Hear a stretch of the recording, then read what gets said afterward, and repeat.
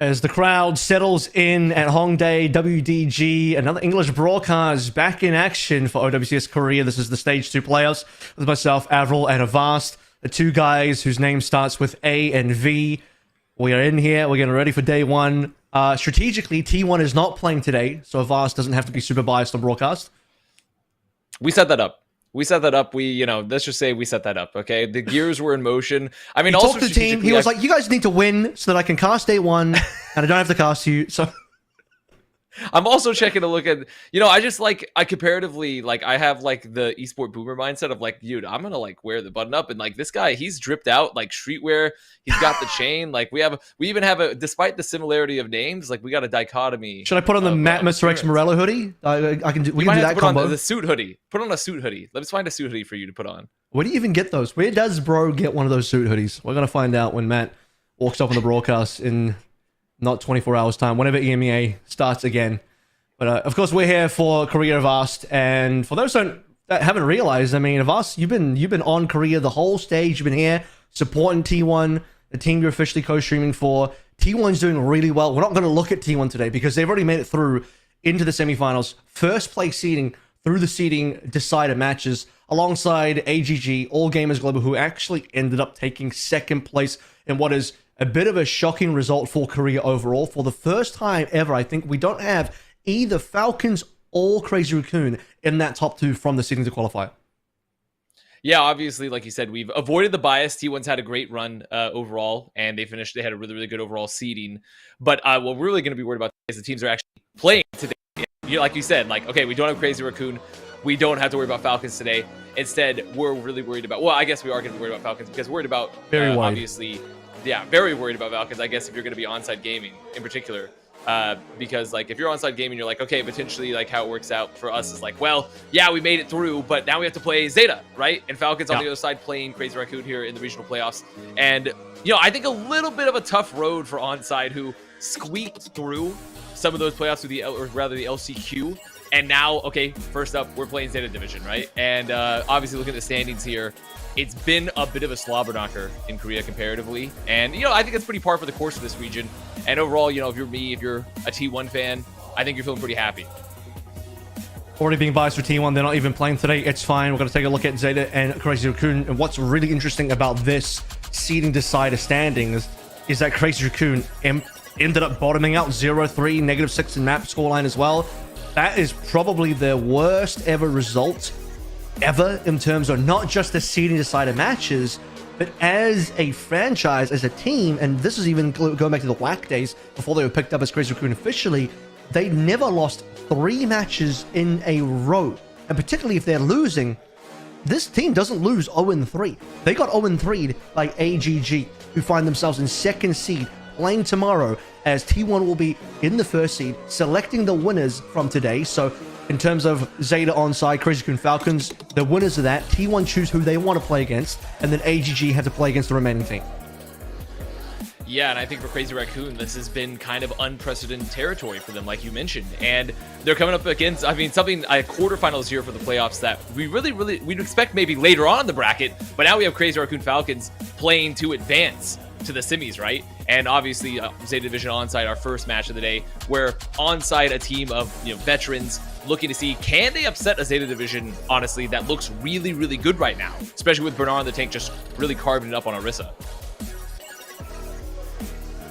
Yep, it's going to be a tough one for onside gaming. Zeta Division, they've had their own struggles, I think, through the seeding matches. They themselves only came in third place, which is compared to how they were in stage 1 of us, they were first, right? Zeta Division were the T1 of last stage in the sense that they managed to get themselves a 3-0 in that seeding decider matches, including beating Falcons and Crazy Raccoon. This time around, they're still behind AGG, but they're ahead of Crazy Raccoon. They can at least feel good about the fact that they beat Crazy Raccoon. But the fact that we're going to have Crazy Raccoon versus Falcons in our second match today in that quarterfinal is going to be pretty interesting because somebody has to go home. Before we get there, Zeta Division up first. We like this team. They look like they're on an upswing, but still maybe just a little shy from reaching up to where T1 and AGG are.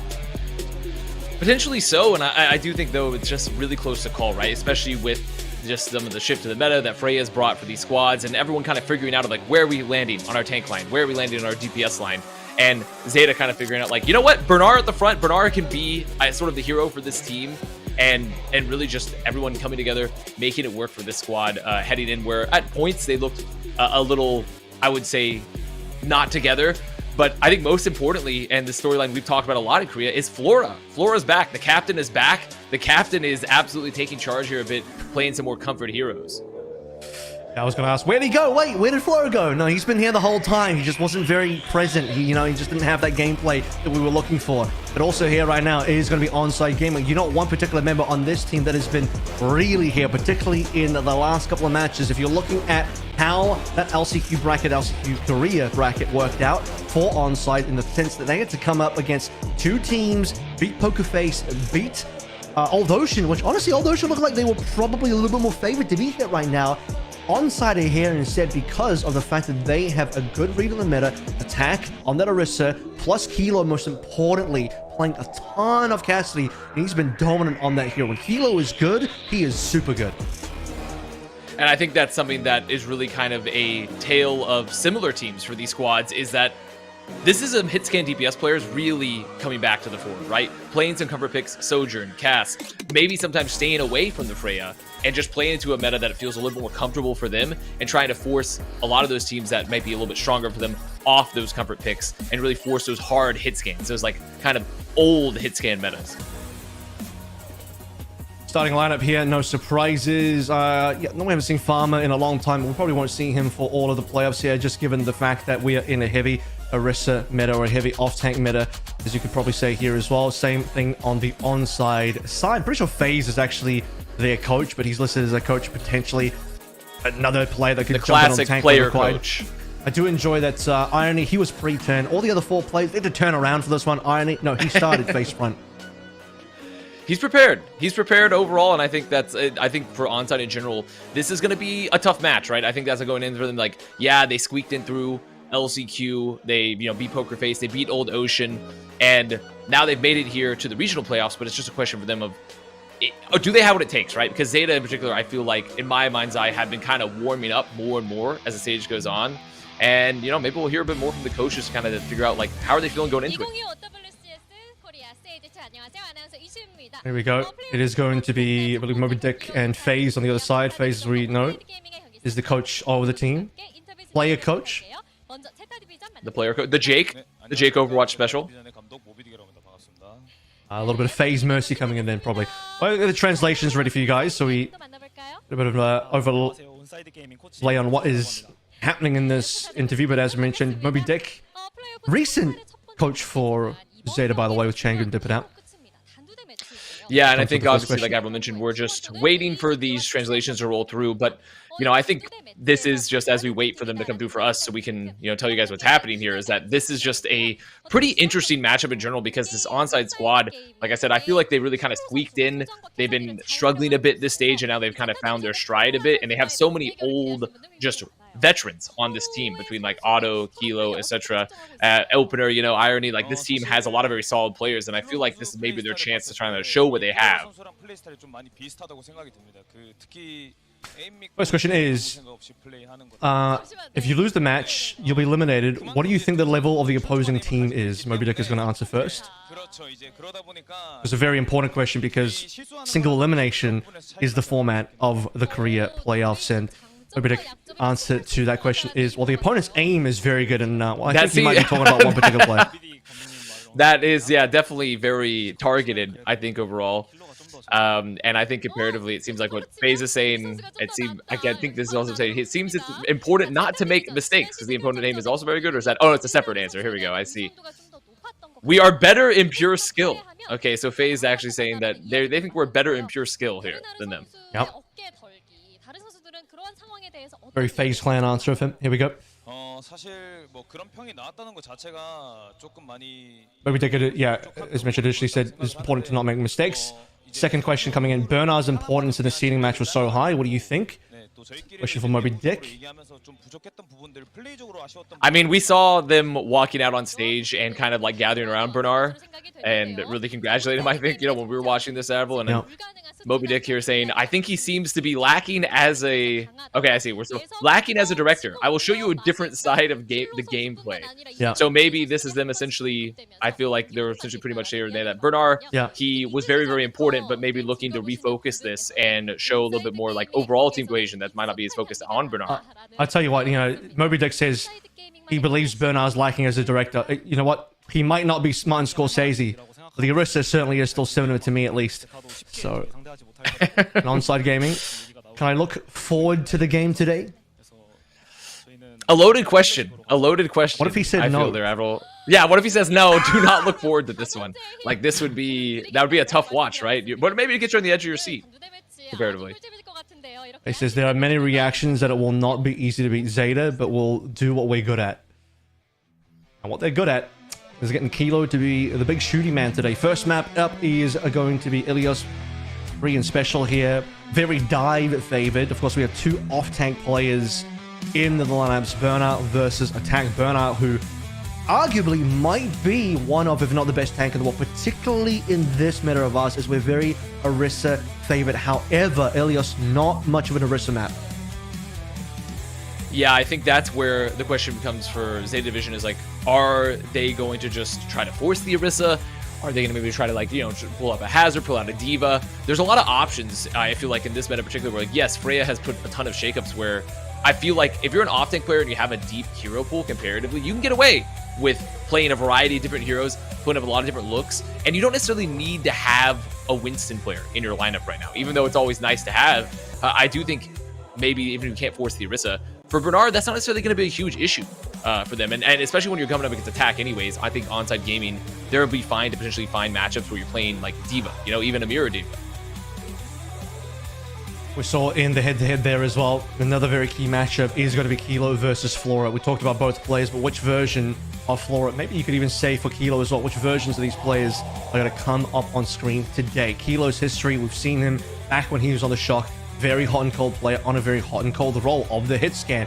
He had some shining moments in that debut year 2022, but also some very poor moments as well. And rotation of DPS in that year, Kilo, he ended up not being much of a starter for the Shock. Now coming back in after skipping a couple of years, Kilo has found some comfort on the Cassidy. I think his Freya was a little bit hit or miss, but I think similar things could have been said about Flora. Now both players get to play largely cast, particularly if we're looking at an Orisa matchup.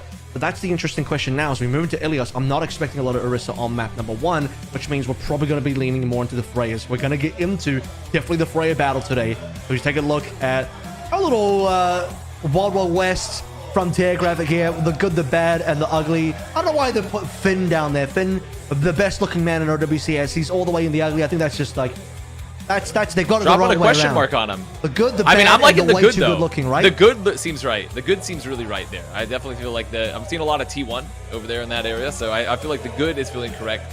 But I mean, I guess to be fair, it's crazy to see Falcons and Crazy Raccoon in the bad category, right?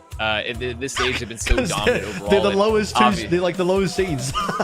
It's absolutely insane to be at this stage, I think, of OWCS and the overall just like general circuit and be like, oh wait, what is this? Falcons, Crazy Raccoon? They're fighting to make it out of the sort of this lower bracket, just advance here into the regional playoffs, and one's going to be gone. We set this one up for you so that you get to cast a Crazy Raccoon Falcons game as we all want to. First ban coming through is going to be Diva, so that raises a lot of questions. On Ilios, you have two off-tank players who both need the Diva for dive. Realistically, to me, this already screams it's going to be a Hazard mirror instead, but maybe not on Ruins. Or Ruins, probably going to lean to the Orisa, but on the other two rounds, probably going to be very Hazard on both sides. Yeah, I would tend to agree, and also something to remember too is that the higher seeded team chose the first map, so Zeta choosing Ilios first here, right? So this is going to be them choosing to be like, okay, we want to go to Koth. We want to just immediately try to take an early win here. And I like the Diva ban because Attack, definitely a very prominent Diva player. Obviously, we know Bernard can play it, but Bernard's shown a lot of flexibility for this squad. And for onside, it's just a question of, okay, how does Attack fare having to play into that? I think the Kiriko ban's pretty interesting because this squad in particular, they've loved playing a lot of like Kiriko play. They've loved being like very aggressive there. It also sets up the potential where if they want to, they could try to play some of that on a gameplay for them. You know, just drop Irony onto it. Let's head into map of us. Map number 1 of playoffs for Stage 2 in Korea. Classic fan chants The full audience that we have in store today. No Kiriko means no Lucio Kiriko. Question mark was going to be, will we see the Ana, Brig Ana on potential display, but it will be Brig BAP. We are now officially also in a bit of a BAP meta as well. Freya online for Flora, but Kilo is not going to move to the Freya just yet. I know both squads just looking for the poke, looking for the rotation. Zeta, Brody, Bernard looking to set up this leap. As Zeta Division just been taking this aggressive position here on the point. We'll see what kind of range difference that we have here as well. I think Kilo might end up being in a bit of a struggling position in terms of trying to duel out what Flora can put onto the table. You can already see taking advantage of the high ground, particularly in the middle of the map, and just going to be left wanting a little bit, and so is Irony in the first trade to go on through. Bernard is going to take him down, open it to follow through first fight, cleanly go the way of Zeta, but onside to get the point. And this is a really, really good setup here for Zeta Division, right? Because they make sure to just play their longer range, have Flora here on the Freya, who, you know, we've talked a lot about them being on the hit scan, playing a lot of cast, playing a lot of Sojourn, but they can pull out the Freya. They have played the Freya here, and with onside seeming to just focus around trying to put Kilo on some of those harder hit scan heroes, even more so than Zeta Division. They can play the range and let their hazard just get set up, and they completely encircle the onside, take out Irony first. Great first fight there for Zeta Division. Yep. For his damage output. Maybe some additional passive in there, already giving him the bowler shot. It will land, but not doing a lot of damage out and taken down by Pelican. Another early kill coming the way of Zeta Division. Not too surprised here in terms of how onside are faring against this. Just trying to survive if they can. Kilo will roll away, but straight into the loving arms of Flora, who at this point is just going to be ready to farm up another bowler pretty soon. Yeah, and I think right now you just have to see a little bit more pressure currently from the onside gaming squad, because especially the DPS, because Kilo Auto, they've been so central and so pivotal to just finding those early picks, especially in their maps, like making it through the LCQ to make it here to the playoffs. And you can't have Auto going down early to Pelican, right? You need to have Auto just making those duels really, really effective, forcing the cooldowns, and just forcing this fight to a point a little early now, making Zeta back up. Icon control being attempted there by attack, but onside don't have the range for it. A little bit low here, but it's going to be safe. No one except for realistically attack and even really challenge. Just part of the problem here. Comes the first stick. Pelican onto Ardo. Gets that stick nice and early. Ardo doesn't even have a pulse bomb yet. And Pelican knows that he can just put the Pharaoh God into Ardo. We're already basically on to last fight here. This is opening ultimates essentially coming on through. Irony pops down window. They're losing out Kilo with the only real response so far. They were going to flip, which is going to slow things down and maybe offer us one more fight. Yeah, the flip there going to give them a little bit of a lifeline here, and it's taking them a while to turn this up here, right? Give them some extra tap time. So onside going to have a little bit more life left in them here. 3 ults on board, but I mean, the bank pretty strong for Zeta. And this is a kind of a worrisome moment here, because you walk to this fight, you're like, okay, downpours, rallies for both squads. Really kind of the question mark is, okay, can the DPS for either team find an early pick, or they're just going to have to wait out some of those support ults? Well, honestly, Auto for first going touch. To the point here again. Kilo now has freshly swapped over towards the Freya. Opportunity, though, I think even without the ultimate, of course, we're not looking forward to too much on that ultimate. We're not going to see it at all because Kilo's gone down. He just swaps. He's just down for it. Is caught by downpour, but the opposing downpour is going to come through. Burner saving the day. Opener with the rally. The only thing left to play for onside, at least a pulse. If we could land from Ardo, it would be helpful, but it's just not going to be able to catch anything. And with that Avast, it is done for. Nothing really left to say for onside as first round goes Zeta. Done and dusted here. Auto going to be getting some more touch. It would have to be a miracle for anything to occur at this point. It's likely just going to be slow cool. Yeah, exactly. The cleanup, Auto can't touch again. And really for onside, just a slight... Oh, and we're all going to be a pause coming in here. So onside just perhaps in disbelief, losing the first round. Say, we're going to go ahead and go to pause. I think probably a tech issue of some sort, but definitely seems to be just a lack of picks in general, right? Avril, we talked about a lot earlier, like, okay, we have the Freya versus the Cass. The Cass seemed to get outranged pretty heavily and did not really get any of the pressure they needed, did not get the picks they needed. And even though despite some of that point pressure there from Auto, they just did not ever have an initiation with the hazard, ever. So we have an Irony disconnect there, so we'll get Irony back in to see what we get for round 2 and moving forward. So the good news is Ruins is going to be coming up at some stage.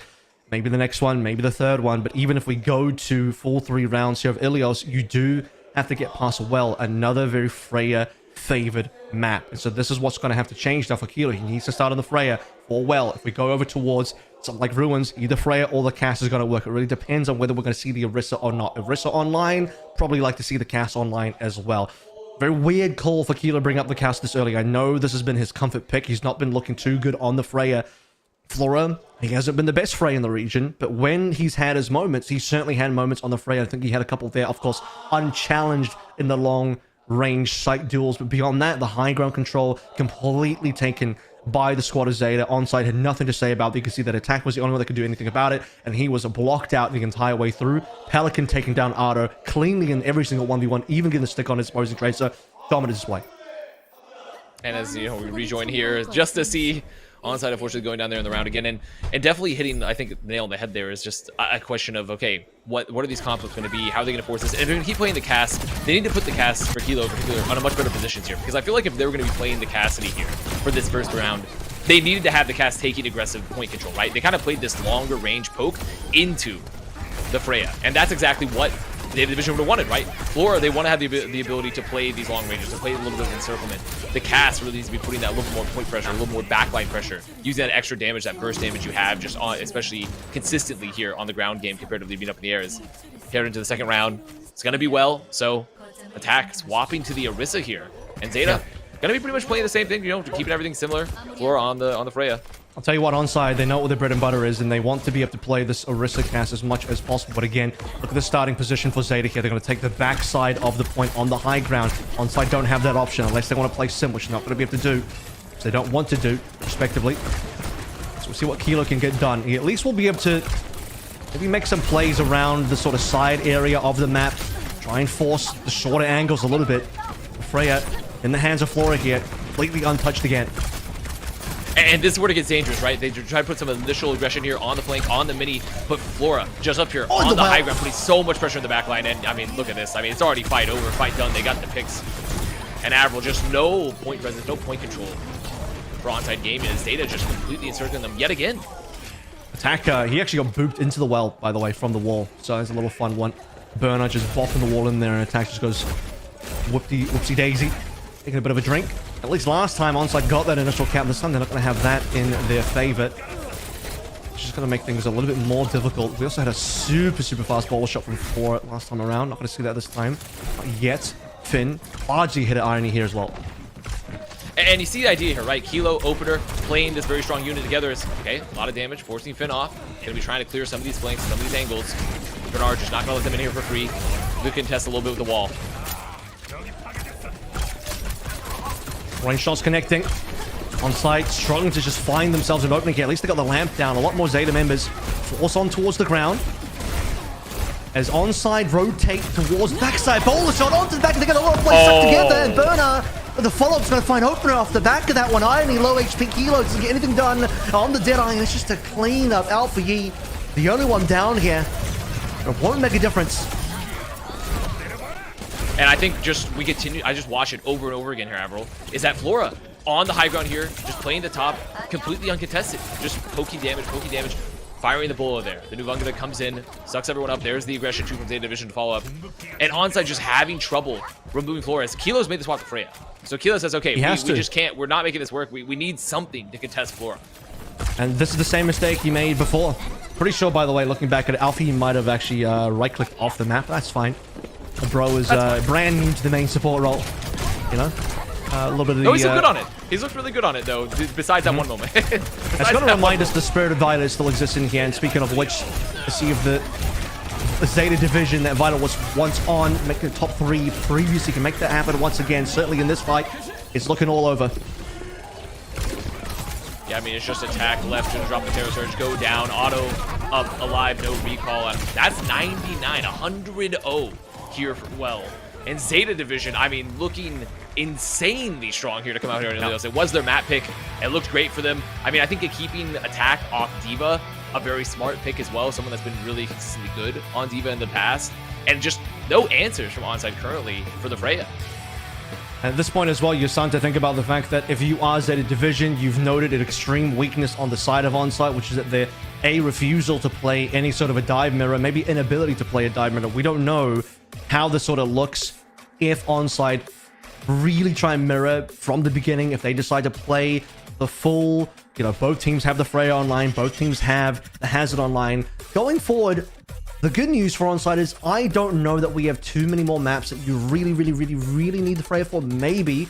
I think the Circuit Royale is going to be that map, but Circuit Royale, you can lean more towards a Ram, you can lean more towards Orisa. Clearly, Onside want to play a Cass Orisa. That's where the strength is going to be. The good news for them is we are eventually going to get that matchup. In fact, next map choice, it is going to come through from Onside Gaming. So let's take a bit of a break. When we come back, we'll see what they've chosen.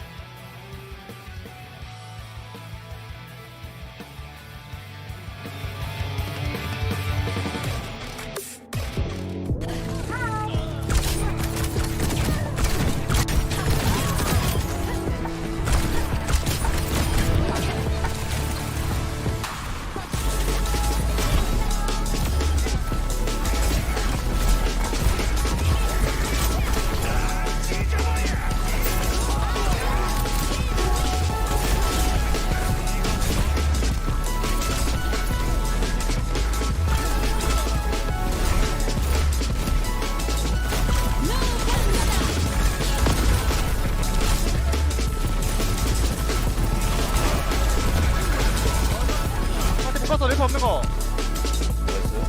야 밀자. 나 프리 한다. 프리 한번. 나 케어. 나 케어. 헬멧. 아 잡았어. 거기 다 있어, 거기 잡았어. 있어, 거기 있어. 그래. 트리플. 우리 앞에. 아니지, 그래, 저기요. 여기.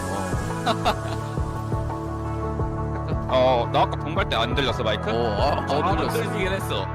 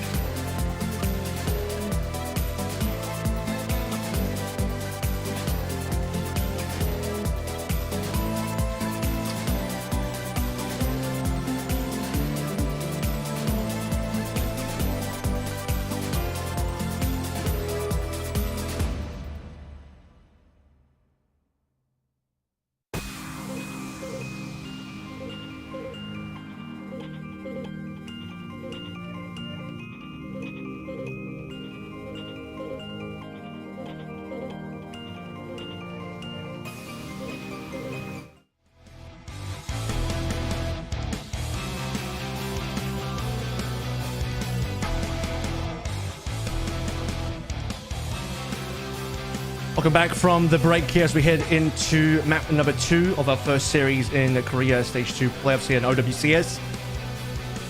And Zay, the division of us are off to a very, very strong start, probably as expected. We know they're one of the strong teams with a good shot, a decent amount of favoritism going into a potential top 3 finish, which is what the requirement is for them to be able to make their way to the mid-season championship. Realistically, they just need to make sure that aside from Crazy Raccoon, they're one of the next 2 best teams. Yeah, which I think, looking after the first map performance so far, it's looking strong. Like, the indicators are strong. Onside obviously struggling a bit into the Freya, but still plenty of series to go as we head into the Onside Gaming pick. And it looks like they're going to be likely picking, it looks like Runasapi. So Runasapi is going to be the next map that we're looking to play here. And I mean, when you look at the pure stats-wise, obviously both these squads, Zeta obviously a bit better on it. They've had a bit better performance in general. So the Onside would be pretty impressive if they had a better map win percentage than them. But yeah. I do think this is a chance for them to potentially try to, let's say, force an Orisa a bit more, right? Maybe force a Diva. Like, these are options where you don't necessarily have to be playing the Hazard all the time, though obviously Hazard is pretty strong. So maybe an option to just let themselves get a little more comfort picks, let Kilo play the cast, a pretty solid pick from them overall. I think it would be really funny here is if going to Runasapi, clearly onside, want to force an Orisa mirror here, that Zeta's response to the bans is to ban some sort of cast, because Zeta's going to be second ban. He will see in a short moment what the bans are going to be. I don't think we're going to see an Orisa banned here, so I don't know that... I don't believe that onside should try and protect the Orisa. I think the Orisa will just make its way through. But I do think, you know, interesting enough, it might be worth going for a DPS protect here by just throwing a DPS ban in there, maybe just getting a Sim out of the way, maybe getting a, you know, even Trace out of the way, because Arda was really struggling in that matchup, to allow the cast to be the primary pick that's not going to get banned. But I do think if you leave the cast up, there's a world where Zeta ban the cast away, which would be hilarious, because I think Kilo needs it way more than Flora right now. Yeah, currently just looking a lot better as the sign today saying, "Today is my birthday. Please, Onside Gaming win." So hoping for the fan in the crowd that they can get a win there. I'm wishing the best for them, but I'm gonna say it's not looking very powerful, not looking like a very strong indicators. Honestly, currently. If they get a map, I think that's birthday wishes in there. I think that counts. Yeah, you know, if they get one that map, counts. You think a map counts? Then that'll be enough. Which team do you think Apply was rooting for on his birthday? Did Apply have a little bit of a sign on his stream that says, "It's my birthday, please win Extinction, please win Supernova today, it's my birthday"? We'd have to look at his fantasy roster. That's true. To decide, like, who he's rooting please for. Win Sakura, it's my birthday today. Please win Buildup, it's my birthday today. Onside, they banned the Brigida here for the initial ban, right? So I'm like, okay, likely just moves the Brigida from the table, obviously, but also ensures that they can probably play something a little bit more confident with in terms of their overall backline. There's a little bit of protect. It screams Lucio. Also, Brig pretty, yeah, Lucio. It screams Lucio Bap as backline. Yeah. Ooh, I don't know. This is weird. I think Zeta should have banned Cass. I think the Tracer ban coming on through, that's what I expected Onside to do, because Pelican was dominating Otto in that matchup. Also, Tracer's a pretty good one to take away just in terms of protecting the cast. When you're second ban, you're not doing it for any sort of protection purposes. So this one is just targeted towards getting rid of Otto. I think Otto, what is he going to go for here? Sombra doesn't make as much sense if we're playing cast. Sombra would have probably been a decent pick otherwise, had this been more of a Hazard plus Freya type of look. I mean, they could play Genji. They could play Genji. Otto's played Genji, right? Like a long time ago, if I think Pelican probably wants to play Genji, right? That's probably what the ban from Zeta comes to res. It's moving towards Pelican's preferences. So it seems to be that, you know, you look at that and you're like, okay, a Lucio Bap, which means they're probably going to try to force the Orisa here. For Onside Gaming, I think Zeta's going to be pretty happy with that if that's what they choose. Maybe they're going to try to play the Hazard here again if they're going to play the Genji. So a lot of options for Zeta. And, I mean, definitely banning the Tracer in general, especially considering they had such a... Otto was kind of getting rolled over, I would say, in the first map. Not necessarily, like, I think an overall, like, amazing pick, but definitely something that's going to put Zeta with a lot of great options here is Onside. Yeah, Otto going to look like they're going to go to Genji, so just have this Genji brawl with the Orisa. Are we in Amalgameta? Avril asks. He says, Avril asked after seeing Malga once. As we are, once again, if you're tuning in and you're wondering why this sounds like a special episode of Plat Chat, where two Plat Chatters cast Overwatch Korea. Of course, it's been 5 years since you've been on an official Korea broadcast, I think, if I remember that correctly. 2020 was your last showing. That sound. Honestly, you know my history better than I do. I'm not gonna lie. That's kind of fan behavior. I googled you before we started this one. That's right. As we have Zeta onside coming in, and it is going to be Malga. It's going to be the real Malga. This is Zeta knowing that attack is going to be on the wrist of the other side. So it's going to be interesting behavior from Zeta Division, but we'll let it fly for now. For us, speaking of flying, starting out on their Freya once more. Onside, no surprises here. Gonna find themselves into the pocket of Hilo. They're gonna hit the damage done because it's Pelican with the level 3 beam up and ready, but he's low HP with Flora down already. Onside taking advantage. Bernard is gonna get melted here, and now we question if the Malga is gonna be the correct call. Is he gonna swap? Are we in Amalgameta of Ask Questions after seeing Malga lose the first fight on Runasapi? Are we in Amalgameta? And I mean, it definitely not what I was expecting Zeta to roll out here, right? We were expecting potentially to see Genji for Pelican, to see something a little bit more standard, maybe with the Orisa, but to try to play that Malga, try to have the Sim, they didn't really get much outside of that initial pick. And Kilo already on the Sojourn, getting a lot more value. Yeah, very Sparkle pilled here, and he's not even coaching this team. The Malga and the Sim at the same time. Tell you what, the Sim does allow the Malga some decent entry. It is a decent brawl combination. Kilo getting taken down at range, swapped over towards the Soj. I believe he started the cast. He's got a lot of ult charge on the Soj. Swapping a little bit later on. Otto to follow through. This is a fast fight. It's over before it even really starts. Just hiding around the corner is going to be Burner to stomp on the rest of the team, and Flora now ult charged and ready to go. And I will say this, the Symmetra does play well into the rest, so I do see the vision there. Great find there. I mean, no ults having to be invested either. Gonna be a pretty meaty fight coming up here. A lot of ults on board with ulti squads. Gonna be looking for the wall for Pelican, right? Because Pelican drop the wall, can block a lot of the damage, just completely mitigate a lot of the value early from that window that's gonna come out from Irony. So now Zeta rounding the corner, dropping a little poke. We'll see if Flora tries to go for a long flank here. Kilo might try to look to engage potentially with the overclock. Yep. Here comes OC, being played on through, wall to block it out as much as possible. Triple ultimates being spent by Onside and responded to by Zeta, but it's all Kilo and Onside is spinning for a melt. And Ubunga not getting much more done in their attack to clean up Pelican, and Onside, a back end still barely with a 3-meter lead in the air to clean up now. Just Bernard's remaining HP. And I really like how Onside took that fight there, Apple, because Kilo pops the overclock early, forces the wall a little early from Pelican, right? Pelican's like, okay, we need to pop the wall. Now they can just speed boost through. They can amp on through the wall, pop the window, just win that fight without having to worry about that extra geometry that's been out of the extra barrier that's been out of there from Pelican. So really smart use of the ults there so far. And now they're going to have a blade into the cage. I mean, likely Bernard just going to look to potentially just cage the blade, maybe find the backline. Not a lot of good things to bait the cage rather out here. It's not like you're playing a Winston or a Hans you can easily jump away, or even a Malga to run away as the cage tries but fails to lock you down. Long range double bolts being stuck in, and the cage looks like it might have caught 2. Kilo on the flank now for Splat. Ardo going down, opener to follow through. Zeta looking strong in this position right now with the 3-player advantage. Finn, if he just stays alive here, will maintain all 5 alive for Zeta, as they'll definitely get the advantage out. I'm expecting the flip to come on through.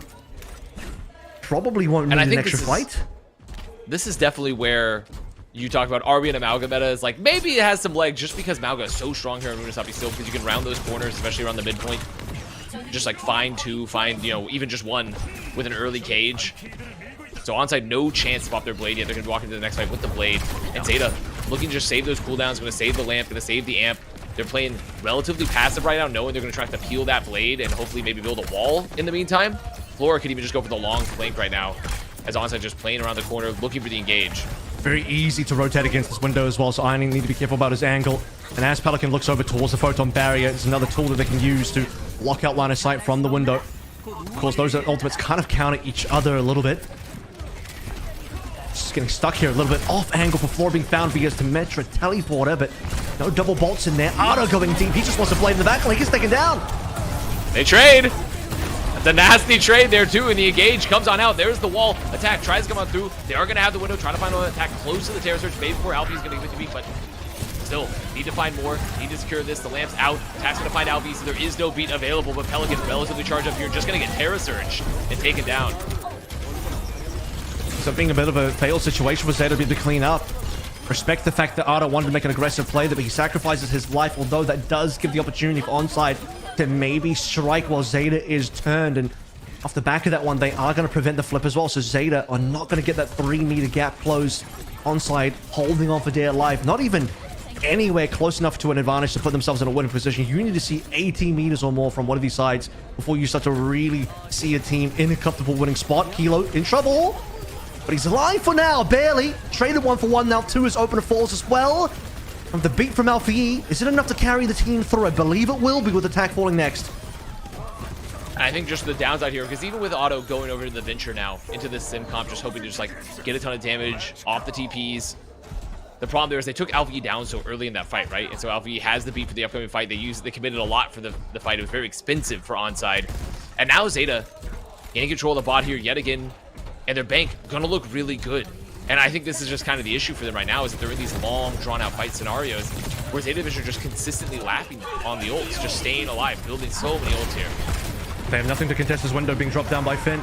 And even beyond that, there's going to be Cage as well. Cage is going to lock in a couple of players. At least they're locked away from the window of Finn. However, that's not going to help them for too much longer. Flora with a nice tap onto Kilo is going to finish him off. And with that, going to start to see this flip finally come on through. Now, the next question is, after the cap, which has just happened now, how many more meters can we expect here? 70 would be nice. 80 would be ideal.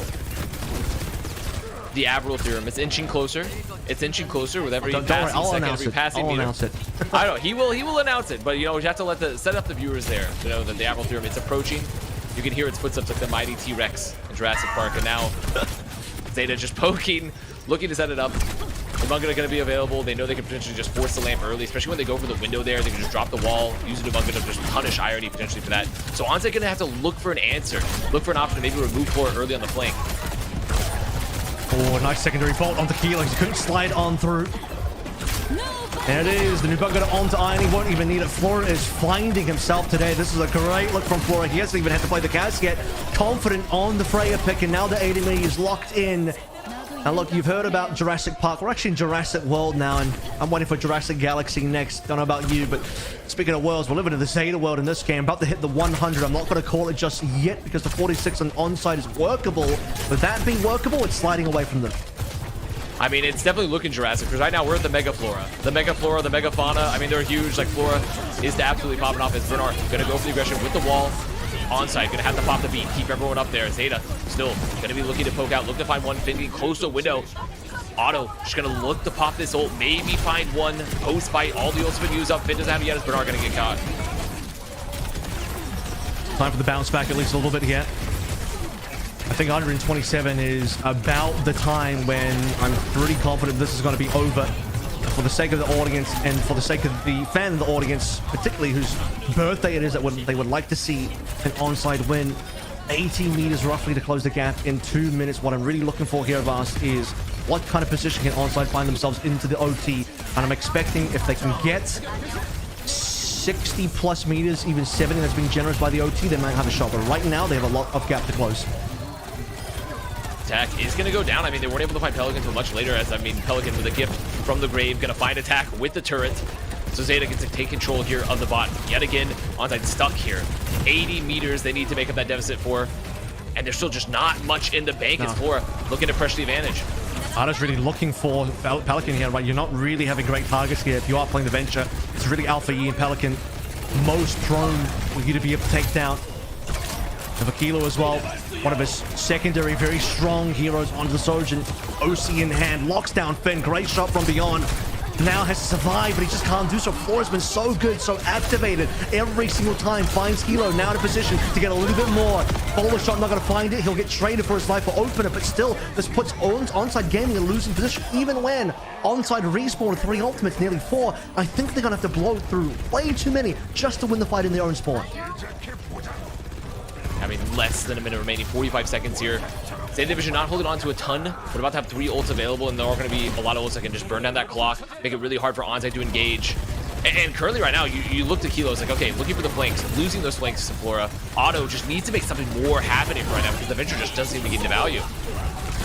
Sound barrier coming on through. Opener needs to respond next. Otto and Kilo have ultimates. So like I said, they're going to spend all 3 to try and find something, anything. Otto, he's just shooting shields. Looking at the math equation, it's a circle bisected by a single line. Zeta Division, though, mathematically, they're down in numbers. It's 4-on for Onside Gaming. They finally won the fight, but of us, it's OT already, and they just don't have the time. They have to push 80 meters in the OT, in the overtime. They can't afford a single further member down. Otto is even going to be respawning away from his team here. And they don't have anything in the bank. I mean, they maybe will get a window, but they have to worry about the fact that Zeta have the window of their own already. They have the Nubunga soon. They can go for a really aggressive engage here. So much pressure here onto Irony to make sure that they can live through some of this initial exchange. They can have a really good lamp to get the window up in time. No one needs to go down. No one has to go down for them to have a chance. Opener takes down Pelican, but I don't think it's going to be a lot. Look at the HP bar on side. It's just so low. Irony can't even get there. Amplification matrix down. Is it all she wrote? Burner is the last one alive for Zeta Division, but with Otto falling, Burner still healing through, standing strong. 3 kills in his hands. 2 map wins for Zeta Division. Smiles on everybody's faces. We are in a first to 4 BO7 of us, so at least there's more room for onside to play through. Man, it's 2 dominant maps in a row. I mean, we've made the allusion to Jurassic Park. I mean, what's big enough guns to take down what we say, the Mega Flora, the Mega Fauna? It's two chain guns. 2 chain guns there for the Malga Bernard. I mean, really, you're not even using too many guns there, just stomping on them there at the end. And this team looking really confident, looking extremely flexible, letting Bernard flex a lot of those hero picks, a lot of those hero pool, just the depth that he has for this squad. And I think that's something for Onside that's always been kind of worrying for them going throughout the stage. It's just like, how do they fit around their best strengths, right? Especially because attack has, in my opinion so far, like a similar hero pool to Bernard, but just not quite as deep as Bernard. As we are going to be heading to a break here, we'll be right back.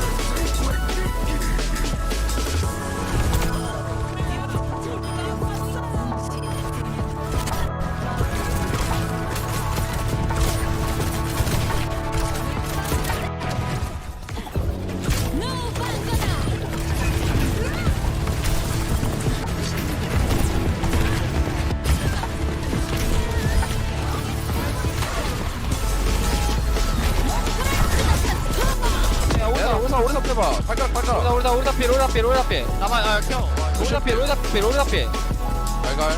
하지마 괜찮아 아 세원 형 아니 다필 아 세원 형 이겼는데 1대1. 나이스 슈빙 안 해. 하트 나이스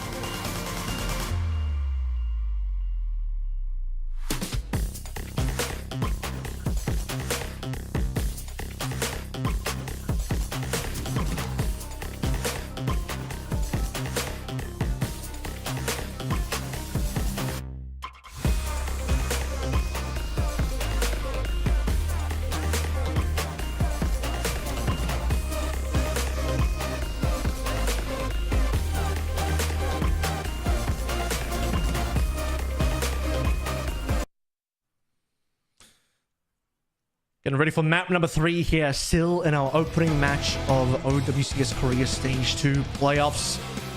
Currently, Zeta looking as strong, dominant as ever. As a reminder, we are playing FT4, so potential best of 7 here situation where Onside could have quite a few more maps in the bank to play through, but they're going to certainly need it of ours because right now they're yet to really find themselves in a winning position on either of the 2 opening maps.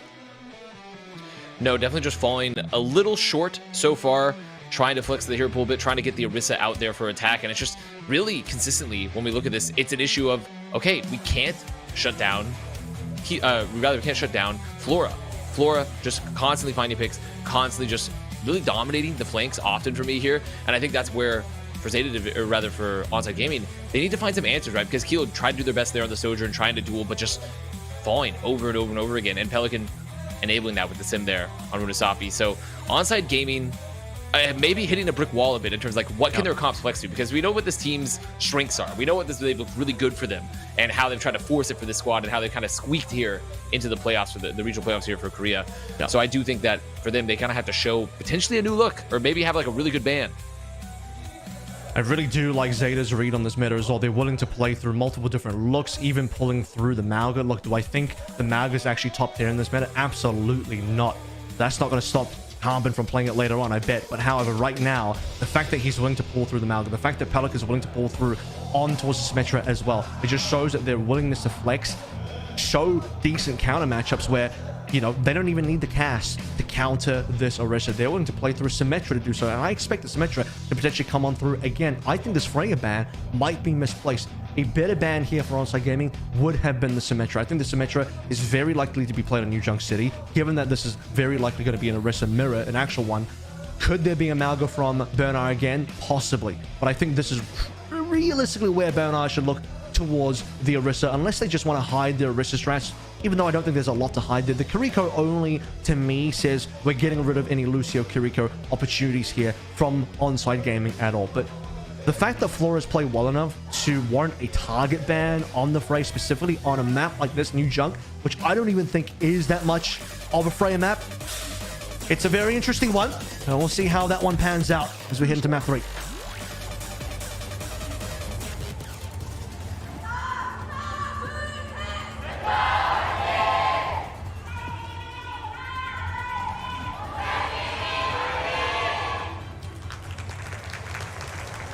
Some of the chants coming out here. I hope the person's birthday is, they're not hinging at all of their happiness for their birthday upon the Onside winning so far, because Onside Gaming winning so far, because it's not looking great. But Avril said it could be a map. It could be a map, and I think definitely some of your predictions coming true already as Bernard. I mean, are we in a Malga meta? Are we in a Malga meta here, Avril? I mean, because Malga, they're back.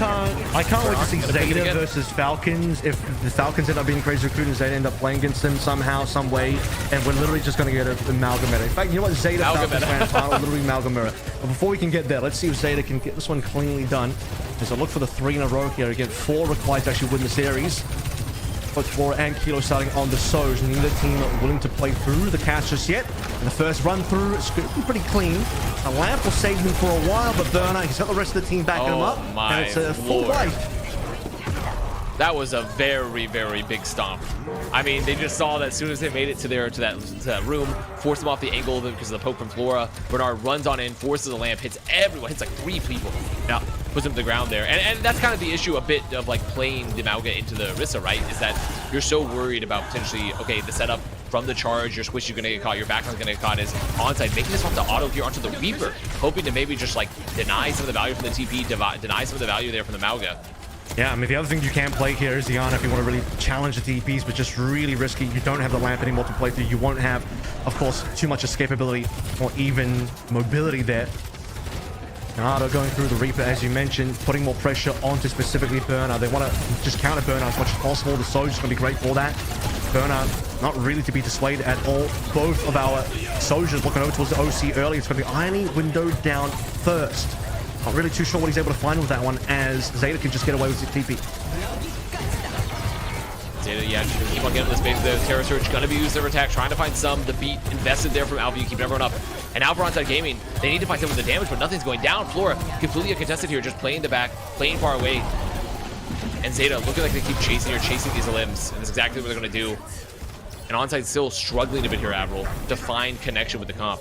Yep, and that's going to be first point going the way of Zeta without too much contest. And Onside, they're not getting too much done. I do start to think, could Ardo play his own Symmetra? The problem here is Symmetra is a very, very niche pick. You have to be trained on this hero. You have to really understand not just how to play this hero individually, but how as a team. There's not something that Ardo can just bring on through if his team isn't prepped to play. It's one way they can play in terms of counter TP and getting themselves away from Bernard charging in, but also getting their own Orisa in there, getting into the backline of Zeta, maybe punishing Pelican a little bit, which they haven't really been able to do. Zeta first on point with 4 ultimates as well. The opener just going to drop the beat here aggressively, making this fight happen. The cage going to be used for Bernard. Trapping attack here on the point with the wall to split, and they're just going to completely isolate the seals. Going to find one after another. As for a great shot there. And this should just be a cleanup for Zeta Division, barring Auto just getting more and more picks, but this should be way more helpful for Zeta, especially with Bernard still alive. Auto's going to go down. I do think like something I would love to see happen here, Avril, is you talked a bit about, okay, Ana being a potential counter, right, to the Mauga. If you play the Reaper, I would love to see some potential nade combos with the TP, you know, even a Nano Reaper to just like speed boost there with the opener. It's going to give them a little bit more than what they're getting right now. It feels like to me. It's not even really for the Mauga, it's for the TP. It's something to challenge the TP so that when players come through the TP, they eat an instant nade. That's probably what that is really useful for. But beyond that, you know, very hard to play off against that 5 symbol, the double shields, cage being bisected by a single line through on the photon barrier. But now it's time for onsite gaming, ironing wall down, rather window down early. We're talking about different pieces of the house that we can build here. The house is starting to look a little bit better for onsite gaming as Zeta Division get evicted from the point just shy of capping through 100%. Yeah, now they need to hold it, right? 97% there for Zeta Division. They had to commit some pretty strong ults there. Auto, love the TP with the aggression, just isolating Finn. And now they have to play it perfectly. They have to just set up these fights, have a really good ult economy. They are going to have a chance to just take a really aggressive fight, potentially just win it with the Terror Surge, win it with an overclock. And that's really the best case scenario for onside, is they want to win this extremely ult efficient. Use one ult here for the upcoming fight. So right now the poking just occurring. Kilo peeking around here on these off angles. And Kilo has to be the hero. We've seen how good he can be. He was the player that really in the LCQ lit up the enemy team and highlighted that he can be the carry. Opera is being so low here in terms of his own HP attack. Going to get something done on the spin. But it's got to be Kilo finally. Finn going down. Traded for Ardo though. It's a 1-for-1 so far coming through from those Soj players. And Alpha E's looking over towards Soundberry. Can he get in time to save Bernard? Not going to be the case. Now likely end up saving. However, if he saves, we're going to be into the last fight. So he burns it. 3-man coming on through. Flora and Pelican. Are they going to burn ults here as well? At this point, you're fully committed. Flora and Pelican might as well end up using it. Here comes the Symmetra wall. Flora up next, you'd imagine. Damage from Pelican, but he needs a little bit of help. Flora finding angles. Can he get something done? Ardo challenging him up close. Eats a shot with attack down to the rest of Zeta coming in. It's looking good for Zeta. Onside don't have a response. Ironing and opener are just too far away from the ults. And so much confidence there from Zeta Division there, Avril, because you see them, you called it. They were fully committed. They said, okay, we have the picks, we're going to stay. And they were just going to invest the wall, stay in the fight. Flora says, pop the beat, let's use the overclock, let's stay in the fight, let's commit. We think we can win this. And they did. They did win it. There's just a lot of confidence there from Zeta Division, knowing that they can just, we can win this. Off of a pure mechanical play, we can let the overclock, we can use the beat to just get the picks that we need. And now onside, risk of going down here, 0-3 here in the series so far. TP gonna be happening. Aggro TP onto the Sojourn of Kilo, and he'll get taken down with a punch into the face by Alpha Yi. And now Zeta Division start this third, potentially final round on Flashpoint off with a nice one-player lead, and easy enough they'll just TP back in. So it's not even like onside got themselves the point control off the back of their kill. They might even lose the secondary member. They do. Bad to worse. It's now Kilo down, opener to follow. An attack. He'll be lucky to get out with his life. And Flora just playing with so much confidence here. The entirety of Zeta playing with so much confidence here. This is actually what you want to do if you're going to play in this map with composition, right? Is you're making the space, you're letting Flora be able to challenge the angles if he wants, or just commit full here with the rest of the squad, with that brawl, with that rush. And now onside, looking to recontest. And Zeta Division, they're playing this so aggressively, knowing they can just use the TP, back on up, get some poke.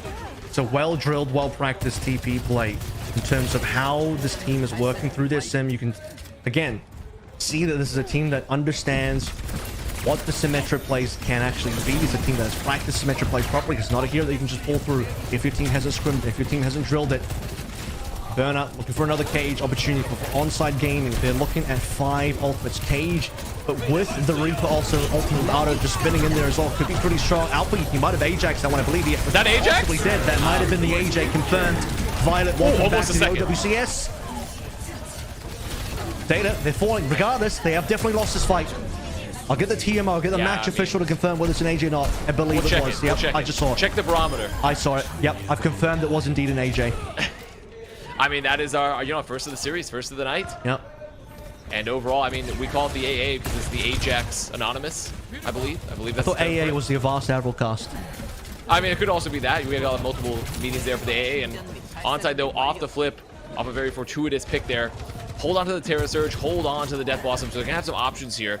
Maybe get around Pelican's wall, set up an initial engage very early, just deny some of the wall value here. But instead, Zeta looks like they just want to go in very fast. And I want to force the point control so far before it's playing the off angle. Ardo getting Pelican down. That's what we're saving Death Blossom for.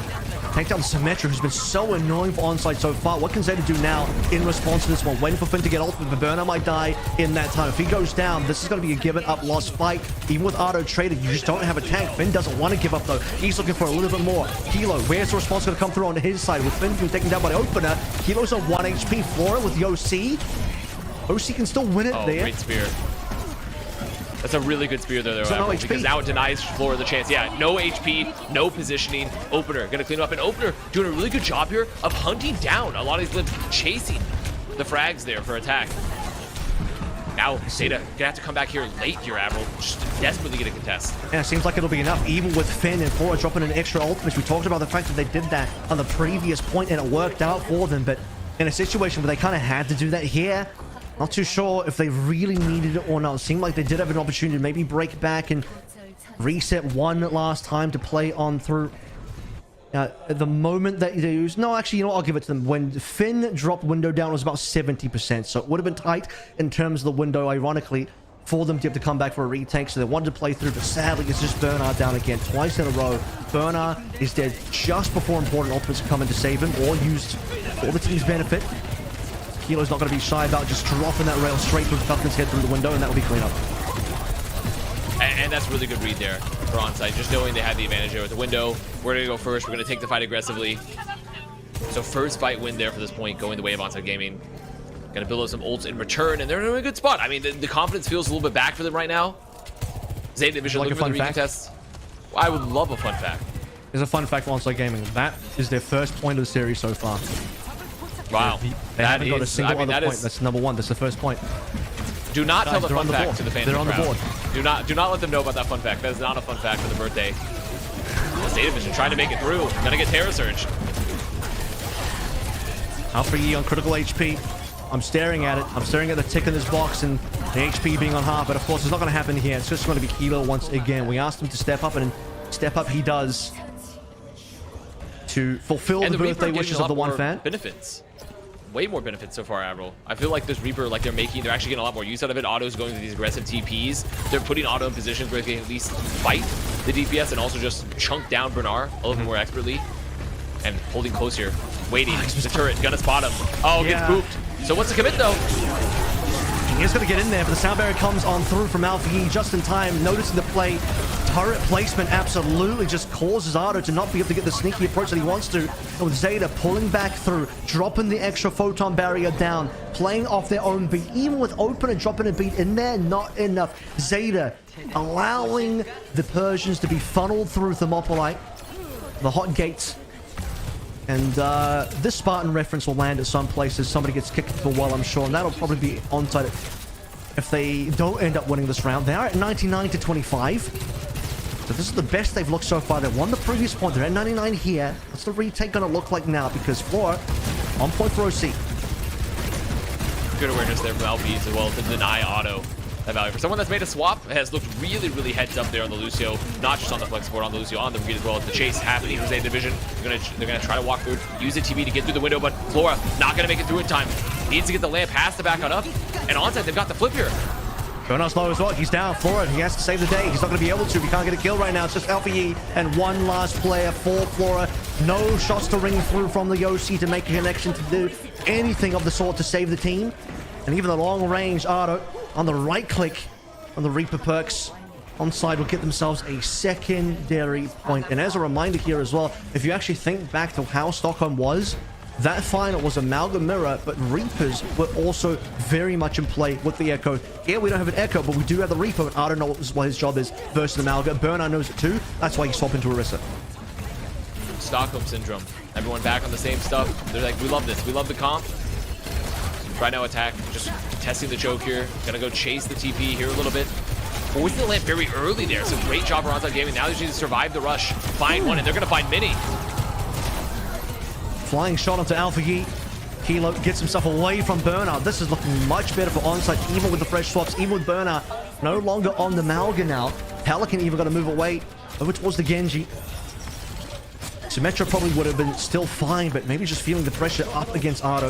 Is it really the Reaper pick? Is the Reaper pick the difference maker right now for Onside to swing things around in their favor? They were down 2 points in this map before, and now the reverse sweep on New Job City is starting to look possible. I mean, look how aware they are. I mean, they know that Otto's looking for this. He's putting so much pressure into them here. I think over the Genji, going to relieve some of that pressure, look for the hunt. He's going to force the beat out from opener. Getting traded there, Zeta trying to find one, trying to get ran down as Otto. He's still in the back. He's still looking to put the pressure, and the Reaper, I mean, continue to put so much pressure there, Admiral. Yeah, he's not going to be able to get the Death Blossom off this time around. It's 2-for-1 trade, which isn't good for Onside Gaming. They need a little bit more, but they don't have ultimates yet. This is where Zeta are likely to get the flip, but they do, in fact, get an extra spin. The Terror Surge being used is a consolation prize for Onside. They couldn't really win that anymore, but to just get an extra ultimate out might help a little bit. And now you look to the next fight here. Onside looking for the recontest. Otto holds on to the Death Blossom. Likely here we see the poke is, oh, Flora playing a little risky. And then, you know, sometimes you got to gamble. You have to remember 99% of all gamblers quit before they win big. And that time Flora, I mean, luckily he won big. He did not go down. Yep. So now Onside going to walk on in here, set up Otto here, look for the Death Blossom and for Zeta. Once again, looking to Alfie, looking to Finn to make sure they can deny some of the value there for Otto. Maybe Pelican will to poke. Here comes Flora in time for Open to be taking out Otto. Has to be the player now. Where's the Death Blossom going to come through from? There isn't anything to really stop it with Kilo falling down. Onside Gaming just don't have enough players left alive. One more chance here. They have to reset immediately. This is last fight territory for the map, but I gotta say, Onside can't really afford to lose this map. Otherwise, they have to reverse sweep the whole series. Now the bank is going to be really good here for Onside. See Zeta playing it really aggressively. They know that Opener's going to try to go for the touch. They're trying to touch, but okay, dash doesn't hit. Great boop there from Alfie, and I don't think they can touch. Nope, they're not going to be able to touch. It was on to Opener for the touch. Just couldn't quite make it. As you say, one boop from Alfie stops him, and he lost momentum. Couldn't quite get any further movement on towards the point, and that's all she wrote. Now, unfortunately, you do end the fight around the 80% mark. It is last fight territory. It is possible to continue, but you need something quick. You don't have a Tracer. Tracer's probably better to touch it, but you don't have one. Comes down to your Lucio. The call gets made. Alfie knows what his job is to do. Receives the call that Opener's coming through. Side entrance. Alfie's there to meet him. And the goalie just simply kicks the ball away. And that's map 3 done. It's 3-0 in the hole now, as we have potentially only one more to go of Vast. And Alfie just continues to show, I think, on that map, like the awareness that he had there to deny Otto, to just deny there the touch from Opener as well. He's made that roll swap, and he's looked great on it overall so far. So I really have to give a lot of credit there to Alfie. But we are going to head to a quick break. Right now, Zeta up 3-0 over Onside Gaming.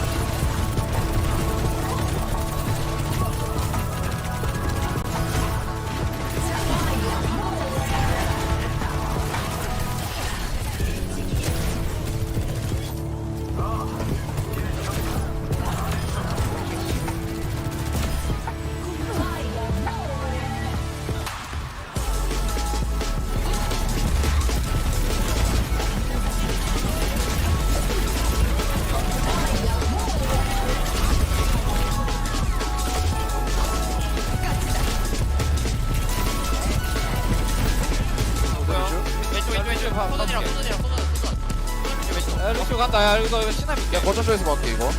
거점 간다. 왼쪽, 왼쪽, 왼쪽 가. 루시오 밀었어. 루시오 밀었어. 아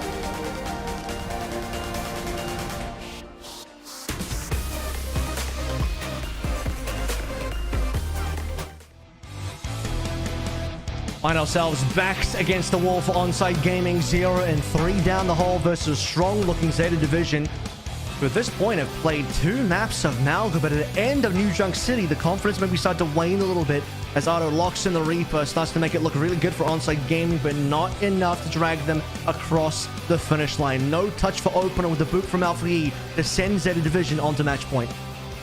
And I think the kind of just the story of the match so far has been Zeta pulling out a variety of comps, right? This is where Onside have kind of struggled, is that depth. They have very strong players. They've made it here into the playoffs, but they just don't necessarily have the depth that Zeta Division has, especially led by Bernard right now, where they can just swap across a variety of different comps, enable them to play a lot of different things. They're having Flora look really good across, you know, even Freya, which is something that he hasn't looked great on recently, but also pulling out some of those like more legacy hit scans, right? The Cassidy, the Sojourn. So this is just an issue for Onside Gaming of like, do they have an answer to the flexibility of Zeta Division? And so far, it just hasn't been the case. Otto with the Reaper was close, but not quite enough. So to look at where our map pool is, as a reminder, it's going to be Onside Gaming for a full reverse sweep now. It's first to 4, which means they need to get themselves 4 wins and play full 7 maps to get there, not including any draws. We haven't even seen, by the way, a Circuit Royale yet, which I'm a little surprised by, because I think if you really want to maybe potentially get rid of the Malga, it's bannable first and foremost. But again, I think Attack and the rest of the squad on Onside, they want this Orisa mirror, and they're not really getting it. They're not getting it as often as they would like. We're going to Hollywood, which is more of a dive-ish map. Maybe not on the first point, third point, maybe not as much as well, but second point, surely you definitely need some high ground control. Symmetra's going to get taken away here. Something that they can't play, that Zeta can play. It's very smartly banned through. The Zeta Division, they can't ban the Diva again, although I don't know that the Diva would potentially come back through on this map. For a Hollywood, Hazard would make sure that we're definitely going to play a ground game. They're going to go Alari. I think this is more of a throwaway. I don't see Onside playing Alari at all. This to me seems more like a throwaway, but Alari is technically in the meta, so just removing that from doubt altogether. And a good Alari can definitely turn a lot of fights. I mean, we've seen it a lot here, honestly, throughout OWCS Korea, how Alari, especially on maps like Circuit Royale, right, has such outsized impact. For a map like Hollywood, maybe not quite as strong. You should save it for Circuit, in my opinion, but that's just me. Yeah, I tend to agree. I feel like if you, it depends on how confident you are, of course, into Alari, but I definitely tend to agree that this is not the most ideal ban, but maybe a bit of a throwaway. By the way, for Zeta Division, I mean, they're looking pretty in control of the series so far either way, so maybe not much of a difference. I mean, just with Sim being gone, sure, you're not going to see the Malga, you're not going to see that happen, but Zeta Division could be more than happy to just force the Orisa, maybe even play like Hazard, Diva if they want. And exactly looks like they're going to be on here is the Orisa, right? Put Flora onto the cast. Going to play this very brawl style here with the Bap Lucio. And we're likely just going to see a bit of a mirror matchup.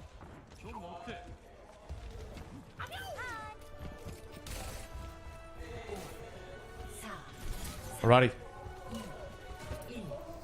Finally, when I see the Orisas come on through for both teams, this is what Onside have been waiting for the entire way through. Kilo and Flora matched up onto the cast as well. Everything all even Stevens across the board here. If Onside Gaming can't win this preferred matchup, then really they never any business winning the series. And so far, based on how the other 3 maps have looked, that just might end up being true. This is the one hope for Onside. Take this high ground, very aggressive initially, send Otto there to the cafe, to the mini. And now Onside Gaming looking to set up the engage. Walk forward to Zeta, just gonna flip the script. Come up here to the high ground now. Look for the poke. Try to force a lamp, and they're actually going to do Irony. Going to have to use that lamp a little early. So no lamp available now for Onside Gaming. Yeah, and Flora's low as well, consistently being taken down HP by Kilo, who's at this point nearly doubled his ult charge. This is what Kilo can do in this mirror match. This is why they've wanted it. This is why Onside have been dying to get this mirror. Can he survive up against Bernard, though? Getting quite aggressive. Kilo is still in there. Flora himself responding to that, or rather getting responded to by Attack, and now finding Iron again. Fin double windows being deployed. Bernard, low HP. Kilo already falling to Flora. It's going to be Zeta Division holding, but they've lost a tick so far. They've got better numbers here, but they're not really applying enough pressure with these numbers. Finally, with Ardo falling, might just be able to get this point back under control, but they do give away a tick. And the rotation's very good for both these squads here. Onside played it smart. Sure, they had to use the lamp a little early, but they were able to build that early window, force them off the point, zone them here in the cafe, and now with the tick available, nearly 50% on the point, really, for Onside Gaming. Not a bad spot to be in. Plenty of ults for both these squads, so gonna be playing a little bit more of those rotation games, right? Looking for the poke, so you can set up what first. And right now, just, I mean, the difference maker, something that can kind of break it open a bit is, can the Tracer just win a Tracer? Can they force the lamp? Can they hit the pulse? As Onside Gaming making up here to the high ground here again. Flora, by the way, caught up and overtook Kilo in ult charge. As a reminder, Kilo was at something like 70% to Flora's 45, and then Flora actually ended up getting the kill onto Kilo. Kilo fell down, Flora ended up staying alive, and now Deadeye's up over. And really, Sides! Otto doesn't care about anything. With Vince Lamp falling, he connects a triple. Surely that'll be enough. That'll be more than enough. I believe that was actually comboed with a Terror Surge. Yes, it was. And that's nasty. That's real nasty there from Onside Gaming. You know, we talked about, okay, the pulse bomb can force the lamp. Well, what's better than forcing the lamp? Terror Surge, kill the lamp, drop the pulse bomb. And that is a combo. I mean, Korea in particular, they've loved their Terror Surge combos, right? We've seen it even with the bolus. We've seen it used across a variety of different ults. Been a while since we do the pulse bomb, and now Onside Gaming getting the first point there. Hold on to both the support ults as well. And that's would great. you like a fun fact? I would love a fun fact. Alfie AJ'd again. Oh, I AJ see. I'm series. seeing. Yeah, I'm seeing the ult charge. I didn't. It happened so quickly. Didn't even happen. But you're right. Yeah. Alfie That's with the the second Ajax of the series so far. And you know what? Zeta will probably 4 the series with 2 Ajaxes in the pocket. Think about that. That is, that's crazy. I mean, you know what? That's called flexing. Sometimes you just got to drop a couple Ajax, waste a couple ults. Just let them know that, yeah, you're better than that. That's like no different than dropping a couple 20s in the club. Maybe a couple hundreds, honestly. Oh, baby. Yeah, it happened so fast. All 3 just got popped out. They died in that sort of elbow stairway as they're like trying to reach the high ground. Got pulled into it. Now over towards B. Otto really putting through something massive on the team there. The lamp going down just a slight second before also helps a lot. Burnout. I mean, look at this deny on the high ground. Else. And that was actually just gets killed on that high ground, so they can't even use that window. They being Onside Gaming. Huge issue there for Onside Gaming. I mean, you see just Alfie and Bernard completely controlling the elevator, right? And luckily we're in the days where, you know, it's a little bit easier to get up on the high ground now with how the elevators work and such, but constant boops, and then Irony just jumps up solo, pops the window, pops the lamp. No one else is able to make it to the high ground to help him there, so a bit of a miscommunication, maybe a bit of a misjudgment there for Onside Gaming. I think the rest of the team, they got pushed off as Irony was making the play, and so Bernard just outplayed them, really, from my POV. Now Bernard playing that situation perfectly, and the window trade goes very favorably for Zeta Division. As a long march comes on through, this is difficult. This is where the side of Hollywood, where the high ground exists so much, and you're not playing a dive here. To be honest with you, probably just want to stick to your wrist as much as possible, given where the meta is, but also if you just get past B and get on the C, this will work out for you. Question is, can you get past B comfortably when high ground control is so easy with the defense, if they have it? That being said, that Bernard did drop down. Flora's got maintaining the control. Trying to play this really long split, but look at that. I mean, Flora, Bernard to the back. Just collapse on Irony. So attack gonna commit the Terror Surge. No one to be found there. Onto nothing. Yeah, just absolutely nothing. Is Bernard gonna find another? And Bernard's just picking them apart in the back line. I mean, now they did get a lot of cap. A lot of cap was given, but really good picks there for Zeta Division. Yeah, he's unfortunately Terror Surging Ghost a little bit. Speaking of ultimates though, Zeta on 5. It's gonna be tough. And I will say, the high ground advantage exists for whatever team actually is winning these fights, given that if you're the defense, you start on the high ground, but if you start to lose the defense a little bit, the attacking side can start on the high ground, and the defense retake is going to be really awful. So this point definitely flips the momentum quite quickly just off a singular fight. And Burnout, once again, he's going to play goalie on the elevator. He's just going to try and prevent... Oh, just a 6 straight away. Yeah, you take those. That is crazy hubris. That is absolutely crazy hubris. Is the Deadeye going to come out, getting invested here as well? They're going to look down to chase on attack. Attack here, Con in the corner, going to have the lamp forced. Onside Gaming, they're kind of stuck in this situation. Like, do we commit? We don't really want to commit. We're down players. Now they have to be worried about not getting staggered too hard. And, I mean, Bernard just crossing in front of the entirety of Onside Gaming onto the elevator, dropping, using the Javelin spin just to make it on top. So it doesn't even have the cooldown. Doesn't even have that boop. And still getting the pulse off there for Pelican. Because now we're in 20 seconds, last fight territory. It's not looking good. A triple pulse would be the only thing to save Ardo and Onside now, but Attack doesn't have a Terror Surge to set one up. And it doesn't look like the rest of Onside can even get onto high ground. Open is just going to drop the beat on top there. Left himself a 1 HP, nearly AJ'd himself. That would have been funny. 3 in a single series, 2 from one player, 1 from the other. But for Onside, what's not funny is that they're not getting anything done at all. Sound barrier just being there is going to get nothing. The pull through onto all of the members. No one's even on the payload. Don't know where Ardo is. Maybe Ardo was the one going for it, but just maybe missed towards the end. I'll be real with you. As egregious as that was for no one being on the payload at all, I think their chances of winning this fight pretty slim. Yes, I mean, I no doubt. I wouldn't disagree. And you see there's the moment. Yeah, Alfie dropping the Ajax too, and just this constant denial on the irony jumping up top. I mean, this is just a tale of controlling the high ground, right? Like the high ground. We heard of the attacker's advantage, but let's talk about the real advantage, the one that's existed since time. You know, Immemorial here. Immemorial is just high ground. High ground is the name of the game here on Hollywood. And yeah, I doubt they would have won the fight, but definitely would have loved to see Auto potentially touch the point there. So for Onside Gaming, they're in a situation where they're looking for the fuller hold. They're looking for the better hold, and it's gonna be tough. Well, as soon as you see Opener go for the 1 HP sound barrier and their whole team just couldn't even play off that because they all just got booped down to the low ground again, you knew that was kind of over at that point. I was like, okay, well, I see how this is. This is like their third or fourth attempt to take high ground that's just completely failed, and yeah, it's a difficult position for them to be on. Hollywood definitely one of those maps that have like a humongous, you know, I feel like it's kind of that category of like Gibraltar, you know, where the most important thing is still the high ground and nothing has really changed since it's released, even with the tweaks to the map and everything they've tried to alleviate that. It's just a game of high ground, you know. It's like everyone's just kind of fighting for that over and over again. If you can't get control of it, it pretty much spells doom for you. It's really tough to win that ground game. Doesn't Pelican know it? That's why he's in the Genji now. Otherwise, we're looking identical here, and really start to rewind that one. You start to think, could Onside have even gotten on to B without that triple pulse spawn kill? This is where it happened. And looking back on that play as well, they actually didn't even need the Terror Surge, but at this point in Zeta Division, they've just got the full cleanup. They've completely shoved Onside into a locker, and in a speed run fashion, birthday wishes for our audience member is not going to come true at this point. I mean, that actually was to shove them in the locker push there. I mean, Attack took probably 80% of the health before the fight even began. They had to drop the lamp really early there on the corner, and then they just immediately roll over the lamp, roll over the rest of them, just losing so much position there to the poke that Attack took. Now Zeta Division, they have 5.5 minutes. Not even to cap second, just to get through most of the way through second. Pelican read that perfectly as well, because they knew all the players were going to get shoved into that stairway. So Pelican was actually waiting on top of the stairway to receive all the low HP members as they come on through. As Zeta have them rounded up, locked to the pen as soon as possible. Now as we head over towards B, the good news, as mentioned previously, with Attack probably dying here, is the fact that there was some good push from Onside. Pelican is just not interested at all in giving any sort of leeway over towards Onside Gaming. He'll fall for it, but it's a 2-for-3 trade.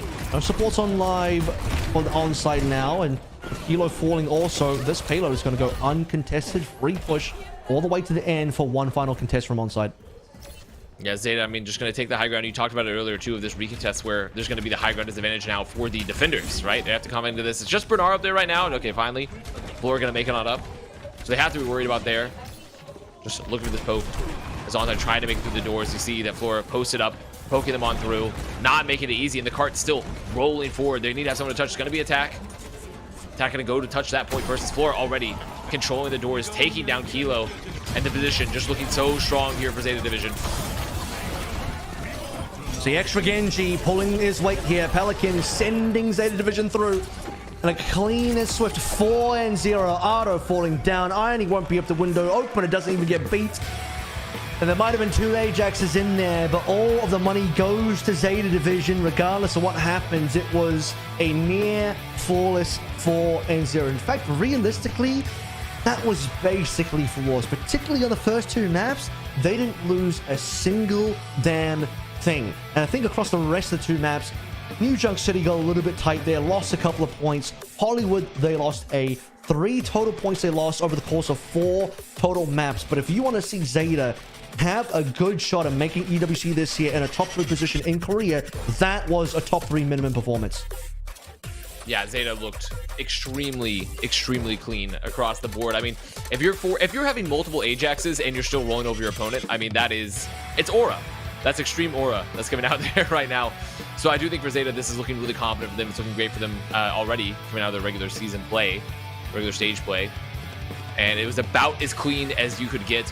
and everything went right for them, right? And I think this team, like you called it earlier, Avril, is that right now with Bernard at the head, their read on the meta is looking really good. They feel really flexible. They're willing to put out a lot of different looks, and it definitely gets a team like Onside Gaming, which, yeah, has a lot of strong players, a lot of legacy players. They just did not have that flexibility to match. The match coming on through here, a lot of good members to choose, but it's going to be Flora, and really what seals the deal for me is actually the opening 2 maps of the Freya. Historically, so far this stage, not one of his strongest looks. He struggled on the Freya, one of the weaker Freyas among the top tier players on the top tier teams. He's caught up though. No longer is he someone that is purely reliant on either a Cass or a Sojin. In fact, that was Kilo today. That was the other hit scan in the lobby for Freya, and for Flora, playing that new hero, he was able to completely shut down Onside Gaming, which is why I think their first 2 maps looked as good as it did. But even when then Flora moved over to other picks for the other 2 maps, still that remained. Kilo had a couple of good shots on him on the early stages of Hollywood A, but beyond that, it was all Zed, it was all Flora.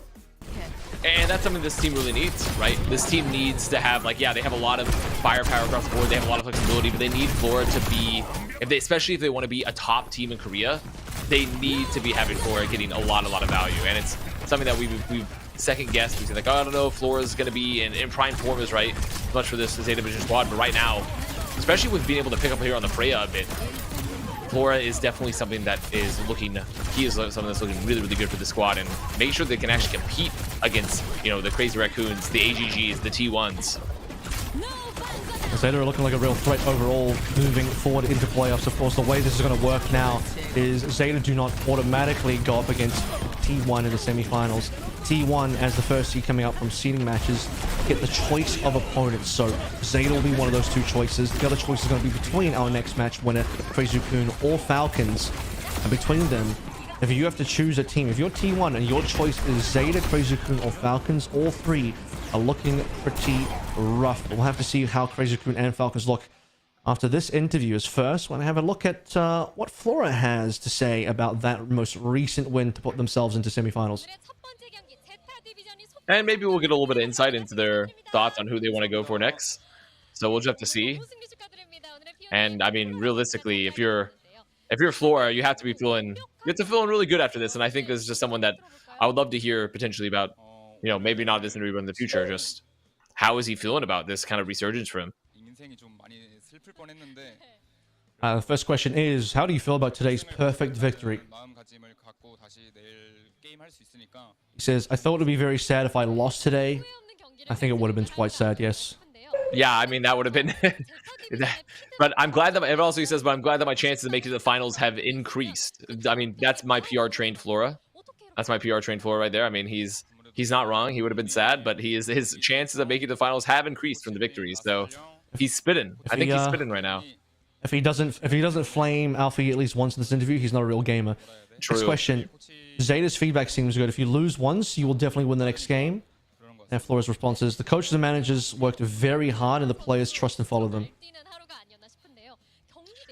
So I think they're just talking about their process, right? Zeta, they've had some tough losses, but they've always bounced back. And I think this is kind of like for them, like, yeah, sure, they didn't finish necessarily at the tippy top here for stage 2, but you've seen that trajectory for them, right? That arc.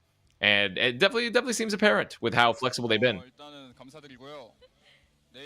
Flora's game was really good today. I think it would be okay to call him a problem solver. It was more of a statement than a question. Of course, Flora then just says, thank you so much, and I'll try better tomorrow. Has there ever been a more PR-trained player? So humble, so kind across the board. And, I mean, realistically, this definitely is a bit of an understatement of how strong Flora's been for this squad recently. Aren't you nervous since you're on this verge of winning? It's a follow-up question. Of course, Flora needs a top 3 finish here, and he says, I've been in 3rd and 2nd place, but I think it's time to win, and there it is. It's not just about qualifying to the next event. Brother is looking for number 1, first place. He doesn't want to have the Carpe effect, you know? He doesn't want to. He wants to potentially break free of the Carpe effect there of finishing there in the end. Not quite first. And final words for him to say to his team members. He says, your schedule's been very busy, so you must be tired, but let's try a little harder. Of course, 2 more days to play through potentially for Zeta Division. to be able to lock themselves in, not just for mid-season, but of course for the finals and first place as well. But there it is in screens, bottom right. You're not seeing it wrong. You don't need to get your glasses checked. It is Crazy Raccoon versus Falcons in an elimination quarterfinal coming up next.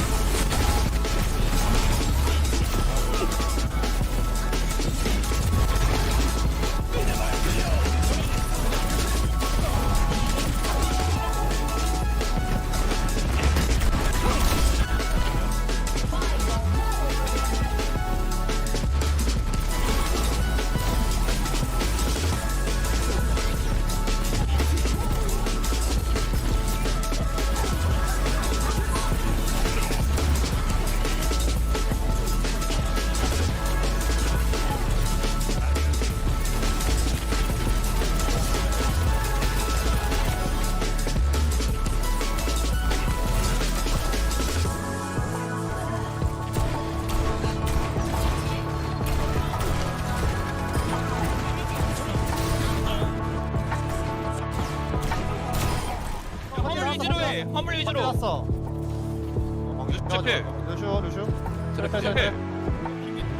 김준. 서울정이.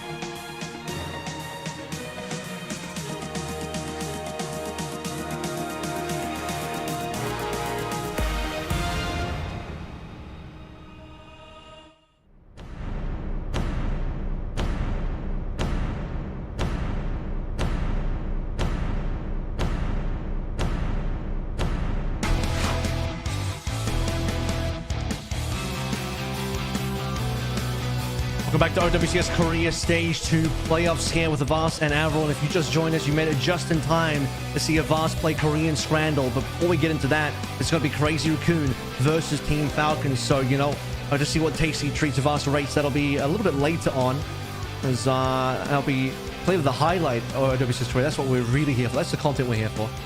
I mean, that's the streamer match, right? Streamer match is everyone's playing Scrandle, I believe. It's not Stadium. It's all Scrandle, Korean Scrandle play. But I mean, overall, we gotta have to wait on that because we have something a little bit more hype coming up, because it is obviously Crazy Raccoon versus Falcons, and one of these teams, Avril, are going home. They're not making it out here in the regional playoffs, which is gonna be a first for the OWCS circuit since it's been really unveiled, right? Like these teams have been kind of dominant.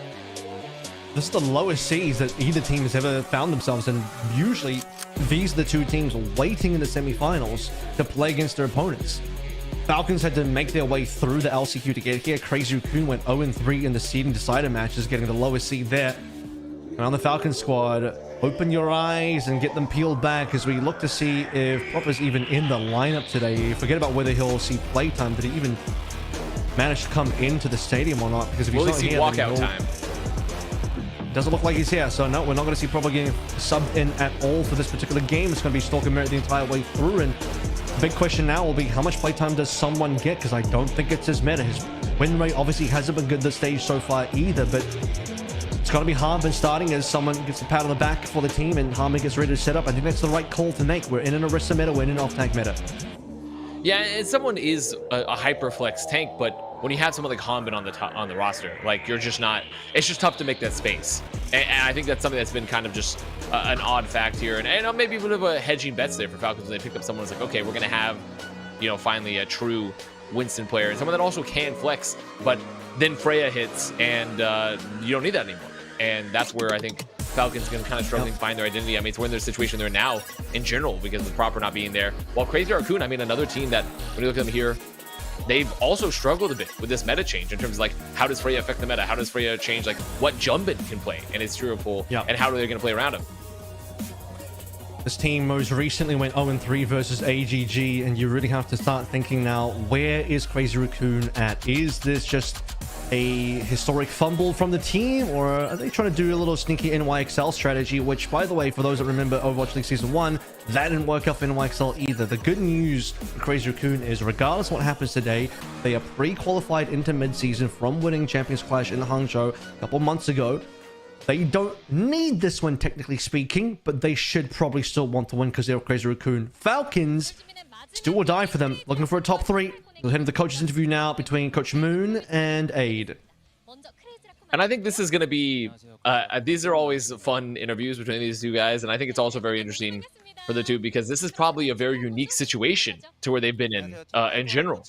And just hearing just what they're having to answer for the interview because of the fact that like they've never been in a situation where they're at the elimination match this early in the regional playoffs for OWCS Korea. So going to be a little odd for them, I think, in some of the things they're going to say here. I'm hoping to hear some fun banter between the two because they typically do have it. I mean, the interviewer already brought it up. It's curious why these two teams are meeting now.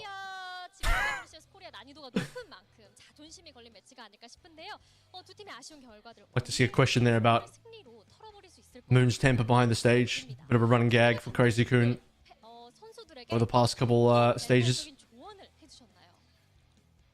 But I would like to see what Moon's kind of, I don't know about excuse, but certainly reasoning for how the team has been playing so far.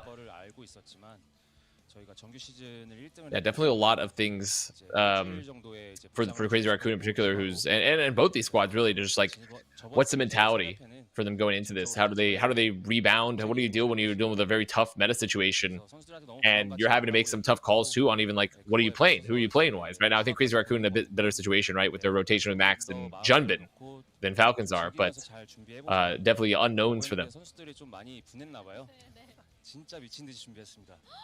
All right, so Crazy Raccoon, I told them not to worry because we were first in the round robin, even though other teams prepared hard, but the players worked too hard. So that's advice given to players and Aid on the Falcon side. So maybe Moon hinting that perhaps a bit too hard of a work ethic there and causing a bit of trouble there as Aid given his response. And we came up from the LCQ, so we went in with the mindset of winning. So Age is saying that we're coming up from LCQ and we're coming in to win, and I believe we can win, says Age. Imagine if you came with the mindset of losing. Now, wouldn't that be something? Yeah.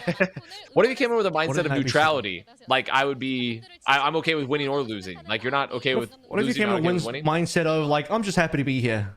So, Yeah, you know, you're living that they life wanna with your desires kind of quenched to a degree. Is now the question to Moon and Data. Maybe, you know, what's a word to the fans you would like to say?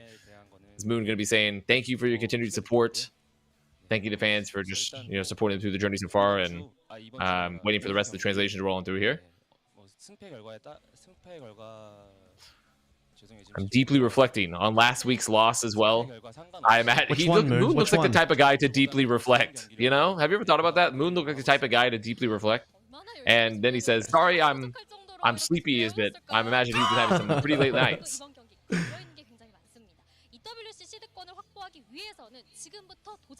Bro's here to sleep. He says, That's why they call him Good "Sorry, Night I'm Moon." sleeping. I'll show you what I prepared for."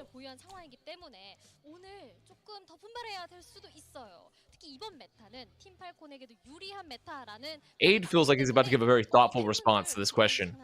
When I see him pondering here, he seems like a ponderer. 좀 성적이 잘 안 나오기도 했고 불안해하시는 팬분들 많은 거 다 알고 있고 그만큼 저희도 선수들도 다 같이 노력해서 좋은 모습 보여줄 수 있게. The question was, I think it's a meta that's favorable for Falcons, but a word to the fans. 보답할 수 있도록 좋은 경기 보여드리겠습니다. And Aid laying out the answer here and says, "I know you're feeling anxious after seeing the recent performances." Aid obviously saying this to the fans here, and then saying, "I ask all the fans to cheer without regrets. No regrets." That's what he's saying here for the fans. And the problem there is, I only cheer with regrets, so I don't think this is really? gonna work. Is that how? Do you cheer with a lot of regrets in you? Only. I feel like that has to be specifically only bad with luck. regrets. That has to be bad luck if you go out. Like that has, like if you're cheering with regrets, you have to be filling my cup with bad juju, Avril. Let me fill everyone's brains up with some good old statistics I've been cooking up in the back room locker here, as these two teams over the past couple of years have probably been the most rivaled team in Overwatch, and starting to creep into maybe of all time in Overwatch as well, considering how many games they played against each other now. The record to date is so far, I have counted, this includes when Crazy Raccoon was still whack as well, 22 total matches played, of which Crazy Raccoon have won 14, Falcons have won 8. Most recently, Crazy Raccoon have beaten Falcons 3-0 during the stage. And prior to that, Champions Clash, they beat them 4-2. That was in the grand final. But they did lose the Asia Stage 1 final to Falcons 2-4. This year so far, it's been more, obviously still leaning towards Crazy Raccoon. It's been 5-2, so only a 3-match differential between them. And after today, we'll see how we extend that one further, whether Crazy Raccoon extend that lead more so, Falcons start to close that gap in the head-to-head rivalry. Yeah, and I think it's been a very storied battle between these squads so far, which is why, once again, it's just so shocking that we're in this situation, right? We're in a situation where one of these teams is going home. And yeah, Crazy Raccoon, obviously, if they get eliminated, they're going to be fine for mid-season. So a little bit bigger stakes for Falcons comparatively, but still very unprecedented for both these squads heading into this. And it's going to be definitely putting, when you just think about the context of Mid Madness in general, the mid-season tournament, I should say, that mid-season tournament, it's going to be pretty big for them in terms of, like, what's this form like at the end of Korea? How do they look?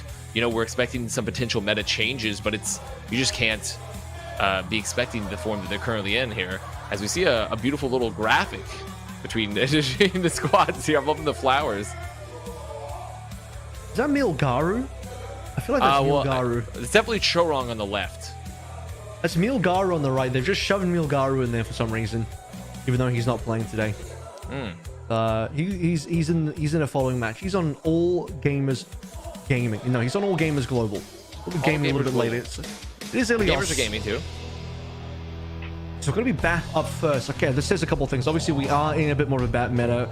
Shu will be playing a lot of BAP today. It is one of his better heroes. I actually think that BAP will end up working out better for Crazy Raccoon than Falcons. It's going to be one of their strong areas. I do think Shu's advantage over Fielder is going to be one of the bright spots for Crazy Raccoon in this series. What does an early ban here scream out to me?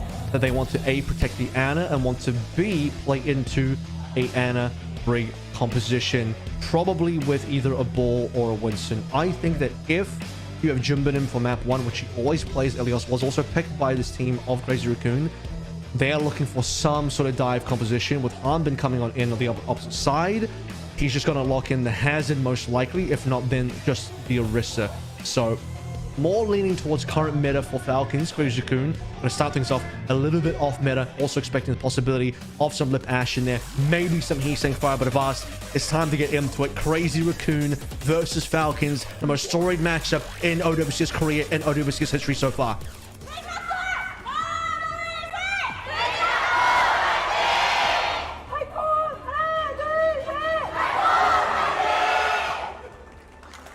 And the chance coming on through there. Both these teams, obviously, a lot of fan bases, a lot of weight behind them. And actually, you said, oh, Hanbin maybe playing a little bit of Hazard. No, it's D.Va, and Sombra was banned, right?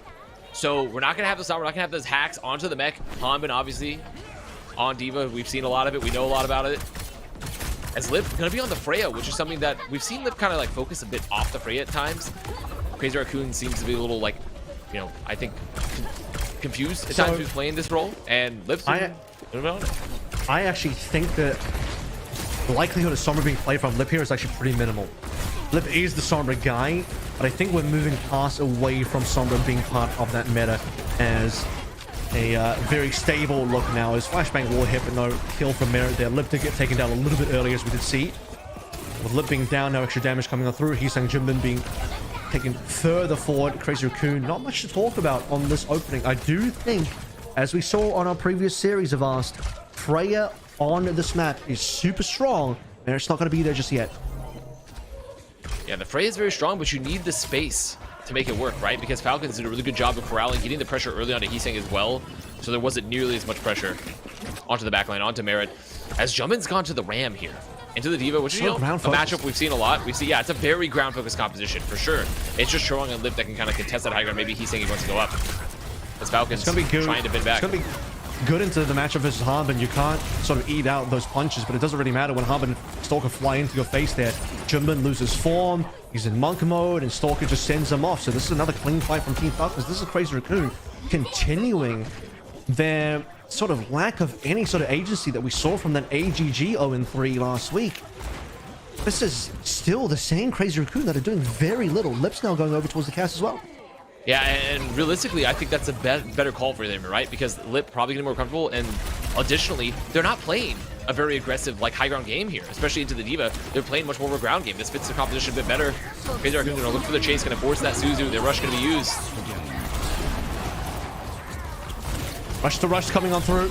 First stick coming on in. Stalker so far MVP of this opening round. Consistently getting these opening kills. Rally into the sound barrier. But Chio looking low HP. Gonna fall down potentially. Is Merit gonna go down first?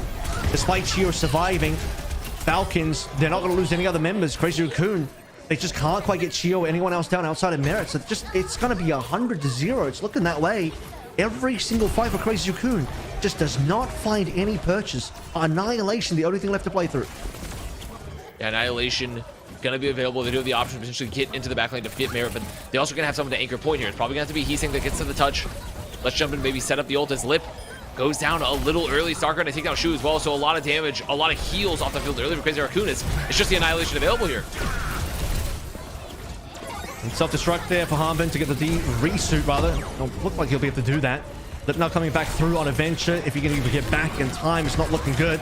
Fielder onto Heesang. Crazy Raccoon just don't have enough players to play through. Merit free shooting on point, even 100-0. The most likely score to come on through. We were asking the question, is it just a sandbag from Crazy Raccoon? Are they just throwing for some reason?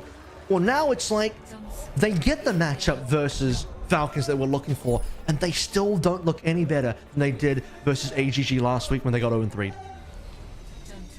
Yeah, I mean, this is just looking a little anemic, right? And Lip on the Freya just never controlled anything, right? They roll out on that, they're going to lose the first fight. It puts them in that hole early. Okay, we need to make the adjustments. And they're already down that crucial first KOF fight. And the entire time, Falcons just bending back. They had the ult. They had a really good peel there onto Merit, and even when Merit goes down, they're able to just clean up those frags because Haman's available. Haman's very healthy. And the Diva pick, I mean, banning the Sombra, like, yes, Sombra may be on the way to that meta, but now it just makes sure that Haman can play the Diva necessary. He's jumping. Gonna roll it here onto the Winston. All right, and now we have the Merit Ashe. I was actually expecting maybe Lip would go to Ashe here, and he's saying to look towards something like a Pharah on either of these points, but maybe Lip will come through on the Ruins if they can make it that far on towards the Ashe. I'm still not that much of a believer in the Ashe. Merit will be for now. Let's see if it works. Our first Echo that we've seen all stage. I don't believe we saw any Echo so far, and well, Merit's like, that's why. This is the reason why you're not going to play Echo. Pharah probably would have been slightly more preferable. Merit getting pressure here. Gonna have to go up back to the high ground now, but now without Heesang, there's a lot of damage on the field. Falcons can pressure the point here. Haman goes a little low, and Jumpman just cycle contesting here. Getting healed by Shu this entire time, so even down one, Crazy Raccoon keeping this fight alive, but with Chiron going down with the point control here, Falcons can make the first flip. Opening dive, not looking too clean from Crazy Raccoon. Best dive team in the world right now is just struggling to get this matchup underway. And consider the other team is playing sort of an off dive. The beam is looking decent versus Diva. Perhaps that's maybe why Heesang is playing over towards Echo, sensing that Haman's going to double up the Diva again. Get some focusing beam in there to take down that mech. But even on a sort of off kilt, there it is. Okay, that will work surely. Even on an off kilt Brigida plus Kiriko combo, dive mostly from Falcons is looking good outside of this fight. The first time they get the mech away is the first time that Crazy Raccoon will be the win. Dog gonna get forced here, so they should be able to clean up Stalker, just taking off the point here very soon. So Hanbet getting focused off the high ground, gonna get focus beam down by Heesang. Now Crazy Raccoon get the flip. Dive looking a little bit more effective. They have the nano for Jumpin, or the nano for Heesang if they were trying to go in, delete one, right? With those sticky bombs. This Falcon's gonna look for the recontest here. The rally's gonna be up. They're gonna have some options, but Crazy Raccoon, they should be able to hold these chokes pretty effectively. This is the goal, right? If you're on this Winston comp. We'll see what Shu wants to do with this one. King of Annas. But imagine Jumbin looking like a pretty tasty target, but as you mentioned as well, he's saying also very capable of it. Stalker's going to just put a little bit of pressure onto the point to take Heesang into that duel, into the 1v1, which Heesang is not really able to win just yet. No nano boost being played in. Jumper's going to go straight for the primal. Bob's been placed somewhere as the rally also comes on in from Chio. And as we get late to this one, Shu's on 1 HP. Needs to start considering a target as he gives any line of sight. Barely onto Jumbin. With that extra nano onto Jumbin, there it is. Kill onto Merit. Crazy Raccoon are very heavily investing into this fight. Extra pulse from Stalker is not going to find anything as a duplicate from Heesang will ensure that Crazy Raccoon win it. And sure, a heavy investment there for Crazy Raccoon, but relatively heavy for Falcons as well, right? Merit gonna commit the ult, Chio as well. So they were able to trade the ult pretty effectively there. They have the cap advantage now. And that's exactly what they needed, right? Is they needed to have that cycling test last for a while. They need to get the nano out to just finish up the fight later. Hold the chokes, chase down the supports as Falcons now coming up to the high ground here with Merit. Moving over to the cast, but gonna force the Suzu off the ante. Still great for Crazy Raccoon because now Lip with the pulse bomb can look for the hunt, know that there's no Suzu available. I think we're long past the Ashe Merit at this point, so Merit may be making the smart swap. No one's really seeing Heesang. He's going to get a great potential sticky lineup when he gets a couple of shots in there. Not quite as threatening as Stalker. Speaking of which, it's Jumbin and Chorong down again, and Chorong doesn't even get a chance to rally. Look, Crazy Raccoon have about 90% plus, but this is an awkward fight for them to lose. This Falcons, I don't think they really had to spend much there. I think they lost a mech, but okay. That's one mech down. A couple of late kills, by the way. Now Crazy Raccoon, they need one fight, but lacking options. And that's one of the best case scenarios there for Falcons, right? Is that only having to invest the bomb, clean up, get a very decisive fight win here. And Hanbin on the Diva just been a treat so far, keeping the pressure there onto Jumbin. Not an easy matchup necessarily. As Lip getting pressured, getting focused, has to use the recall, gonna play the mini, but maybe gonna find fielder for the rest of Suzu, taking a lot of pressure here. Has to be rally time soon. Crazy Raccoon looking to set this one up. Merit in trouble now. He has been antied out. Can he get caught? Doesn't look like it. Rush to come through from Fielder, and it's going to get taken away. But the extra rally from Chio now. 4 versus 4. Chorong drops his rally. It's gone. Shu's gone as well. No supports. Jumbin has the option of primaling, but he won't be able to win the fight. The flip already came on through. He's going to have to probably use the primal just to hold the point alive to allow the team to be able to come back in. The pulse one's going to force the primal a little bit early. And with that, Chio first target down. Jumbin looking for Hanbin next. Can he get the Diva, the baby Diva before the ring neck? It's not going to happen. Falcons, membership-wise, are still winning this one. And the extra kill to shoot from the bomb is on Crazy Raccoon and falling apart. Yeah, and Shu's not going to be there. They're not going to have the nano. Jumbin not able to make it through the window. And Map goes the way of Falcons. Crazy Raccoon definitely looking better there on the second round, but struggling. Definitely struggling a bit, and the dives weren't that clean. Looked a little bit more comfortable when they got to the Nano, or rather to the Winston, to the Ana. But, I mean, looking a little grim so far for Falcons. Just how do they come back, right? We talked about where they look in the meta, how they feel so far, and they're still looking a little bit uncomfortable.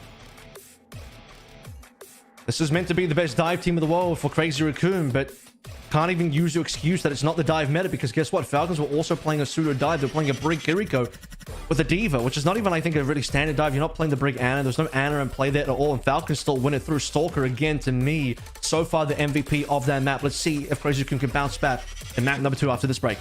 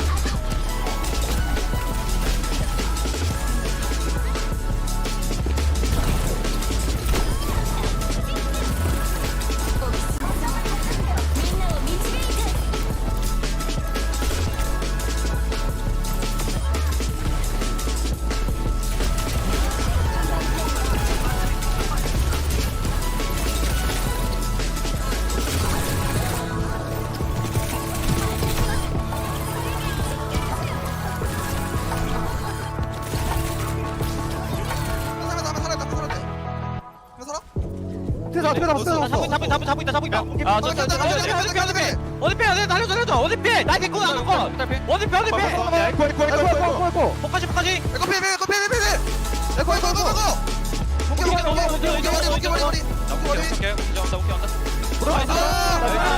좋았다.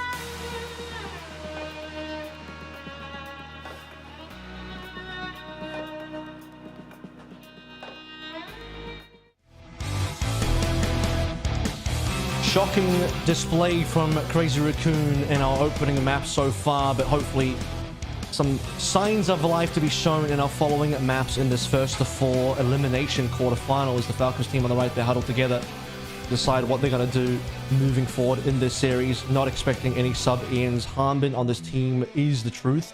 for the current meta for Falcons.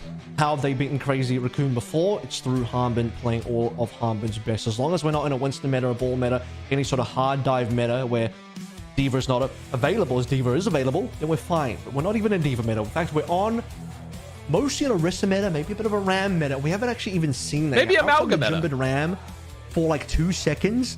Maybe Amalgam meta. If Sparkle and Harbin and even Burner have something to say about it, you might be right. I don't know about you, but to me, usually when this happens for Crazy Raccoon, they go dominated map 1, they smash that red button, break the glass, and say, sub and Max, we're playing Circuit Royale. The tactical glass has been smashed. Max is in. And I feel like stuff is going to get a little wild potentially, because for this, if they're bringing in Max, depending on the map, depending on the bans, it could be a situation where, like, okay, we want to go toe-to-toe with some comps that make sense. And it is going to be King's Row. King's Row coming out. So, I mean, I do think overall they're like, okay, we want to get away from the dive, we want to bring in Max, play something a little bit stronger to his strengths, play a little bit more brawl-centric perhaps, and maybe find some options to just remove some of the power there for Hanbin of like, okay, maybe we can play something that we know Max typically gets in play. We could look to just remove, like, whether it be for King's Row, because you know you're not going to play the Reinhardt more than likely, right? Like, look, we're going to Ram, get rid of Diva, right? Like you talked about earlier. So there are some options here with Max, because I feel like Crazy Raccoon, despite their struggles, there's one thing they have going for them over Falcons, and that they do have a relatively functional double tank setup. And it lets them kind of swap up their play a bit depending on who they have in, because that's something that Falcons has yet to really find their footing. Falcons have a dysfunctional setup. Yeah, it's a bit of a dysfunctional. Like, you know, it's not looking good for their 2 tank, which has historically been pretty hard to make work. Honestly, the multi-tank setups, like, but having those backup roles has never been a really easy job. And you know, by the way, Overwatch in general, Falcons don't even have a recorded King's Row played for this stage. Crazy Raccoon have apparently played it maybe 1 or 2 times, but it's a rare map. Do you even remember seeing a single King's Row this stage so far? No, because it doesn't come to mind for me. Not in Korea. It doesn't come to mind for me at all. Yeah, Korea doesn't play King's Row. Not this stage, previous stages, but not this one. This is gonna be I mean, they're definitely breaking the glass here, right? Like, it's not even just the Max emergency glass. We're going to the King's Row emergency glass. Like, we're bringing out strats we have yet to see before. We've entered the alternate dimension.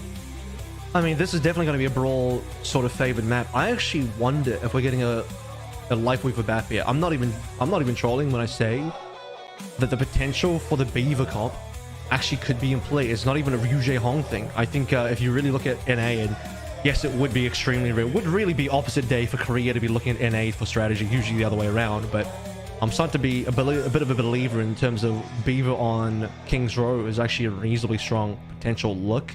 But in either case, some sort of BAP look here. Orisa obviously going to be a good pick here, but Max being subbed in also says Zarya, also says the potential for Sigma. He's played Sigma on A-point defense before. It's something that he does do. Yeah, that would be, I think, kind of the end. I mean, that would be kind of, imagine Falcons after having to ban Lifeweaver versus Old Ocean get up in a situation where they're going to ban Lifeweaver, like, again, potentially. I think that would just be insane to see 2 Lifeweaver bans. I don't think it's going to happen, obviously not versus Crazy Raccoon, but it would be really funny. Crazy Raccoon just haven't shown it yet. They're banning the rest. So what does that say to me? We're going towards either a Ram, Zarya, potentially Hazard type of look here. There is still the possibility of a Sigma. I just don't know if I trust the Sigma to be brought out in this particular meta when Ram is so playable. And I think Falcons would potentially play, even though a lot of Korean teams don't play Ram too often. Genji ban is strange, because I don't think Heesang would have likely have pulled through the Genji on this map. Nor do I think Stalker would have been that keen. I will say, Genji A-point is quite strong, but generally I think the Tracer probably still ends up being a better look. But Genji being gone actually maybe helps Heesang and enables the potential for the Pharah to come through for Heesang. It's been one of his more specialty picks, something that Falcons probably won't end up playing at all without Prophet. Yeah, I mean, unless they were planning to potentially play for this, like, Tracer Genji dive, it's, or at least the brawl, definitely feels like a little bit of an odd pick for them. And Heesang probably going to be looking to just move to some of those more specialty heroes that you talked about. Especially for a map like King's Row, where there's a lot of options set up, especially if you're playing Pharaoh, where you know, have the concussion, had that conk going out. And one of the signs reading, I had a birthday yesterday. Falcons win, please, here. And I mean, I think there's many people right now, maybe even the Falcons players and owners themselves, saying, "Please, Falcons win," even if it's not their birthday. Please, Falcons win, so that we don't have to go to LCQ and have to go through the LCQ to try and get into EWC, which would be sad and funny for Falcons. More sad than funny, depending on whether you are a fan or a hate watcher. But in any case, Falcons right now are looking better than Crazy Raccoons. That is without a doubt. So let's head into map number 2, Kings Row, with Max recently subbed in.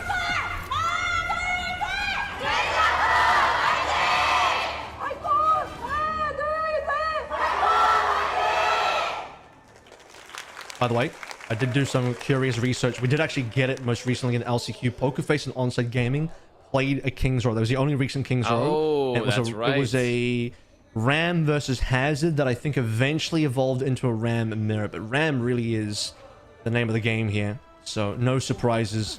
Huge BAP map as well. Why did Violet Jump memories definitely return on this particular map? You're just feeling that, just the flashes, your neurons firing, just sending the pain back to you as we're here on Rams Row, aka Kings Row. Both squads just looking to walk on through, looking to contest the high ground here early, which is a very common Kings Row, right? If you're not going to go through the mini, if you're not going to go through a hotel, you're just going to take some of the high ground, try to force someone off, put some pressure onto the point. As Merritt just looking to poke here for the high ground right now. We're playing a complete mirror here as well. Both teams looking over towards Symmetra strats. I don't know how drilled Falcons are with this. Good news is Sparkle is the coach on the team, and he is the Symmetra guy of all Symmetra guys as far as the Dallas Symmetra strats go. So much to my no doubt in chagrin, my mind that they'll be able to learn that pretty quickly. He's saying as well, to be honest, Crazy Raccoon, I don't remember them playing that much Symmetra. Well, right now, I mean, they have a lot of space. Shoot, getting close to the window. They managed to force Falcons off a lot of the angles. They haven't cleared high ground yet entirely as Hanbin trying to contest the point. You see TPs to the back here. Stalker, Chio looking to put more pressure, but Fielder goes down. The heals out of the way now for Falcons.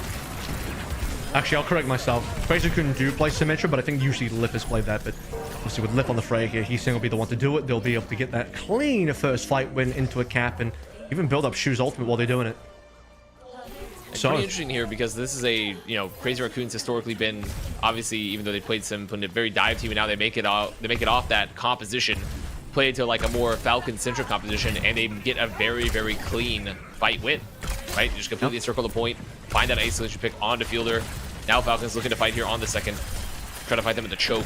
Crazy Raccoon gonna push the card on through, look to take a fight. Well, this is one of the Shu's winning matchup, both the Ana and the BAP. You would favor Shu over Fielder on. I think the Kiriko is where you start to turn things around. Definitely the Juno. Be the most hated of Shu's heroes by his own admission, by the way. First ultimates should be coming on through this particular fight. Fielder up first on window. Shu looking to respond soon, but Crazy Raccoon will pull back. Wait for their moment. Keeping Max alive for now. Max is in a bit of a critical situation. He is surviving. That's the power of the TP. Now Shu's turn. What kind of space are Falcons going to end up giving up for this, or are they going to play into it? Chio doesn't have sound barrier, most notably. Chorong does. Up and low. Sound barrier out. Everyone. There's nothing to play through. Wow, beautiful, beautiful. I mean, just like you called it, Chio doesn't have it yet. Now they can chase through the wall. The barrier hit everyone there for Chorong, and also a really good LOS as well for Crazy Raccoon earlier in the fight. When Fielder pops the window, they back on up. They didn't even have to commit the lamp early. Shu just saves it. Max gonna back on up, and that's a decisive fight win there too.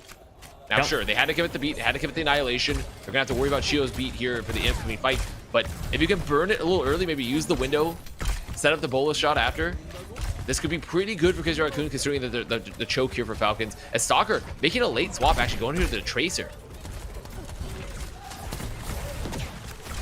So no more TV strats coming through for Team Falcons. I think you want to see Sorkin something a little bit more carry heavy. Shu now getting to, he built, by the way, this was the first ultimate up. He gets to now deploy this one for the exclusivity of B, but losing, he's saying, yeah, is going to hurt. You don't want to see that when you are the team aggressing on window. Now Crazy Raccoon have to back on out. Don't want to risk losing any further members. Although I think there would have been an opportunity there to potentially get the extra Chio beat out of Falcons for a bit more of a win. Late death onto Chorong is going to cost a bit of time. Interesting retake from Falcons that they didn't even need a Symmetra. And Crazy Raccoon, despite dropping the ultimate, is going to end up walking away from it. Yeah, and Shu tried to play that off angle there with the window, right? Just to use it to pressure out Hanbin. But the annihilation keeps them up. They can walk on past. And Heesin goes down. Crazy Raccoon going to walk forward, set up the next fight. Going to force the lamp a little early. Stalker peppering them from behind right now, and Lip still looking to use the bolus. Geo holding on to the beat, so Falcons in a pretty strong position right now. Taking low, Lamps played in, Chio into the safety of the Lamps, going to go for a tempo beat straight into the back line. It's Harbin. Chorong taken down, now looking for more. Crazy Raccoon. The back cap. At least 2 members here. They'll lose a lot more. The back cap is not going to be successful. Well caught by the rest of Falcons, and Max should be late death here. Assuming he should be coming through pretty soon. I mean, they didn't get rid of Shu. Shu's dueling the mirror on the high ground, causing problems, gonna force the recall. They can't remove Shu. Shu with the picks, with the backup. Shu's just put so much pressure. He's got a window. He's got a window. Duel son. He actually won it. Shu may have actually won this point by himself. He's allowed the team to at least get back in. A response window from Fielder on the respawn. Team Falcons now will push Crazy Raccoon. It's going to end up being a little bit of a stalemate, but what a surviving play from Shu to keep things alive for Crazy Raccoon. They haven't capped yet. What do they have to play through now? 2 ults online for Falcons. Here come Bowler Shot. Doesn't quite catch, but Harbin falls. Crazy Raccoon looking like the cap's going to come through momentarily. They're going to get this one, probably without using ultimates. Chorong under pressure, doesn't get a chance to use the beat, which now means Stalker and Fielder can respond with their own kills. Max, really the last 3 alive, 2 on the Annihilation, and barely they will just get a cap on through. That was very tight rope in terms of how Crazy Raccoon had to walk across the line without supports, without sound barrier. I mean, what an insane fight there with the Shu clutch. Brings him back into the fight, lets Crazy Raccoon stays in, and then Falcons go for the second test again. They get the picks they need, but they just aren't able to remove Max from the point with the Annihilation. 2 big clutches there for Crazy Raccoon. Max getting pressured very heavily here on the high ground early. Hama going to be holding on to the Annihilation. They have some options here to go aggressive, but Chorong down a little early. Still can't use that bait. Chorong again, really early death. Was taken down possibly by a couple of bolts landing onto him from Merit. Now the time is starting to be a factor. Late death on the Shu here as well. Crazy Raccoon, 2 minutes left to play through. Now Falcon's going to hold the choke. They're going to be poking here a little bit more, trying to find Max. Not going to find Max. And Chorong, I mean, this beat is fermenting. It's the, it needs to be used. It needs to get some value eventually here for Falcons, because at this point, Chio going to be getting another beat. I mean, this portal's going to be up here for Falcons. They're going to have the equalized bank. The Stalker trying to make a little pressure, going to be forced to recall. Good find there for Lip. See the Lip constantly has to turn around for it. Ultra Barrett being dropped by Heesound, and the entire team looking like they might want to ult here for Crazy Raccoon. Certainly, Team Falcons have done so. Harbin, low HP, gone. Chio couldn't get the beat in time to save his teammate. Now that Chio has 98%, and he's just going to fall. Falcons backing it out. Crazy Raccoon finally get that fight won. As Chorong pops open the vintage 1883 sound barrier from way back when. A fine year, a fine vintage, and really, we talked how Lip played. Was mentioned for them earlier, but good movement there from Heesang. Getting to the high ground, making sure to remove Fielder, who pops the window, take them off that position, force them to look at them, which is so important there in general as the Bolus is going to be invested. And Chio going to drop the beat there, worried that they're going to lose someone. I mean, the beat pretty far away from the action, but they are going to find Lip. Yeah, I think it's probably not quite required from Falcons. Why is Max ulting though? He's on no HP. I guess he's ulting to stay alive, but their chance of winning this is so low. They already lost members. Crazy Raccoon are fumbling this fight extremely hard. Just reset, son. Jump off the map if you have to. Very strange situation. Take your win. You force Chio to pop beat off of Lip, missing his bowler shot, by the way. And Chio's still like, you know what? I'm going to pop it onto an ultimate that does no damage, because that's how scared of bowler shot I am. And Max is like, you know what? I'm also going to throw an Annihilation, and here's the last fight now. Yeah, I mean, it is the last fight here. Crazy Raccoon rounding the corner. Not a lot of ults in the bank yet, but they are going to have the window advantage, so they have a chance to round the corner, pop Shu, but Shu having to get pressure so hard by Merit. Merit over the top. I mean, that's just going to seal the deal. That's certainly going to be Merit with a couple in here. Yeah, it lands the bolts on, and then in the time remaining before the bolts actually explodes, destroys the lamp, and it's going to be Falcons securing the whole. Crazy Raccoon. They had a couple of good points in there. A and B started to look pretty strong. We had a nice little clutch situation from Shu as well at the back end of B, holding on for his team to be able to come back in for a final push on in. But then you get to the C. Weird plays all around from a couple of sides. Merit then being the hero at the end, taking down Shu early to finish things off. But it's still rocky waters, isn't it, for Crazy Raccoon, despite the reasonably good look on A and B. Yeah, I mean, this is still anyone's game right now. There's no decisive time bank advantage. The defense still looked pretty solid. Both squads just trading out the duels here over the flanks. Merit waking up a bit too. I mean, a player that can really take over the server when required, especially, you know, we've seen him here on the Freya. We've seen him obviously on those hard hit scans in the past. So now Crazy Raccoon going to be on the defense, still staying on the Symmetra. And maybe a little bit of shenanigans here with the Life Weaver, but don't trust the spawn doors. You know, we've talked about it, but I just don't think this is going to be the... If anything, it's just going to be a little bit of a cheese comp or a little pick. Maybe make a swap after. Yep. Stalker's really hoping Shu's going to pop a Violet here and jump. Falcons have certainly set the win condition up. They just got to get through B and then halfway onto C, and they've got the map locked in 2 and 0. This would be awkward for Crazy Raccoon to lose, given that it is again their map choice, but Ilios, you can start to think, okay, well, that's one thing, you know, with Jimbin's maybe having a bit of a rough time in the meta at the moment, maybe just dive isn't a good look for Crazy Raccoon as it once was. Surely you're not going to lose this brawl matchup now versus Falcons, who are playing the Stalker Fire with Chio in the pocket. I was saying maybe they won't play Fire today because they don't even have proper in. They just got to lock it in, but not only that, with an extra mercy even for the damage boost. Yeah, so they're feeling really confident here about the poke, about just having some of the options here of just play the long game, let Farah set up, try to find some value here from the damage booster rockets. As just contest the high ground here, trying to force Max off the angle, but Hama gonna get demeched. Now, he sank, rather, Stalker potentially in trouble. Did eat a bit of a vortex there. Chio coming in for the save. I'm waiting for Hama to respawn. Trying to find any sort of opening here for Falcons, as despite being a very poke-heavy team, they're getting pushed back, consistently down one member. Merit now, they have to wait for him to respawn as well. What they do have is at least Fielder's got a decent amount of healing in there for potential first ult. Obviously, Valkyrie exists as well, but, you know, it exists. It's a thing. It is the thing. You know, you're not wrong there. Avril is speaking the truth as, okay, he's saying, found, damage booster rocket. I mean, that's the pick you want, right? Off the TP, just trying to find someone. And now they can take some very forward positions here. Try to chase down Chorong, not going to take down Chorong. Chorong still 1 HP, though. Stalker trying to work the off angles, and Chorong walks into a stray rocket. From downtown on the side lane, Max now in trouble. He's trying to just stay alive in Nemesis, and Rocket Barrage in play just to be held for the next fight to blow up Max a little bit later on. Crazy Raccoon want to be able to maybe look for a reapproach, but with further members down, the points already been capped. It took a little bit longer than expected for Falcons, but they did this one basically with no ult spent, considering bowler shot's pretty quick and doesn't do anything anyway. Yeah, that's... I mean, you know, I say that to Chio, who popped it out of fear, out of a bowler shot, you know, on the last point. So I do think for Falcons, probably one of the better case scenarios there for the first. Really good pressure. Stalker gets the needs this Fielder hiding. Flanking. You're looking to set up. Yeah, looking to set up for this anti-nade.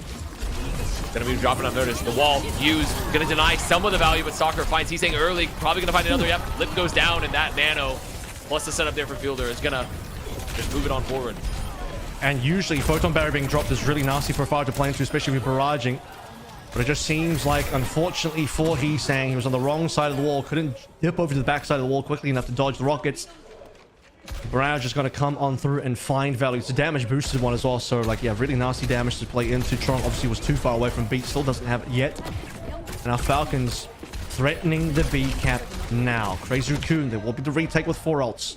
Oh, Fielder's doing it again.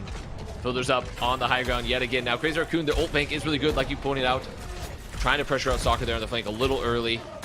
Fielder looking to make it happen. Heesang goes down. Oh, man. And look at the nade into the back. Gonna find Shu. Shu gonna go down. I mean, and that's point. Lamp was so slow. That was Shu dying. Wait, beefed his boosters, but it's fine. Okay. I mean, Shu dies anyway. Max follows, but you notice that the lamp, I think, where was the lamp? He got placed as Shu dies. He didn't respect it at all. He needed to place lamp straight away. Dies for it. And now Crazy Raccoon, they can't even retake despite the 4 ultimates. Yes, this next fight should be good for Crazy Raccoon, but we said that about the last one. And now they have to have a good fight. So we're already on to see the time bank is pretty good for Falcons to not even have to finish the match. And really good heads-up awareness from Falcons. I think they, oh, you're feeling hot, you like maybe keep the comp. No, get the last, put Shio onto Lucio, Stalker, going over to the Symmetra. Feel a bit better here for this rush-style composition. Try to match Crazy Raccoon a little bit, maybe get behind. Pressure the high ground. That's exactly what we're going to do with the bola. There gets punished, though. Lamp ends up saving Lip's life, and with the extra punish coming on through, this is one of the things you can do. Crazy Raccoon, they survive against a TP play, and they'll finally get the cash in their ultimates. Churong popping over that vintage one more time, but 335 is how much Falcons still have left to play through. Crazy Raccoon, the good news is they only used one ult, and here it is. The question once more, are we in Amalgameta? Armbin, not afraid to lock it in. It's time to answers, time to get the answers there for Avril's age-old, stage-old question, perhaps. Not even age-old, just a stage-old question. Are we in the Amalgameta?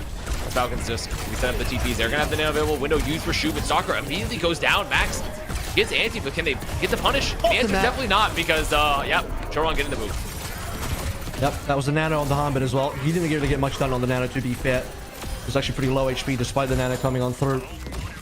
Would be quite funny if Falcons decided they wanted to finish this one with Malga and they don't cap. They get held on C because the Malga just couldn't push on through. It is a risk.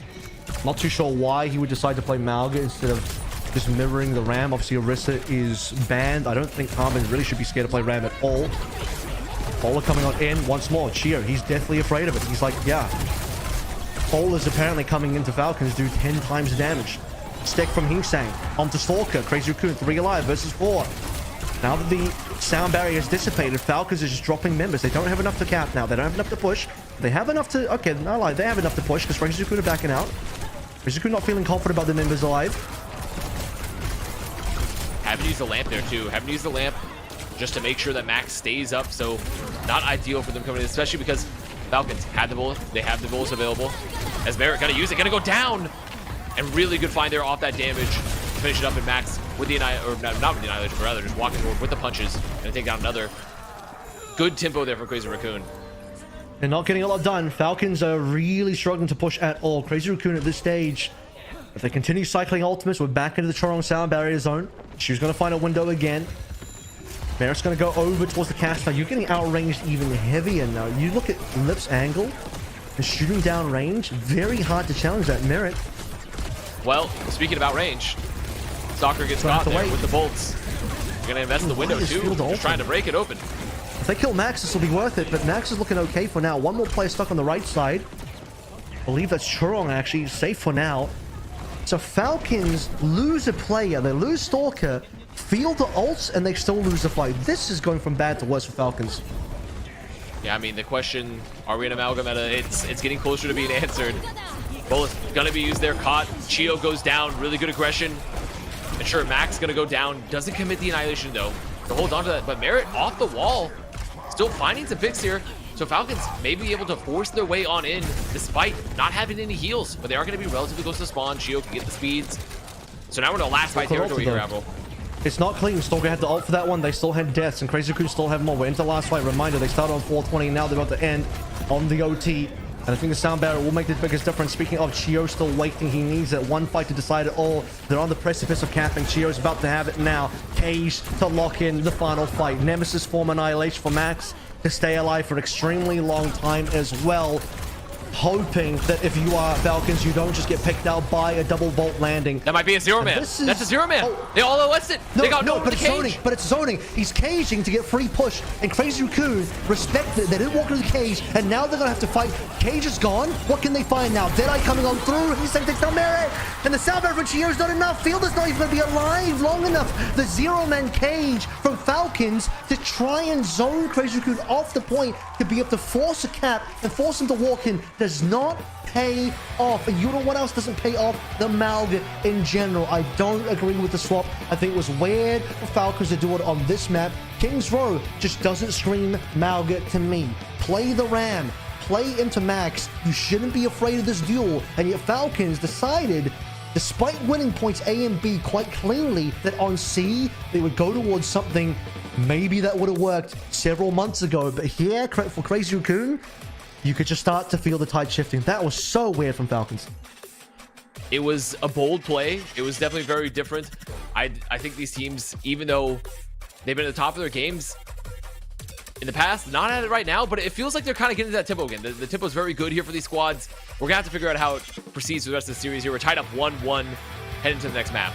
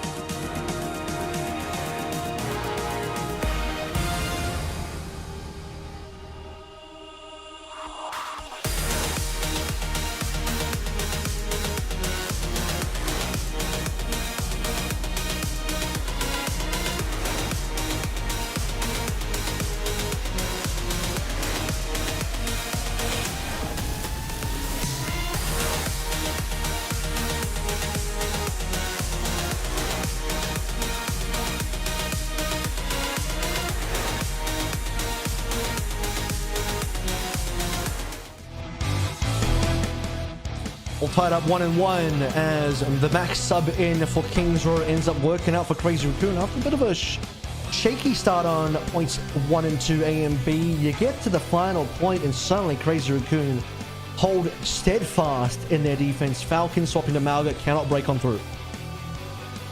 Yeah, Falcons, I mean, with a very, I say, Hail Mary play there with the zero-man cage there at the end, hoping to zone that point. I like the tempo, I like the ideas, but Crazy Raccoon with the max swap looking a bit more confident here. Not having to just try to force some of those dive tanks, not trying to play some of the more unconventional Ana compositions there.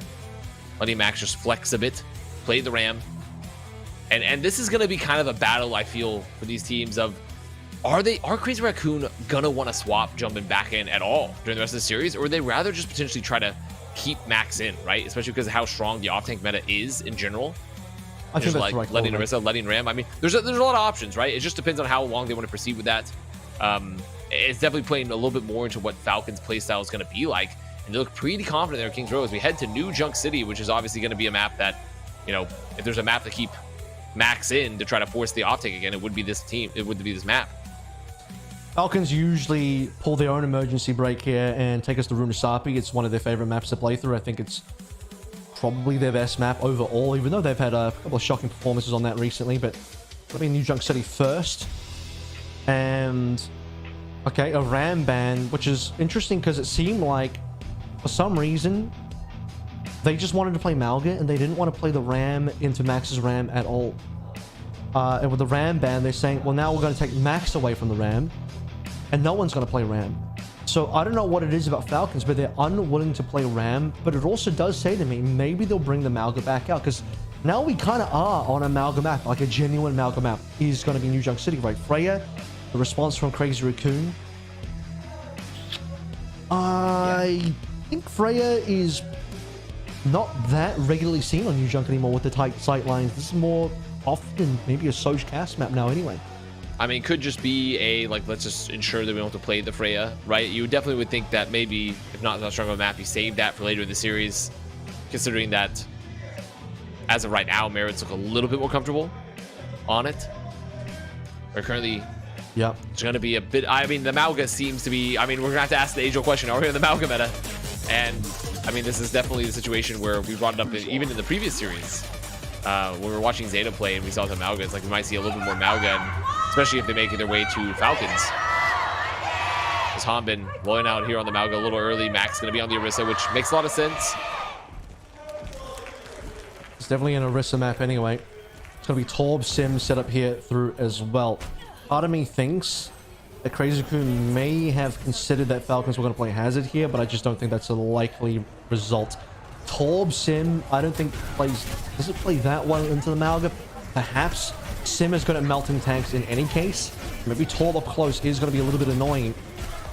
But a harder Mauga counter would have been if they just played Soj instead. Soj and Reaper, as we saw, even from what Onside were doing, is pretty well into the Mauga. Crazy Raccoon not willing to do that. Lip just getting taken down from a nice and easy TP from there, but really Stalker getting the final blow there. Felt clinical. Felt very clinical there. Putting it down. Going to force the Lamp 2 on the rotation. Spirit buys them a little bit of breathing room right now, but there's Raccoon. Don't want a health. They're going to get the cap. Or rather, Falcons are going to get the cap. It's Falcons with the aggression, get that early pick. Chu's got ult. Chu's already got ult, by the way. This is how fast this guy builds. It's insane. The window's already available.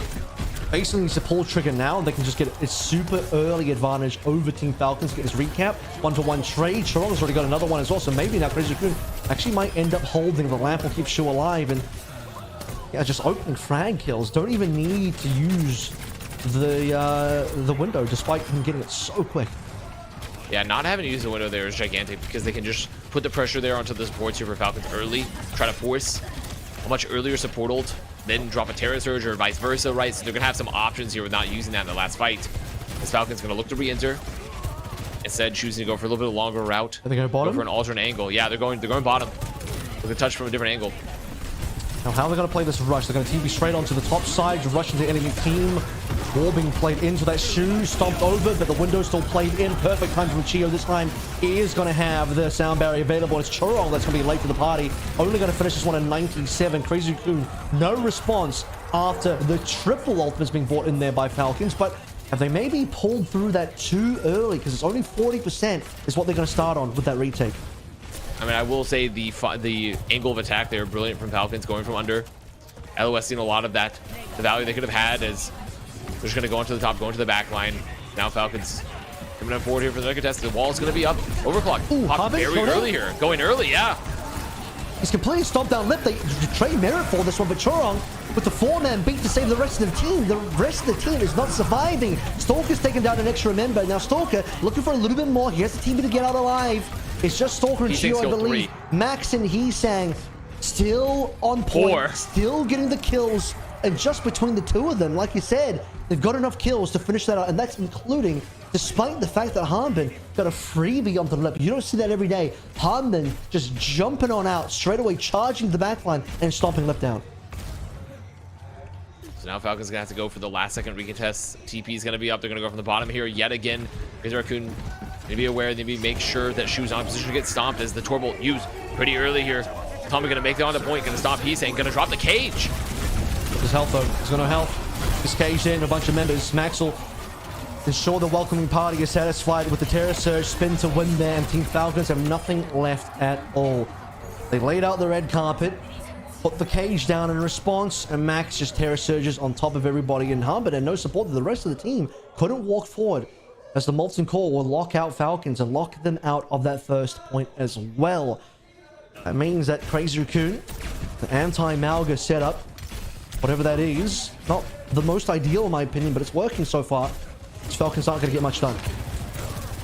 Yeah, I mean, if Heesang just gets 4 every fight and they're not able to remove the turret and he keeps pressure on Merit just to 970 off angles, it's definitely going to work out. Windows available here for Shu. Both teams just going to be poking it out. Merit maybe getting isolated. They're going to pop the window there just to make sure they have something to play around, especially with the window, as the rest of Falcons looking to collapse. Max punished. Full level beam from Stalker, just drilling them down. Now Falcons looking to get the rest of the members without too much fanfare. Yep, Crazy Raccoon, they wanted to get aggressive this time. Stalker instantly responds with the wall. And the cleanup for what should be pretty fast. Retake, flip over. Okay, there it is, 24%.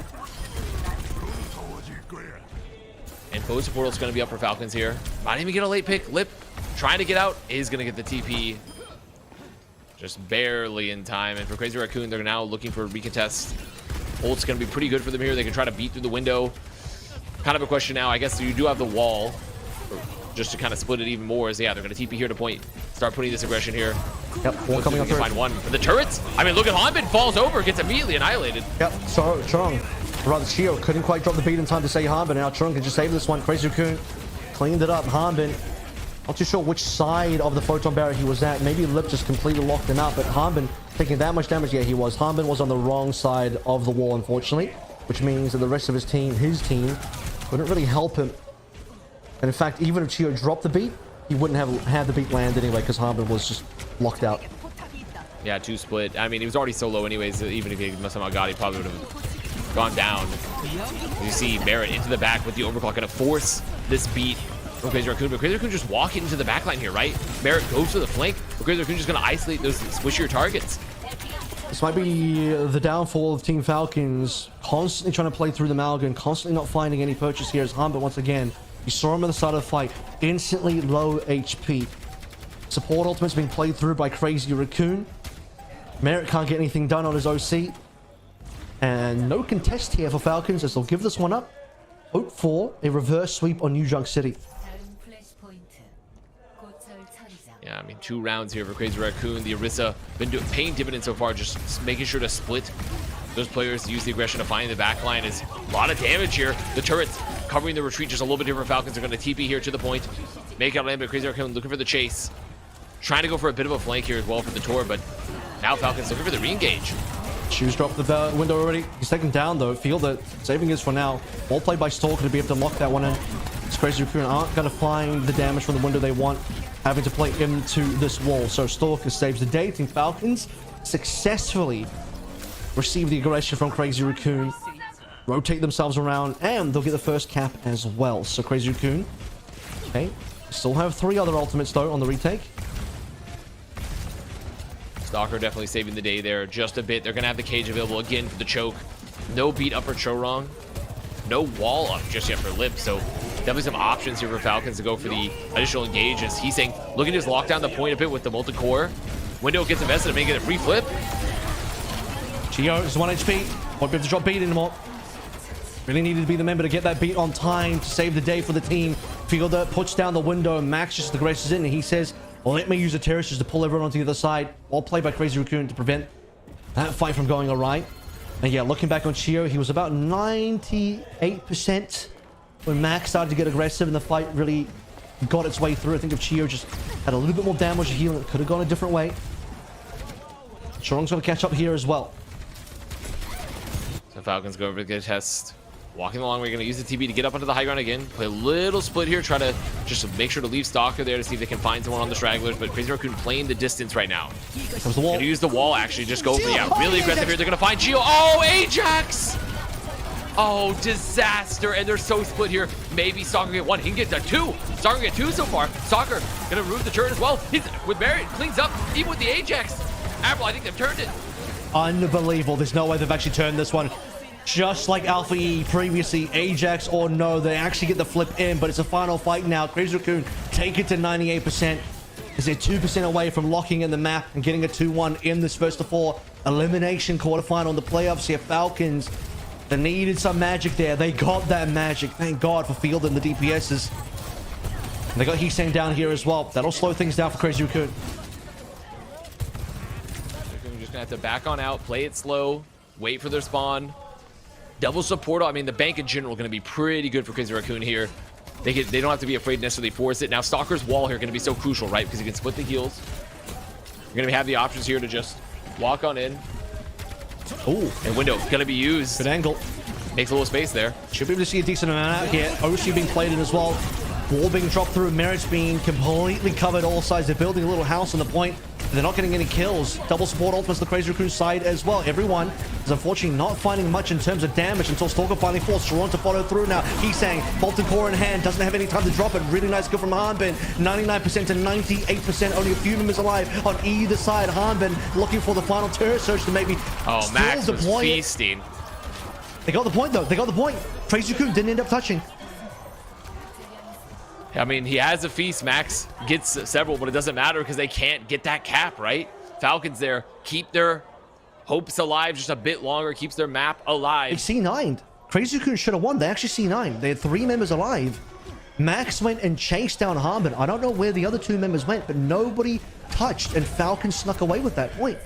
This should have been a Crazy Raccoon 2-1 by now. We should be going to the next map, but Crazy Raccoon actually fumbled that. Well, we'll just have to see. I mean, I do have a history with toilet bowls. Maybe this could be the case, but so far, right, these teams are looking very strong. I see the wall invested. Harmon gonna use the terror surge, bringing everyone here onto the point. Can they clean up? Gonna remove the lamp. But the damage here from Crazy Raccoon looking really good. They play off this wall. Gonna clean up the supports. And Crazy Raccoon gonna take this next point. Yep. Chio once again just slightly too far away from that sound barrier, and Max too happy to clean up here. Crazy Raccoon, they might not get the 3-0 rather on this New Junk City, but they're looking for the 3-1. And an early fight win with an early cap might just be the way to get it done.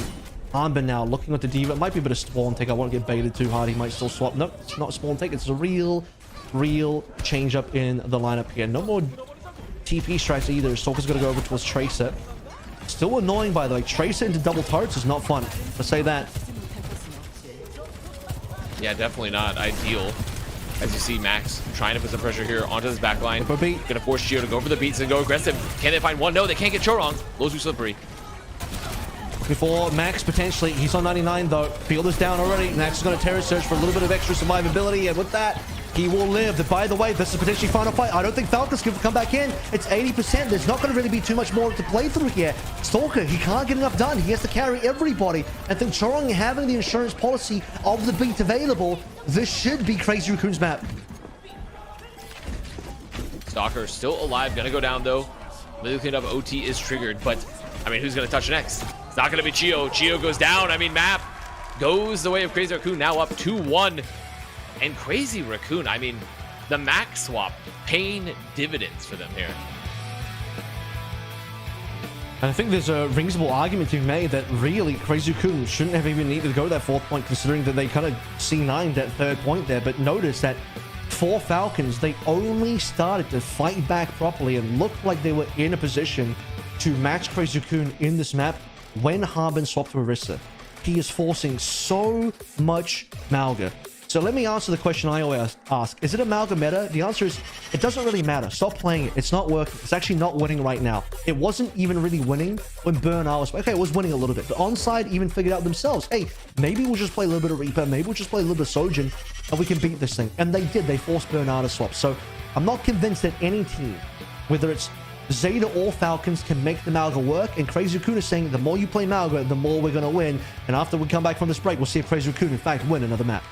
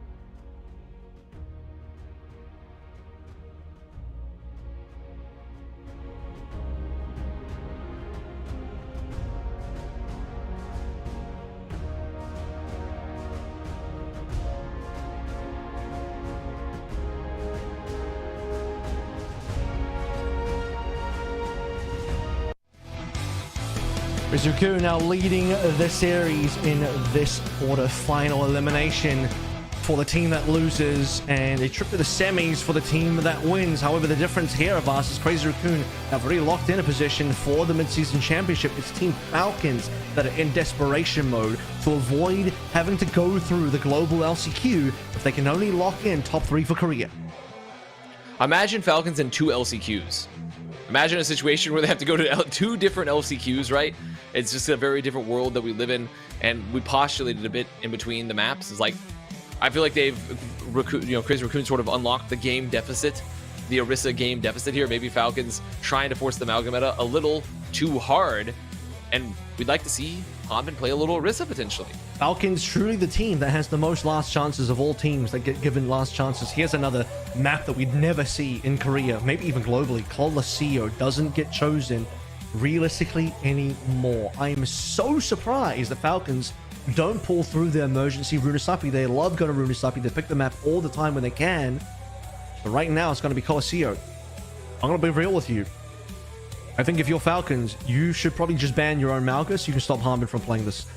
I'm trying to remember. What are we even playing Colosseo? I think the sightlines are long enough that Freya should be the choice here. Freya is still available. Freya is definitely very doable. Freya has already been banned for Crazy Raccoon, and I think if you're Merit, you want to play the Freya, so you're not going to look to do that. Jumbin's back in. So what does this tell me? Potential for Bowl, Hazard. I think if we're just going to play Orisa, you would have kept Max in. So given that Max is gone, you could either play an Orisa still, but maybe not as good as Max's. But more than likely, tells me that maybe CR want to look towards Dive. Yeah, it's Screaming Ball. It's definitely Screaming Ball here a little bit. Look, there's a ball right there. Yeah, there is. There's a sleeping ball right there. But I definitely think that's just the answer they want to go. Me when I play against Anana. Yeah, me when I take the I get the minor perk and I take extra damage upon waking up as well. But for Crazy Raccoon, this is just a situation for them where can they keep kind of coasting it in with their good picks, right? Because I think we talked about it earlier, like having this tank rotation can be really good for them, or they could be falling into the someone trap. I reveal my trap card. Oh no, it's someone. I'm having my player that doesn't play like the off tanks come into play, right? And I do think that's a potential pitfall that Crazy Raccoon could fall into here, is they get a little too cutesy with it. But Jumbin, I think, and Max, their rotation has been overall a lot more solid than the someone Hanbin. As looking at initial bans, Falcons, they banned Winston already. They want to make sure that if this is going to go Dive, they want him to play either Hazard or Ball. So maybe feeling a little bit threatened by the Winston. I don't think any of these divers are that threatening right now. In fact, I would have looked at Falcons maybe banning away the Hazard to force them onto either Winston or Ball, and that being maybe an easier option for them to play through. Tracer's going to end up coming on through now on the opposite end. I do wonder that if they were planning to play Ball, perhaps a Sombra ban would have been pretty nice here for Crazy Raccoon. I do think if they want to play their own dive, you would have thought they would like to play Tracer, but if they ban the Tracer, this might scream to me, Lip's going to go Sombra. This could be a Genji look from Heesang, or Freya look from Heesang, but I think if you're going to play Freya, maybe Lip then plays the Freya, but then what does Heesang play? Surely Heesang is not going to be on Sombra when you have Lip. Yeah, I mean, when you have an embarrassment of riches on DPS, there are some times where you can be like, well, let's get a little crazy with it, but you would think if they're going to play the Sombra, it's going to be Lip, right?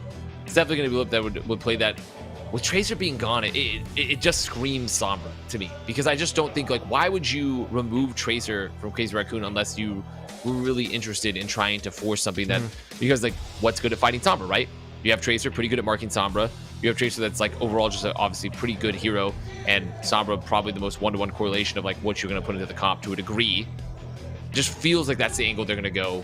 I think Freya's too good to not play. I think Freya's too good to not play, which means what do you play alongside the Freya? I think Freya Sombra makes a lot of sense, but the problem is, if you're going to do Freya, Sombra, and Crazy Raccoon, Heesang's got to be the Freya.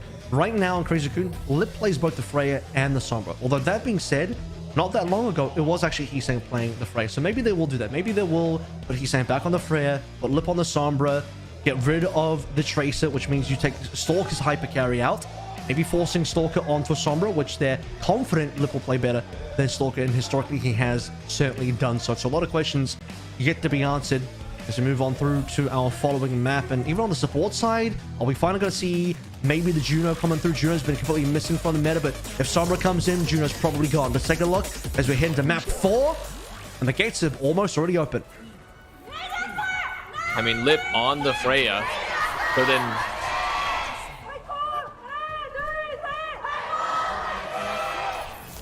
they're staying on the Symmetra. It's a Freya Simcom. Stalker swapping. He's leaving. They don't have a Freya. This is a mistake from Falcons. They just don't have the range. Merit's going to get outranged here. Stalker's going to go towards the Pharah. To be honest with you, scouting out very early that there's not going to be a Sombra dive from Crazy Raccoon. They're going to play a brawl here. Pharah is going to go largely uncontested. Now, usually the Freya might be to land double bolts on the Pharah. However, there's a lot of angles here the Pharah can really play through where you just can't land enough shots on the Pharah to get the kill. And now Lip gonna be fighting here on the flank. Doctor just doing a little poke there as well as both squads just looking to just find one early, maybe set up the dive. Falcons playing a little slow, waiting for Merit to try to get some early advanced damage here before going in.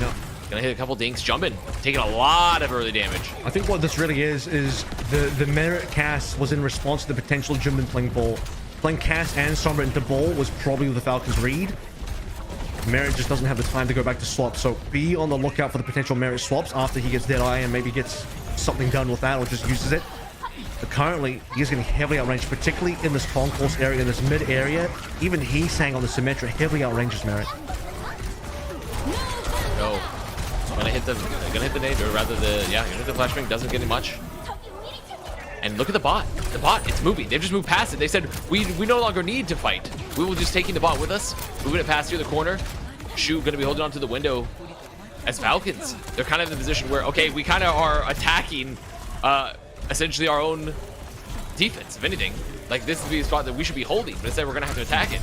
Fielder, by the way, got a super early window. He got that one while Shu was only on 77, but it was an off-angle one for Merit to play through on an off-angle. Here comes Shu, though. Doing a lot of damage. He can't even use his own ult, but Chorong's too far away from Sound Barrier, and Falcons off a tempo beat. Well played by Chio, noting himself, I should be ahead of Chorong here. I don't think Chorong can respond. I'll end up finding Crazy Raccoon finally after 51 meters of the push. Nade's gonna go out there again. Barrett just anchoring the point here just a bit. Falcons will have some more ults, but the Crazy Raccoon ult bank with 51 meters already. 51 meters here, and they're gonna have a huge ult bank. Crazy Raccoon, they have a lot of time to work with, a lot of bank to work with. This Barrett gonna pop the Deadeye, trying to move on forward with the wall and block him off. He's just so dead. He just gets bolted so easy while he's walking through on the Deadeye, holds it through the entire way. Harbin, he's not going to use a self-destruct. He only got it towards the end anyway, but not going to use it. Stalker got a barrage onto 2. That's actually a reasonable slowdown. Getting just 2 kills here means that Crazy Raccoon are not going to have a full 5 on the next fight. They have to be slightly patient to wait for a couple respawners. Stalker on the Freya. So we are going to see the Freya, but it's going to be Stalker. We talk about players that haven't been on Freya for a long time. Stalker is that guy. He played Freya maybe in the opening couple of weeks. We haven't seen him on Freya since. And also just the mimicry of this double long range DPS duo, right? We've seen Sojourn Freya. We haven't really seen a lot of cast Freya. Maybe should go Soj before, then. at least not to my knowledge. That's what I think you should do then. Yeah, I think a Soj would make a lot of sense, right? You have big sight lines. You have the ability to be a bit more mobile into the Symmetra, into the ramp. It does bring some more options here. Stalker trying to go over the top, look for the poke. Not going to find anyone just yet. Crazy Raccoon playing it slow, playing it safe, knowing they have such a huge meter advantage right now. Yeah, I mean, it's certainly a losable meter gap. 50 is not enough to get too comfortable about. Window does finally get dropped by both teams. Actually, Harbin gets back in mech barely. I don't think either of these windows are buying too much purchase for either team, but Shu's even just found a melee kill to Stalker somehow. Jumbin on low ground isn't going to be able to do too much versus the Falcons players. Shu falls, Chorong follows the Falcons. This might be their first meter of us. Look about there on 0. Are they going to finally get 1 meter? I know. I mean, they've been sitting at 0 forever. There's been no progress. Finally, gonna cross that threshold. Need to remove these turrets. They're still chasing, getting some late staggers here for Falcons. Hanbin pressuring aggressively here on the high ground. There it is. Finally, the meter just crossed past the 0 mark. They've done it. Big wins. Feel they're about to go down though. I have to be careful. Get safe. Would like to not burn lamp there either, but nearly went down. Has to be a little bit careful. Obviously, a little bit of shift burst healing will keep you up for a bit longer. Now comes a slow march for Team Falcons. They're already in a position to get this flip if they can win one more fight. So very important one coming on through. Chio knows he's got an advantage over Chorong. He should know that his beat timing is currently ahead. Here he is, just going to go for the tempo. He got some angles. Merit's already on the backside, but they have to play into this Annihilation now, which is going to be super annoying for them to do so. And Annihilation walks on forward. The green HP disappears. Builder's got the only response so far, but it's only got to be on the 1. 3 versus 4, and they got a lack of healing. Lamp finally comes on through. What else has Falcon got in the tank? Well, right now, it's looking like not very fuel-efficient gas. Whatever the tank's in it, it's currently exploding. Maybe some sugar in the gas tank, because that beat, I mean, it kind of just was disastrous. It was a disastrous beat engage. They were pretty far away. You saw Merit commit with the speed, with the amp post-beat. No one's there. Then they have the Annihilation. They go down.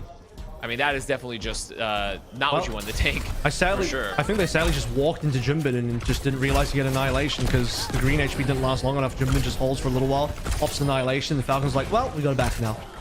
That's the unfortunate thing with that. And now they're in a situation where Crazy Raccoon, I mean, okay, Shu goes down, doesn't get the window in time. The wall splits the window just a little bit here. Good lamp to keep Merit alive, but Crazy Raccoon can stay in this fight with the beat. At least a little bit of damage. Not going to get anything done at all, sadly. Tempo beat from Crazy Raccoon. The rest of the 4 members up, trying to clean up whatever they can to get this cap. And I think they've just about got the cap now. Actually, there it is. Cap ensured.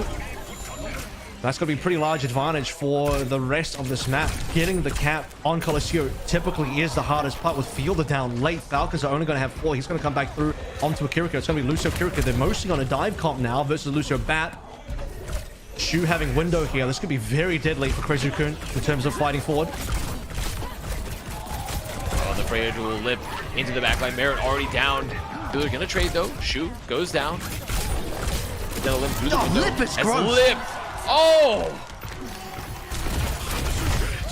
That's what a hit scan, a true hit scan on the Freya can do for you. It's like Lip's the one playing the Freya now, and no longer he's saying we're looking at Crazy Raccoon 3-1 up so far, potentially in the series with 100 meters plus. I'm itching right now. I'm itching to call it. Admiral Theorem. We're just It's about approaching. there. Once you're... And Merit, he's finally got Sojourn. Look, he finally went Sojourn after all this time. I mean, this is what I was about to call out. He needed to go Sojourn, especially if you're going to play a little bit more aggressive here, have the slides. Maybe going to give them some much added relief. But just so late. I mean, yeah, what is the cast really doing? The cast just can't clear enough range versus Jimbin. And versus a Ram in general, he's either holding up his arms or putting down his shield, so you're never even hitting him in the head. 122. At 127, I'm happy to call it. The actual theorem is not just, it's not 100 meters, it's 100 meter gap between your team and the other team. So you need an actual gap of 100 meters. Chio now wants to save this beat if possible. They'll be able to do that. 122 to 27. Really, I should call it, but I just want to cling on to the tiny amount of hope that because Falcons have swapped onto a reasonable comp, that they might actually be able to do something. I mean, they do have double support ult into this fight. I mean, the problem here is like, okay, Crazy Raccoon, they can come in, force ults, they can just split and run away with the wall, right? Maybe even just pop the Annihilation later, maybe pop like a later beat. Like the ult economy here is still pretty good for Crazy Raccoon, on top of them not even including the meterage, right? And all the fights that Team Falcons need to win. So this is just a near impossible task. Rush gonna be used off the wall. Oh, they got it. They punished him. Hyper carry's finally down. Mr. President could not be saved there, but the rest of Crazy Raccoon might be able to get their revenge on Team Falcons as the lasting beat in Annihilation looking pretty decent here. Also, Isang's wall was able to delay long enough. Chorong down. Numbers starting to look favorable for Team Falcons. They're just going to clean up now. Team Falcons got to get a lot of work done in the final minute and a half, and it starts with this fight. Lip dropping in an extra bowler shot. Okay, well that comes back up pretty quickly. With Merit down, it's actually not the worst in terms of Crazy Raccoon walking away. Jimbin might not even be punished here. Jimbin looks like he's gotten away with his life. He gets to get out. Wait, he's gonna push. He's chasing Chio. Chio on the flank gets caught there by the vortex. Huge find there for Jumpin. It's kept up by Shu, and they're gonna use the window. I mean, that's a great turnaround here for Crazy Raccoon. They can't afford this. Team Falcons can't afford this. They can't be in a situation where they've got a minute left to go through, and they've barely been able to push in. Terror Surge not completed. Isang gets the kill.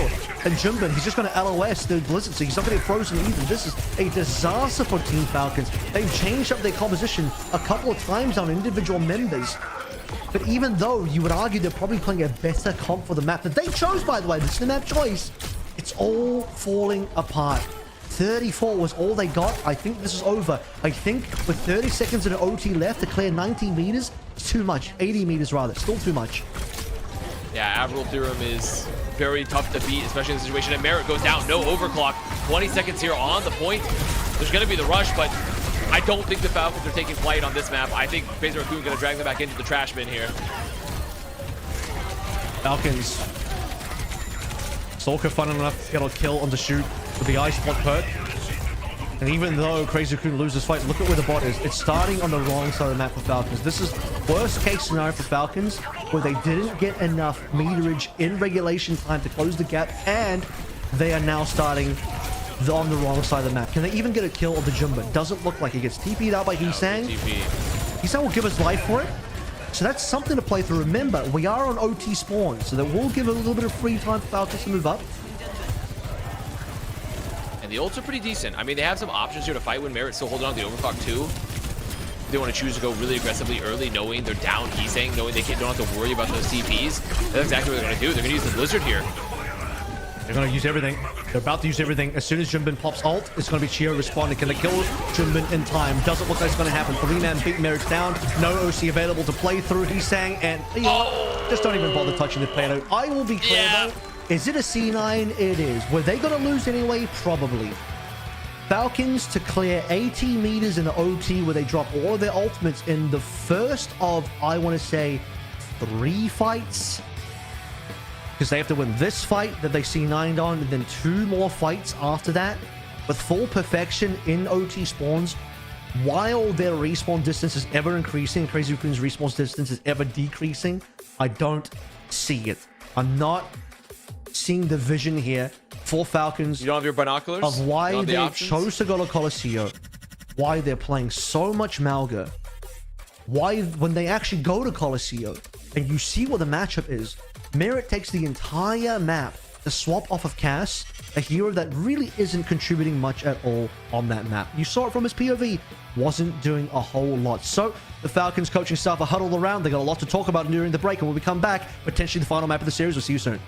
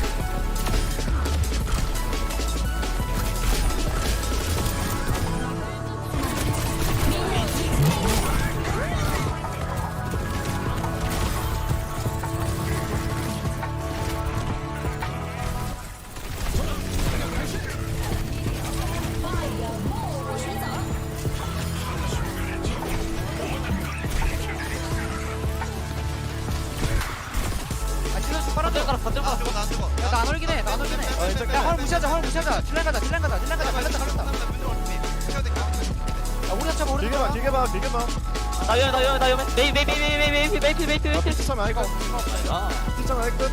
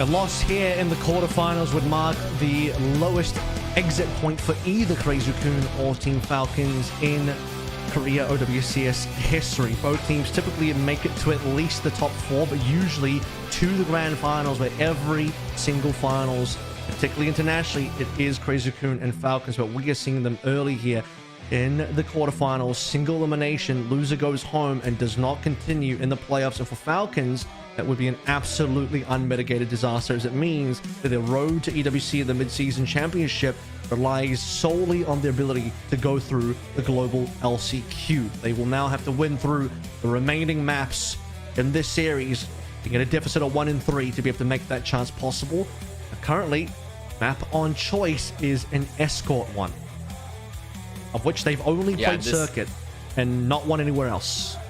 I never played Dorado. Yeah, exactly right. Yeah, that's what they've only played. I mean, this is just a very weird situation for them to be in. And also because their comps have looked a little strange at times, right? They tried to force the Malga, didn't work. Tried to force that double hit scan, that double long range DPS duo with the cast in the previous map with Colosseo. Didn't swap the Soju a little bit too late. I mean, it's just been a repeating thing of, okay, we're getting to unmarked territory and we're playing these weird compositions with this meta shift, this lack of familiarity that's happening, and Circuit Royale is gonna be the map pick, right? And I feel like when you look at that, they're like, okay, sure, that's pretty good. Like Falcons, they love playing Circuit, but Max coming back in. The thing right now is it's not even like really when Jumbin has been in. Jumbin has been struggling a lot in this meta. If you're not winning against Jumbin on that last map, I'm not too sure what's going to be different about this one, except if Falcons decide, okay, we are actually going to just play a Brawl Mirror. We're not going to try and do anything weird. We're not going to go back to the Malga here. Let's play standard Overwatch, a little bit of Lucio Bat. Maybe the Alari comes in here as well. Alari would actually be a pretty nice ban. Given that, correct me if I'm wrong, Crazy Raccoon won that last map. Falcons just picked this map. Shouldn't Falcons be first man? That is a I would think so too. I would think so too, but apparently not. I guess it's not how we're getting. So I'm a little confused myself there, but it looks like they are banning Sim. Yeah, I'm gonna assume that they are the first ban, because the way it's meant to go is the losing team chooses map and also gets first ban, and it would make more sense. They gave up the chance. Oh, so they allowed Crazy Raccoon to get the first ban. Crazy Raccoon to ban first. Yes. Interesting. Because I mean, in this format, like by far, I think you could agree that the first ban is by far the more impactful ban. 100%. And 100%. This is a very interesting choice for Falcons heading under Circle Royale. See, here's the thing. They must have a reason, I'd imagine. There's no argument to be made that Falcons are just doing weird things on purpose and doing things that are contrary to allow you to win on purpose, otherwise known as sandbagging. Because they unless they're confused and they think maybe Old Man has mentioned they think they've actually qualified to EWC already because Falcons won Champions Clash, but in reality it was actually Crazy Raccoon who are already going to EWC. Because if this was Crazy Raccoon doing weird things, you can make the argument, yeah, well, okay, well, maybe they've already qualified through and they just don't care. Falcons, they're crazy. They care. They should care. This is kind of strange. I don't see any I think we've seen this one time when Space Station gave up first ban to, I'm trying to remember who they're playing against. Obviously some other NA team. They gave it up to another NA team, and I do remember they lost that map, if I remember correctly. So that's the only other time in OWCS I've seen a team defer first ban. The only time that makes sense for this to happen is if you think you have some sort of mind read on the enemy team where you think they're going to ban something that you would have banned anyway, and so it's like kind of a freebie for you, and then you get to ban the other thing, which essentially gives you 2 bans, or you're trying to reveal some sort of information from the other team by seeing what their priority is.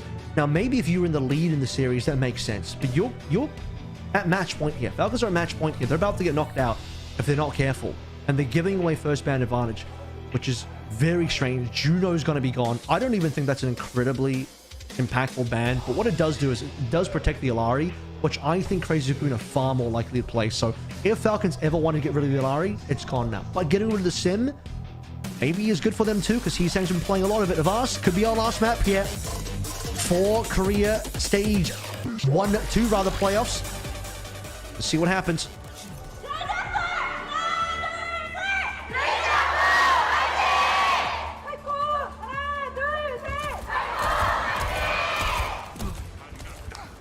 Rolling out here, I mean, it's gonna be Lucio Bap, looks like, for both these squads. So right now, I mean, the Alari not even necessarily protected.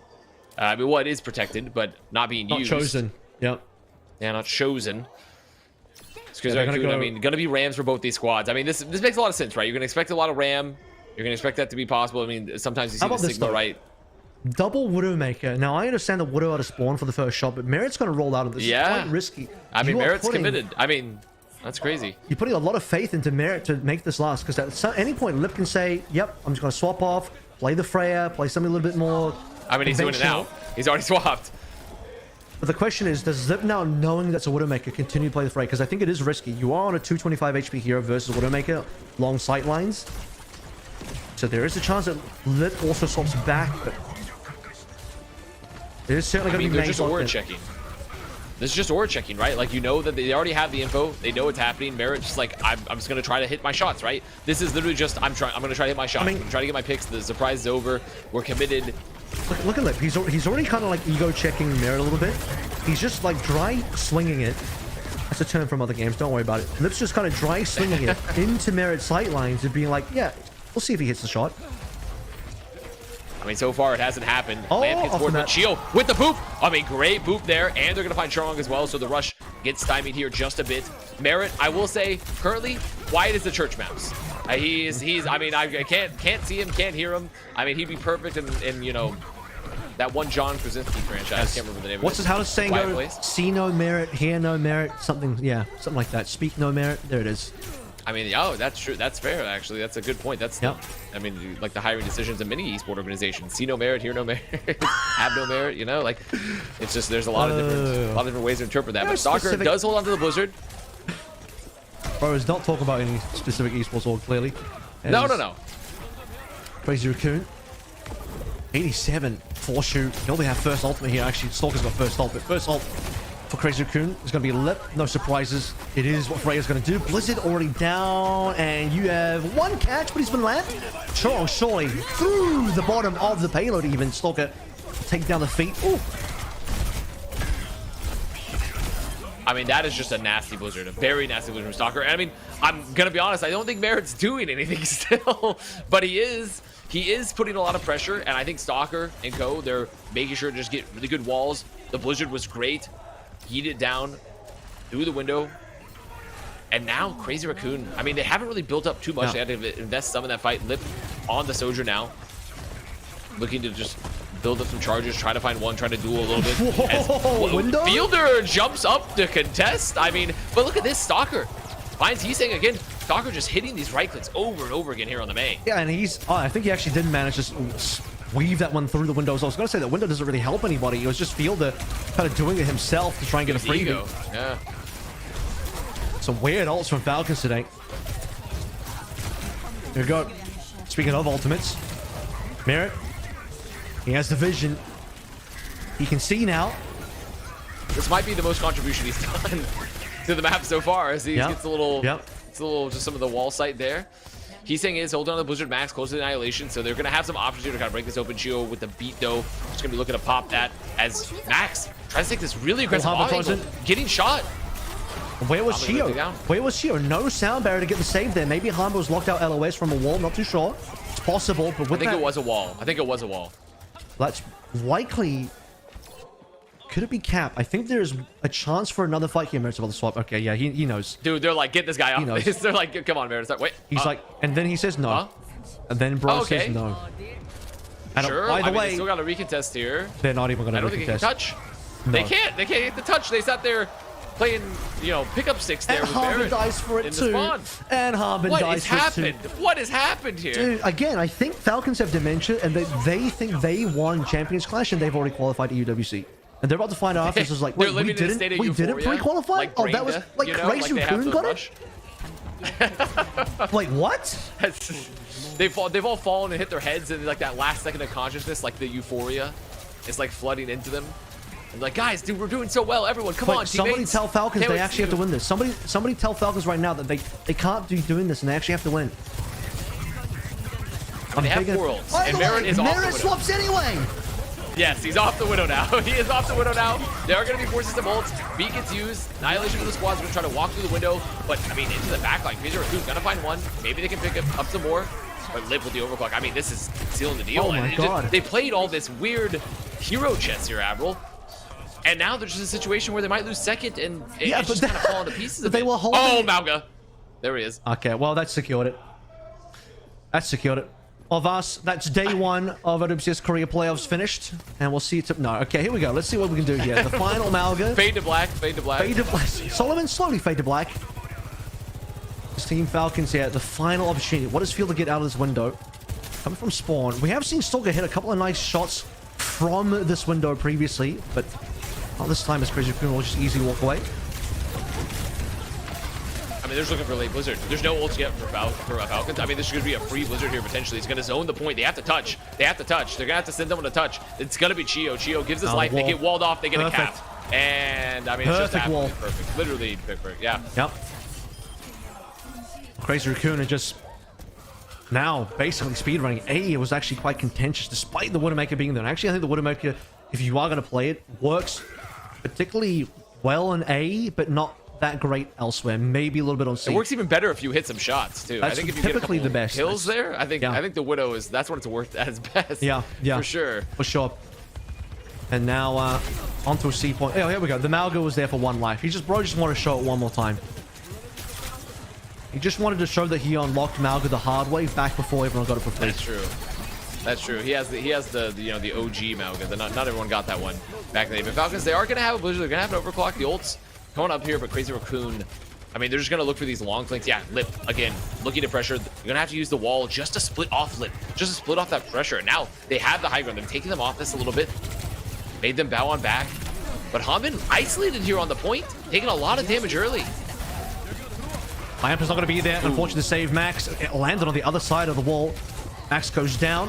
Now, finally, here we go. Merit's showing his chops a little bit. This is going to be a long, not that long, actually. About a minute and a half left to play through, but Payload's already got an insane amount of distance. This is such a good amount of distance for Crazy Raccoon, who haven't spent an ultimate yet. About to walk with 5 ults and a massive Doom push to finish off this cap. And Merit, I mean, the hero just continues going to the Freya. Now, to be fair, I don't mind it here. There's a lot of vertical, like, you know, high ground you can cover. A lot of sight lines, very big sight lines. Just going to use it to poke, but Falcons trying to contest here a little bit longer. A good damage. Crazy Raccoon with 5 ults on board here for this push. A high ground window to come through. Nothing else to play in that just yet. Both teams kind of respecting it, but choose a better angle. Just waiting for Lip now to potentially pull through this OC for the damage. And for Heesang to finish things up. Crazy Raccoon have the staying power. They just got to get past the Terror Surge now, and it's all done. Shu might go down, but again, there's more for Crazy Raccoon.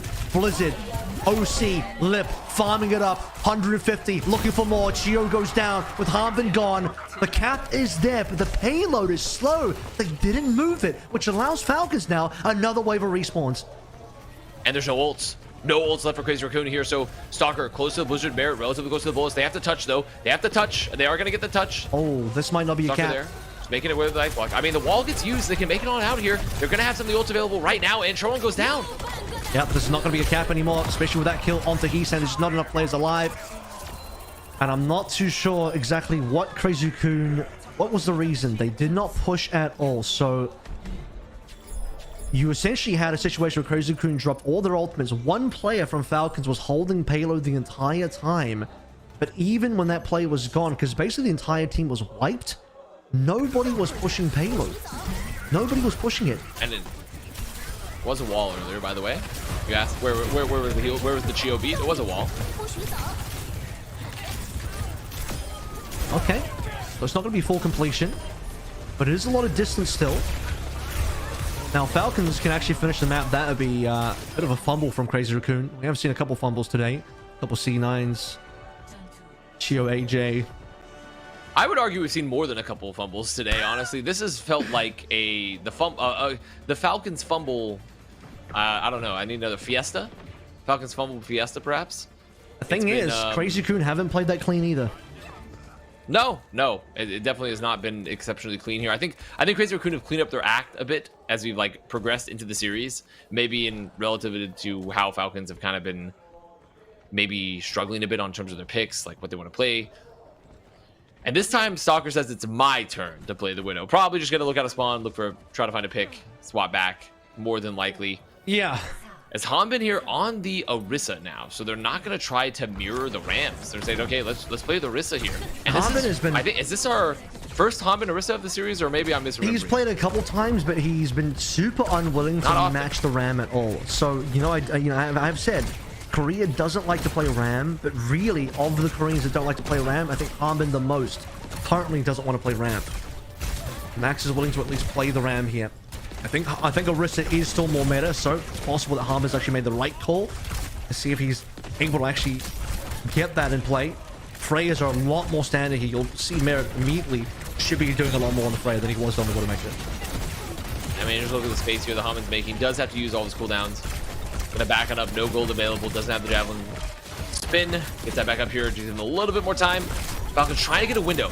They've got a ton of damage. They have to use the lamp. They're just trying to get the window in time. Not going to get in time. Don't trade any limbs here either. Choron's going to go down, but look at the split. The split here is pretty brutal, but Falcon's making it last. Max is still holding payload as well. Not for too long. Fielder finally good punish. Excellent timing. 20% ahead of shoot. And Window's going to punish Max, who did not expect the window to be dropped in this early. Late death onto Heesang. I don't know if they can cap off this one because Max will be back in. Heesang with the Blizzard to follow through. They are going to force a very, very rushed kind of touch here. If it happens at all, he's going for it. Ooh, good wall, but not enough. The wall is not going to be enough to stop Crazy Raccoon from touching. Now the bowler shot to slow things down further. Chorong, the only one on the point currently. Lipper's low HP. Shu wants a window. All the way into the back line. Falcons haven't dropped any members yet. Oh, the Blizzard. It goes off. The Blizzard goes off. They have the window up. Maybe there's a chance it can still clean up. Max taking a lot of damage. The beat. Too late for Chorong. Yeah, a little late. Now Falcons, I mean, sure, they have picks. They have the position to just stay here for a bit longer and just keep trying to look right. Like Stalker hits 1, hits 2. Can he get 3? It's Merit for the final. 3, but he essentially gets 3. Yeah, what a beautiful finish there for Stalker, by the way. Just playing through his own Blizzard. Double Blizzards in play, but Stalker's Blizzard lasting a little bit longer towards the end there, freezing up the members. Most importantly, getting Max down. Tank for tank trade. And the Stalker just gets the cleanup. Merit has to be careful. He's gone. Gets punished by Max with the finish off by Lip. So despite losing the point, Crazy Raccoon still interested in getting a very early attack here. Guerrilla defense. I mean, that was a little greedy for Merit. I'm not going to lie. Merit not really aware where Max and B gets caught there, but the Vortex goes down. Just a slight bit of a lack of awareness for Merit there for Falcons. Because, I mean, the momentum's gone now, right? They have no chance to hold a little bit more aggressively. They have to play here up the slope. They are going to have 5 ults, so Falcons ult going to be looking pretty good here in comparison, but not necessarily the situation you want to be in, especially when you're playing into the Freya, into the Mei, so you have some options to just lose someone instantly with some damage. Yep. Crazy Raccoon lost a lot of momentum on A. It was taking a long time. The opposite now is true. As Falcons got through A quickly, getting through B slowly, but now this is time to speed up.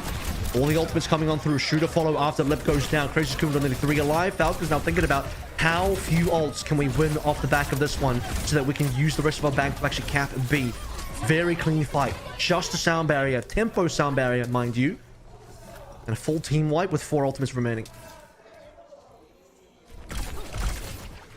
Tempo sound barrier, not to be confused with Tempo ZP. You know, that's not just because very different people overall, but I think for Team Falcons here with 4 ults on the board, they have to be worried about the Blizzard, right? It's going to be kind of a dance of these Blizzards right now. So Max takes a lot of damage early. They're going to also hit him with the bullets. Great pull there, too, with the Terror Surge. Just trying to find one. Not able to find Max in time. He's annihilated here as well. Now Hanbin's stuck in a corner. He's not going to be able to live. And Max just refuses to fall. Lamp placement by Shu keeps him up. Annihilation keeps him up further now. Falcons, they burn through their ult bank. They need more than this. Chorong goes down to Merit. Stalker staying alive. Ice block, perfect usage. Team Falcons still have the members, still have the numbers. Now that Max is alone, he's easy to kill, and Chio will be the finisher here to allow the cap to come on in. And now you start to think about a situation where Crazy Raccoon did not get to finish the map, and Falcons have enough time to push it all the way. Yeah, especially because Chio popped that early tempo beat like we talked about, so Chio going to have beat available around the corner potentially to match Chorong's beat. And once you get that situation where if they can both, if Chio can get beat here in time, they can match Chorong's beat, and then the ults pretty good situation to be in for Falcons. He'll have All basically... things considered, they're finding his high ground really aggressively. Oh, The move! no, Oh. Churong's good, barely. He's barely good, but he is good, and he needs to be, because this beat is going to be important for Churong and Crazy Falcon. Crazy Raccoon's Crazy Falcon game is what we're looking at right now. Crazy Raccoon, Churong, 4-man, it'll be enough. Falcon's just going to have to respect it. It's time to lose players now. Can't afford to lose too many. You don't want to get wiped yet. Wouldn't want to get spawn held either. Good re-aggression there from Crazy Raccoon. Was, you know, I mean, they wait a couple seconds difference there. Chio maybe gets beat, maybe changes the whole tempo of this rest of this fight. But now Crazy Raccoon can hold a little bit aggressively. They don't have a lot in the bank, but they're building up towards some. And now Falcons have to fight out of this forward hold, right? They're going to have to use the walls, try to make it around the damage. And they're going to have to get the beat in spawn. Yeah, Circuit Royale is a tough one. A lot of spawn hold locations on both A and really, yeah, B and C, but maybe even A if you want. Isang's going to try and move forward, or rather back to his own team a little bit. Back to the payload, but he's solo now. He's going to get taken down. Falcons have largely ignored a lot of these Crazy Raccoon members that are trying to get the spawn hold and just gone straight for the payload to their advantage. Because now Crazy Raccoon, look at them. They have 4 ultimates, but they just don't have players alive or in position to actually use these. Still a very sloppy fight in what a general. clutch find from Shu. With the fact that Shu gets a late kill. He's going to die late for it, so Merit still gets to respawn a little bit earlier, but yeah, it is a slowdown. At least he killed one.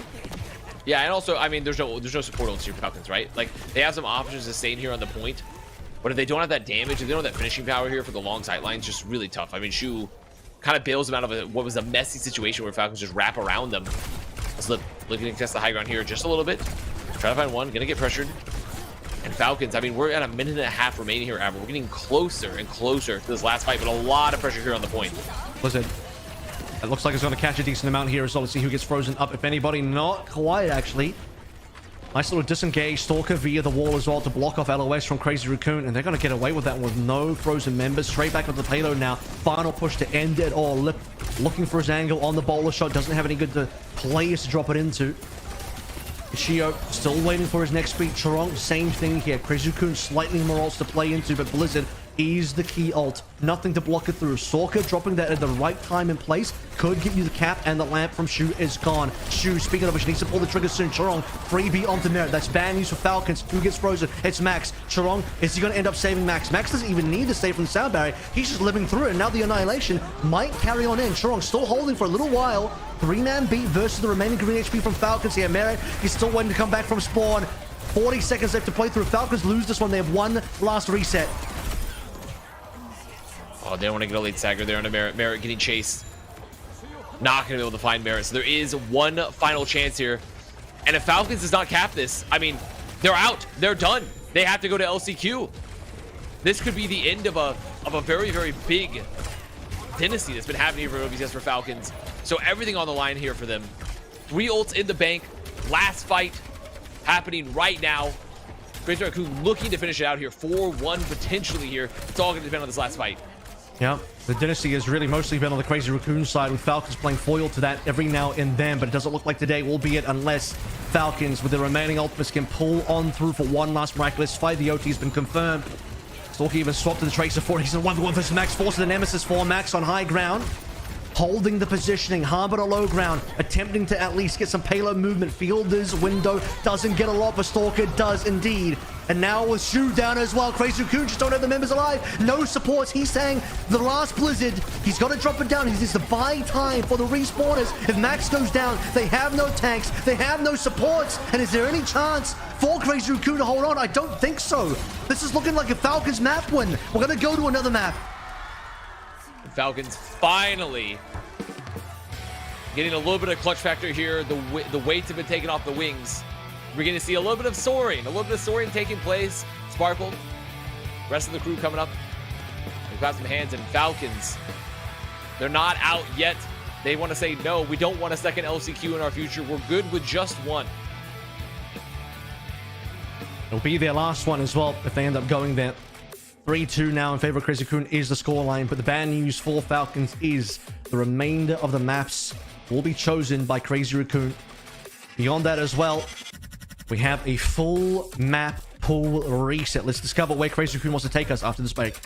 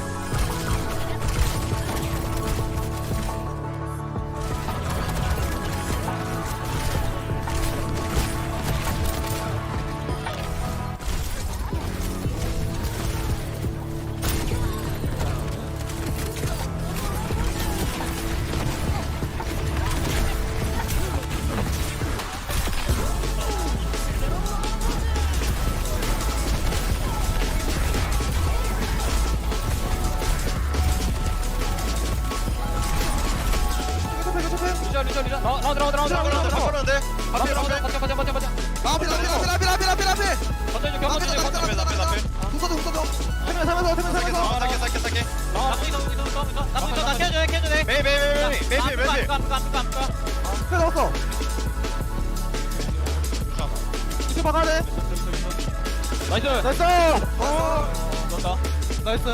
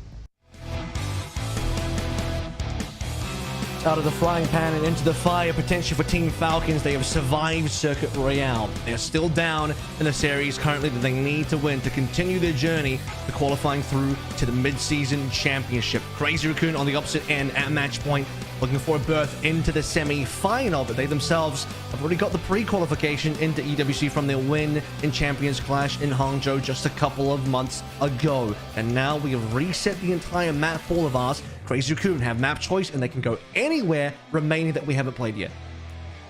Open skies, clear hearts. I mean, right now, Falcons hopefully on the come up there, and finally off some extremely clutch plays there towards the end of Circle Royale. Merit starting a little slow, getting a lot hotter there towards the end, and that's what you need, right? And really still just some interesting comp choices, right? There's been a highlight of us for Falcons of like, okay, sticking on this for too long, sticking on the Widow for too long even. Now they finally make the swap. Things work out from there at the end of Circuit Royale. Hopefully even they maybe play some more Hanbin Orisa, right? Because you talked about it. We think it's pretty meta. I would love to see Hanbin play a bit more Orisa heading throughout the rest of the series. We think it's been pretty strong, and it's worked out for teams across the board, Zeta Division, AGG, etc., T1. So I would love to see that through on. But it is going to be Watchpoint Gibraltar, so maybe, yeah, maybe not the best Orisa map. Guess where Crazy Raccoon can take you with the Orisa is not going to be too much of a factor. And now you go on towards this map, which is a dive map, by the way, which we'll check in a second if Max got subbed out for Jimbin, because it would make sense for Jimbin to play this map now that we're actually looking at dive. Given that Crazy Raccoon also first ban, you can instantly target Diva and just get rid of that from play entirely and stop Hanbin from playing his one good dive hero. Forces Hanbin to play Hazard, which is fine and workable on the map, but doesn't quite have the same mobility and ability to just access the super high grounds. Hazard's jump, its leap is a little bit more limited compared to, say, the Winston. You just can't quite get, for example, on top of the shuttle. Well, the Han Vincent is always an option. You know, every day you can look towards the, you can always look towards it and say, like, maybe today, old friend, maybe today we bring it back. Let's see the Han Vincent. I mean, I'm sure Falcons fans themselves are like, no, please. Like, but overall, I mean, it's had its moments. It's had its moments, and it is a map. If anywhere you can make it work, but I don't think they're going to try to force it. It's probably not going to be an option. It's okay. Crazy Raccoon, the first ban, banning Diva, which I think it makes a lot of sense, especially if you're bringing in Jumbin. You have Hanbin, of course. Like, yeah, that's a great target ban right off the bat. protects a lot of the other like valuable tank heroes. And Baptiste. So the thing about banning the BAP, I think they should have just banned Ana, and the reason why is because this is a perfect Ana map for Shu. They're probably going to play Brig Ana anyway. The only reason they would go for a BAP ban is if they believe that BAP is so strong in the meta that even with Brig Ana available, Crazy Raccoon would still rather play Lucio BAP or Brig BAP on this map. It's interesting that, you know, BAP really has to be so insanely good in this meta that even Shu would rather play the BAP on this map than Ana. Look, there's a lot of things that BAP can do on this map that Ana can't. Really, the big one is the mobility for the high ground. But we're talking about raw dive, especially defensively. If Ana gets an angle which Shu can easily get, you can just carry from that the entire way through. So BAP's going to be removed, which is going to now more or less force or just push Shu towards the Ana. But in my mind, I think that's so good for Shu. So I'm just not seeing the vision here for making this difficult for Crazy Raccoon. I think you're playing into their hand a little bit. Yeah, there must be. I mean, they just must. I mean, Shu's already given them trouble on the BAP, right? On King's Row in particular, Shu already made some hero plays. Like, they've seen stuff happen there for the Baptiste where Shu has just been a thorn in their side. So they must be thinking, well, BAP is insanely strong. Let's get out of the way.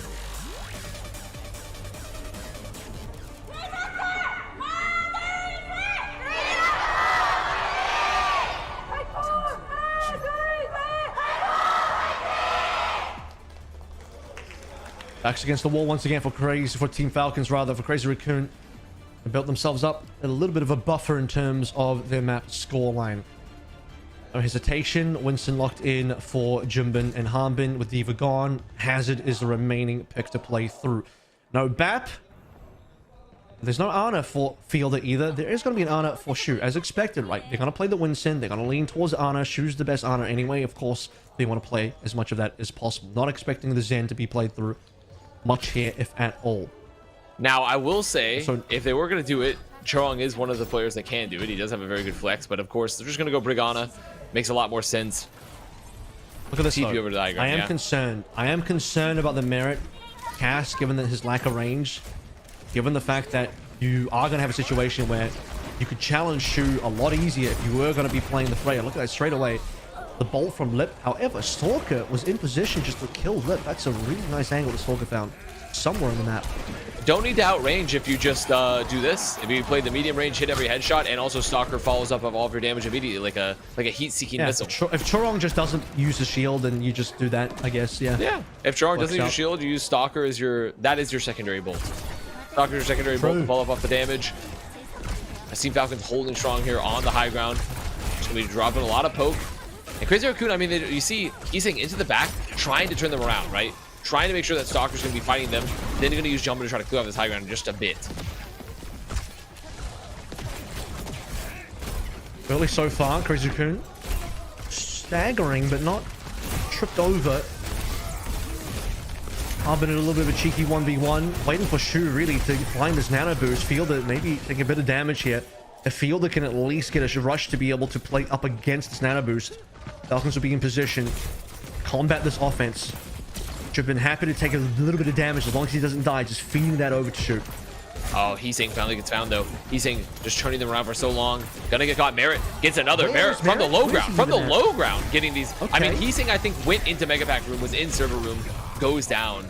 And I think the other one, Merit, just on the low ground here. So, sure, we're worried about the range, but if Merit just hits every shot, you know, sometimes it just works. Yeah.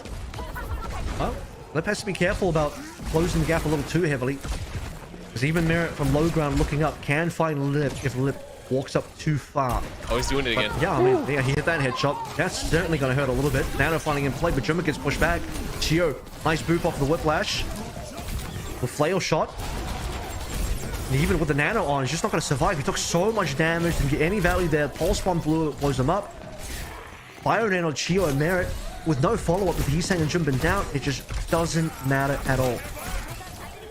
And Falcons weathering the storm. So far right now, Crazy Raccoon just not finding any purchase for the dives. Haven't managed to isolate anyone. He's saying not able to live in the back either. And with the Nano gone, that's one of their best engagement tools, right? Next up is just going to be the Primal. Try to take some space off of that. Hanbin going to get slept, but just going to back on out there with the Suzu.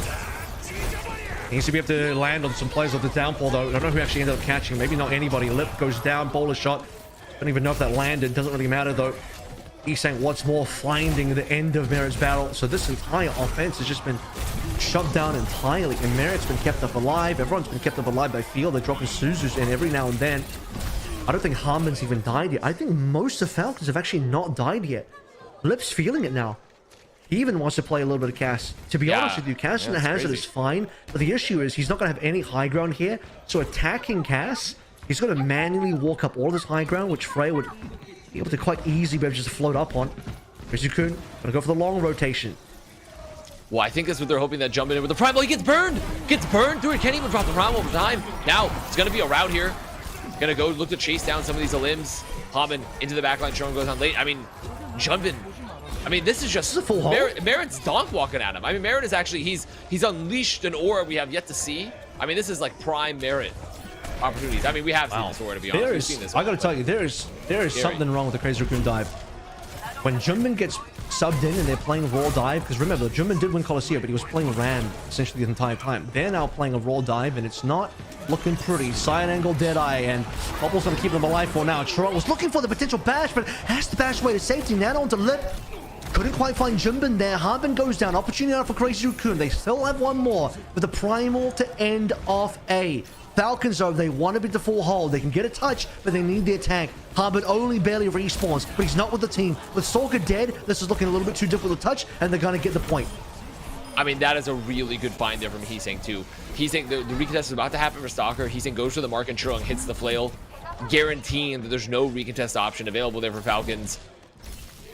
And Falcons now gonna look to hold on to second. Crazy Raccoon not gonna give him the chance, just trying to hold aggressively here on the ship. Deadeye is available for Lip. They also have the bubble, they have the primals, they have some options to displace Falcons early for this contest, but Hanbin already into the ship. This is where Crazy Raccoon starting to find that momentum. Just got to get past the hurdle of A. It took him so long. If you can get your cast on top of Shuttle, then you're good. But it's just difficult to re-approach that if you lose that positioning. Downpour doesn't quite land at all, and with that, Stalker gets punished. Also, Hanbin too low HP, cannot contest. Crazy Raccoon almost full control over B. They don't have the middle ground, the sort of middle level. Fielder dropping. It looks like Falcons are just basically gonna have to back out a little. They might be stuck though. Oh, this is where Winston's gonna just cleave, just do so much cleave damage here on the stairs.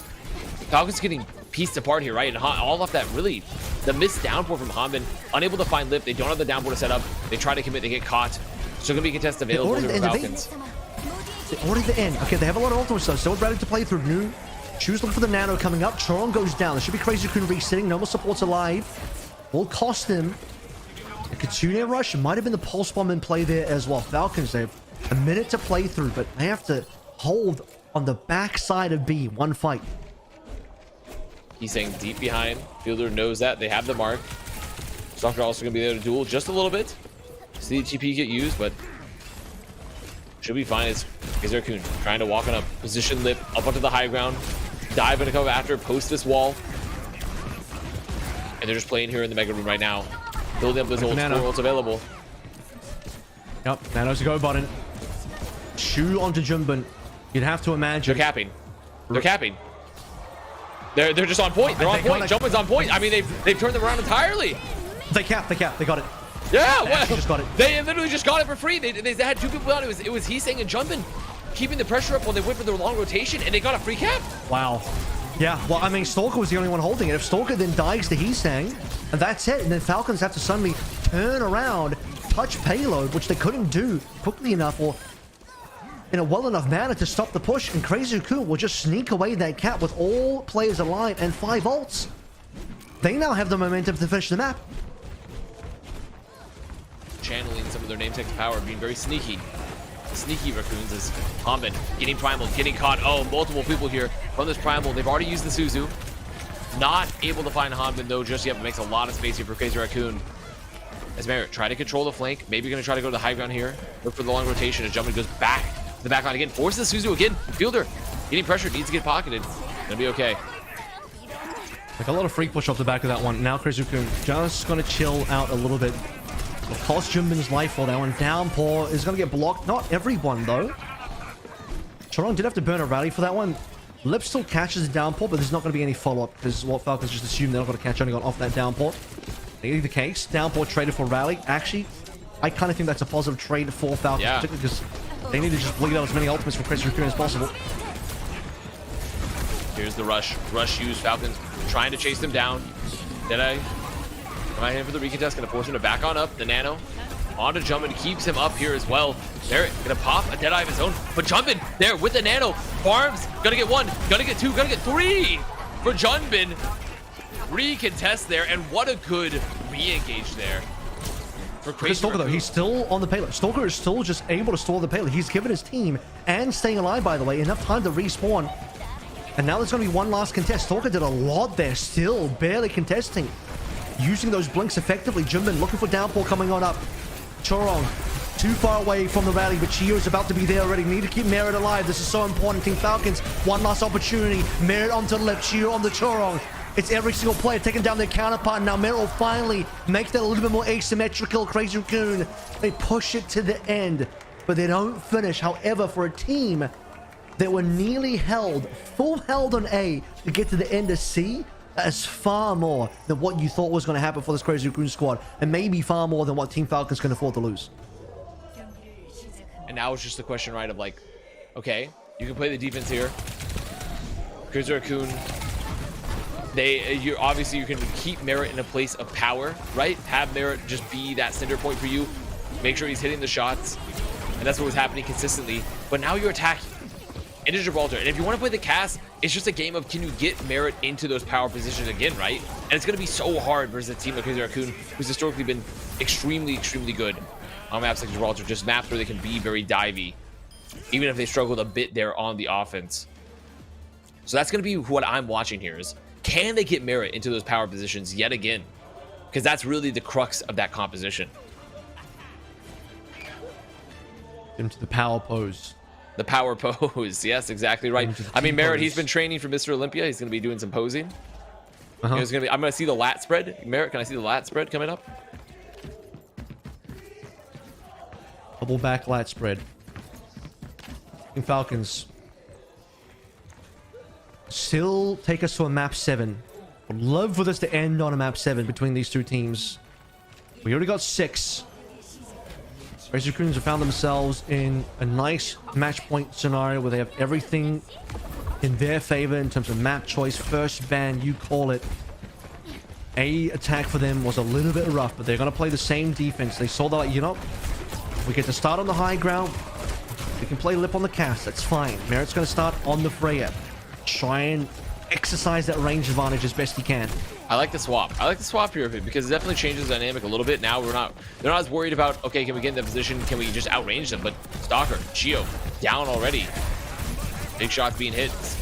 Thompson's just down a little bit late, so first fight goes the way. Crazy Raccoon, and for Falcons, it's just a question of can they get Merit on these long life heals. It's Stalker's on Sombra. So they want Stalker to just go Sombra here, potentially set up for some crunches. You know, just play the packs, play some pressure.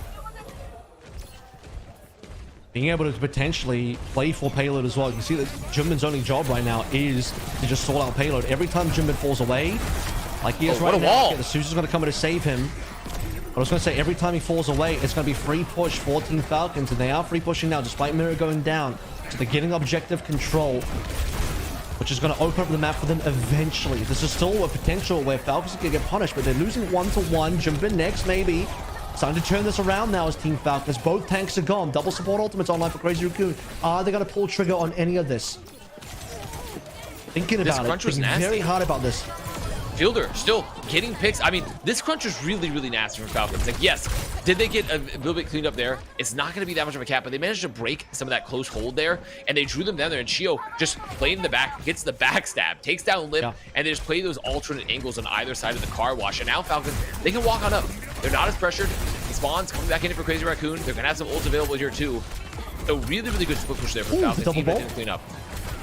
Not quite the kill there. A little bit of healing to come through for the save. Jimbin now being hacked out, and this whole team being caught by some damage there from Falcons. First downpour in play. Catches only 1, but can they actually get that kill? Probably not. There's double support ultimates online for Crazy Raccoon, but they use it all now. Chio just needs to find the sound pad. There's only 4 alive. With Mira gone, they are lacking damage. They need to trade. Jimbin, they can't get Jimbin. Getting Chio. They just can't kill him. And more than that, Chio just couldn't find the beat. The immortal Junbin there in the corner. Asfulo though might get staggered here. Yeah, not gonna make it out. And now a less than a minute and a half remaining here for Falcons. I mean, this is it. Life on the line here. This could send them to the LCQ. Tournament life. Season's life. This would be the worst finish for Falcons if they were to drop out here. The same would be true for Crazy Raccoon for what's worth. Falcons have so much more to lose given they don't have an auto qualification into mid-season. They need it. EMP coming on in. Here we go. The Invis. High ground EMP. Might even just be a solo on the Jinbei. Oh, he's gonna die. He went for the manual hack. Okay, they trade for Jinbei. Honestly, that actually might be worth. Given that Stalker's got a better respawn and he's a faster hero, trading 1-to-1 with the tank on the other side, you take that if you're Falcons. Now get to push on through. Stalker's gonna come back. Still has EMP. Oh, and look, they forced Suzu. Suzu's already been forced. The beat, it's a 3-man beat here onto the high ground, hoping they can just pick up the EMP invested. That clears them out.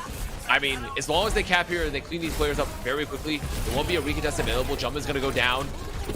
They know where he's exact. They have the information. It should just be a cap. And it was a little messy. A little messy, not going to lie. But it gets it done. And sometimes with Gibraltar, you just got to get it done. I respect the beat into the EMP play there. I think Crazy Raccoon just didn't expect that they were just going to get assaulted on that quickly. Especially with the beat also in play. 1-to-1 trade. Honestly, not bad from Stalker after eating the pulse bomb to still be able to get that kill. Junbin dying again. What this is going to allow is Falcons to get early control on towards Shuttle. They're already slowly pushing it through. Oh, the wall! The wall! Nice They bring them up nice to... I mean, I double. love the idea. I love the idea here from Falcons. Because Falcons, they give up some of that card presence, right? They didn't have a capper immediately right off the bat, especially since Stalker was down. And they just make sure to hard fight ship there. Use the speed boost, use the Deadeye, use the wall, most importantly from Hanbin, to find those limbs, and now they're in control. Well, the important thing here is that both teams are playing cast and on the shuttle phase, which is the highest high ground differential. You can see Merit just out damages and just out angles them so easy just by sitting on the very tippy top of shuttle. And you can't challenge that if you're Crazy Raccoon. What you can do is trying to win the fight on the ground, which right now is debatable whether they can do that or not. Double rushes.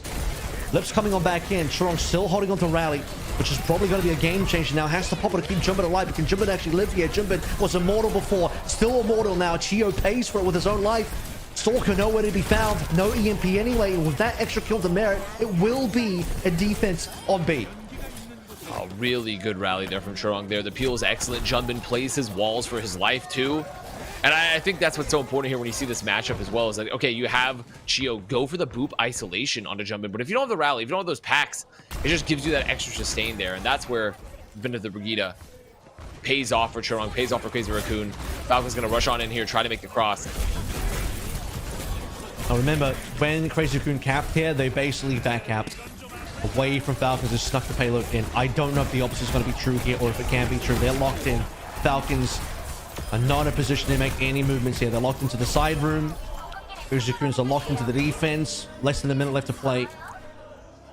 I think Stalker's going to have to get creative here. First of all, he's got the EMP, but you need to start pressuring payload, forcing some members of Crazy Raccoon to hop off the high ground of the shuttle. Yeah, they need something to just turn this pressure here, especially because Crazy Raccoon are not letting them cross for free, right? You see that collapse is happening with the Hazard there with Junbin. The pressure's on. About to have double support over Falcons. Stalker backing up. What's Stalker going to do? They're going to have to beat. They have to beat on through. The downpour gonna catch Merit, but they have the Deadeye. Maybe not gonna come up. Not enough. That's it. This is going to be the map. This is going to be the series. Falcons have no one alive. Hanbin needs to do a lot more. It's only an EMP and a tank left against 4. An EMP solo on the Churong. Chu dropping in the Kitsune Rush. Where are the rest of Falcons? Hanbin's gone now. One member to keep things going as Shio tries to save the point. Merit's barely got to touch. The wall finally fades. Fielder 2% away from the Kitsune Rush. Crazy Raccoon haven't dropped any further members as Falcons feed themselves into the meat grinder of Crazy Raccoon as they win the quarterfinal. 4-2, eliminating Team Falcons from OWCS Korea Stage 2 playoffs and from contention for the Mid-Season Championships through qualifying in their own domestic region. Falcons will now have to go through the global LCQ. Crazy Raccoon, it was messy, but they got it done. Unprecedented. I mean, just unprecedented. I mean, this is something we have not seen. We can't imagine a universe where we go to a major tournament without Falcons, Crazy Raccoon both being there, right? this is kind of a different era. The meta shift hit them pretty hard, just finding their footing in general for Falcons.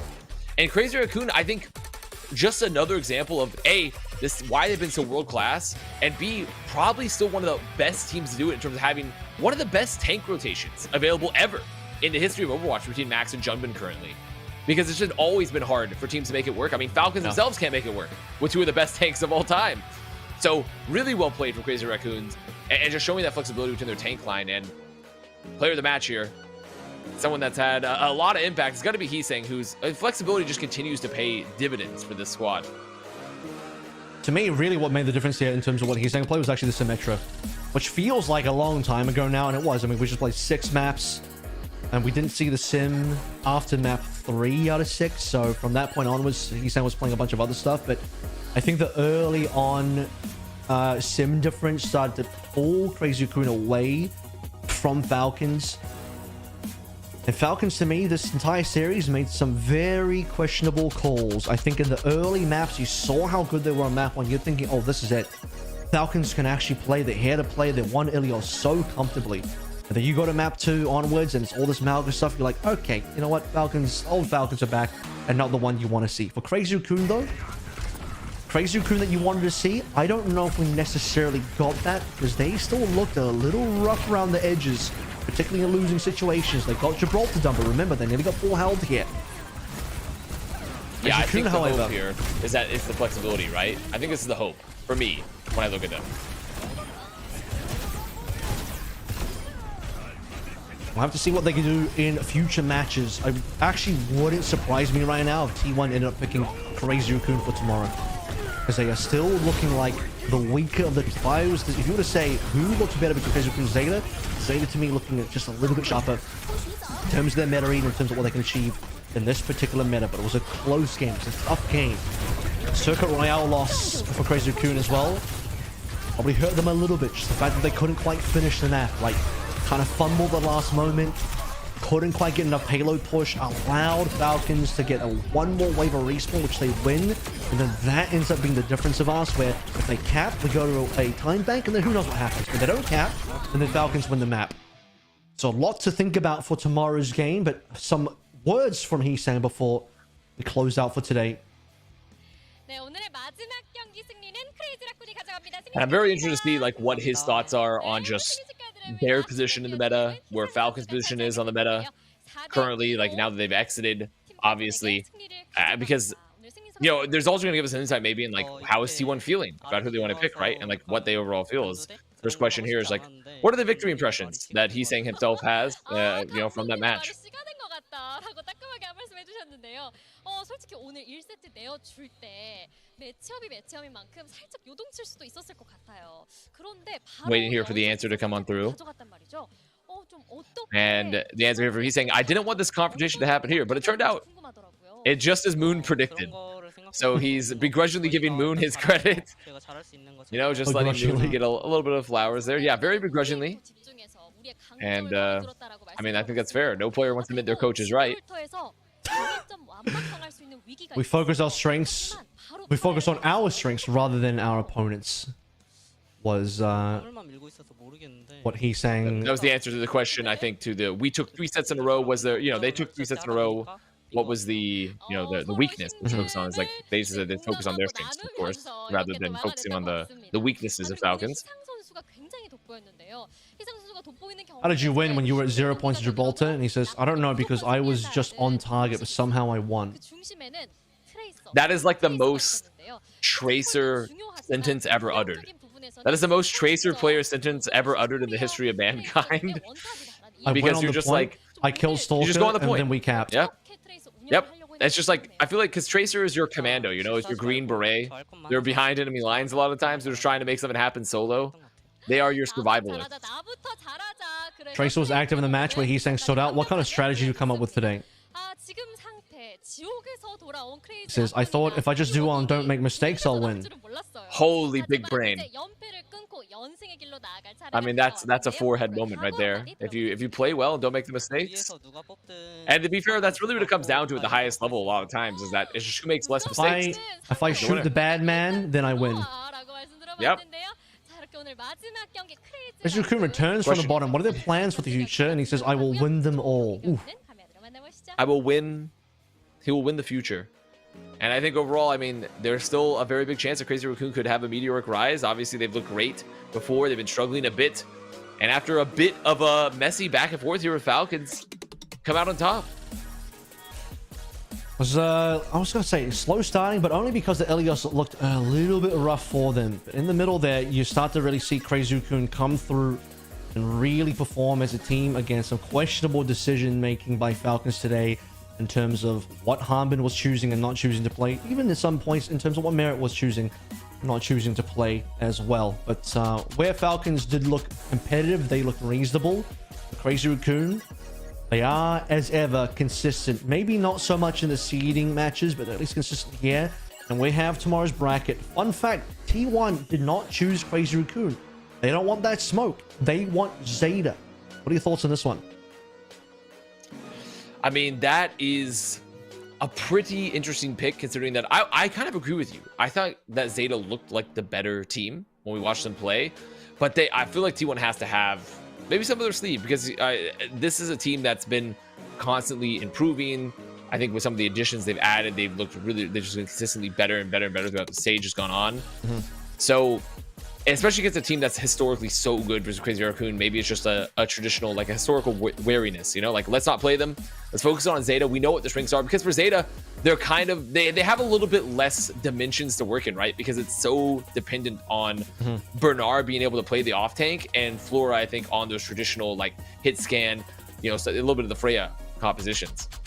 Well, this is a rematch for both of these teams. As a reminder, all four of these teams were most recently in the seeding decider matches. Played a round robin, everyone played each other. So it could be the case where T1, after having played both Zeta and Crazy Raccoon, felt like they had a bit of matchup in towards Zeta. And also, AGG 3-0'd Crazy Raccoon. Opportunity. They also, you know what, AGG could just beat Crazy Raccoon for us, 3-0 them again, or do some crazy scoreline like that. Well, obviously, you can't because it's a FT4 now. We're playing BO7s, but you know what I'm saying? Like, AGG can just take Crazy Raccoon out for us if you're T1, and that might be an angle they're playing through as well. Yeah, just remove an enemy by putting them against each other. That's going to be, I mean, I'm sure you can be pretty happy with that if you're T1. I think it's the benefits of having a very, very good seeding stage and just making sure you get really good seeds so you can just play those that you don't want to play against each other. I don't think there's really like an easy answer, right? Because all the teams that are left at this point are all going to be pretty strong. And if anything, like we said, we think Crazy Raccoon might be the weakest of those teams when we look at AGG and Zeta. So, but even today, they seem like they figured out a really good rotation. So not going to be the easy road no matter what the option is. Yeah, so we have T1 coming up, Zeta, all Gamers Global up against Crazy Raccoon. A lot there for Crazy Raccoon to maybe get the revenge on AGG, who honestly looked very good in that matchup. Crazy Raccoon, I will say, are still looking like the weakest version of Crazy Raccoon that we've seen yet. This is potentially the most beatable version of Crazy Raccoon, given that obviously they were trying their hardest to win versus Falcons. Still some kind of weird moments from them. The dive is still looking a little bit rough, but all Gamers Global and T1 on a bit of an upswing. Two teams that we did not see in really much of a top four previously. T1 have kind of flirted around that before. We might even, if Crazy can get eliminated by AGG, see the first Korea final where it's not going to be either Falcons or Crazy Raccoon in the final. Yeah, that would be pretty historic. I mean, I think overall, I am just happy I got to see this match. I mean, it's unfortunate for Falcons fans. It's unfortunate for the Falcons players. We know they have so much storied history, and we'll probably be obviously seeing them in the LCQ. But I was glad to see it. I was glad to cast it here. I mean, I will not be back tomorrow, obviously, to be casting with you. You're going to be getting your traditional guy for APAC. But I was happy I got to do it this time. We get the AA, especially for a match that kind of really changed up the foundations of Korea a little bit with Falcons not making it through. And I think it's going to be a really, really interesting rest of the playoffs, going through the rest of the regional playoffs here for OWCS Korea. Yeah, and we got a third place match as well for the final day. Don't forget. So obviously getting into top three here is important. So essentially top three minus Crazy Raccoon is the target for teams trying to make the next event for EWC for the mid-season championship. And that otherwise you will have to go through LCQ. So any team that loses that's willing to go to LCQ, which I'm pretty sure you would have to go to Riyadh in person to do so, will be a bit of a journey for them. So, still a potential pathway for teams that don't make it through here, but I think pretty generous in the sense that Between T1, Zeta, and AGG, 2 out of these 3 teams will be making it to mid-season. One of them is going to miss out, and it does feel like a little bit, whoever misses out, it's like, they might have been pretty good. They might be pretty good to go to that event anyway. It's just the issue of how strong Korea is right now, right? Korea is very, very strong in general. All right, well, I think we are basically ready to finish out here. Vars, thank you so much for jumping into the cast today. Fun to get you back in Korea after, I'm pretty sure it was like 5 years since you last did like Contenders Korea way back when, 2020 or something like that. Seeing a historic loss from Falcons in 5th, 6th place. Crazy Raccoon stumbling their way through into some excellent matches for tomorrow. And you guys all see what those matches are for tomorrow as well. I'll be back with a leg day. Thank you guys so much. And we'll see you all again for more OWCS Korea tomorrow.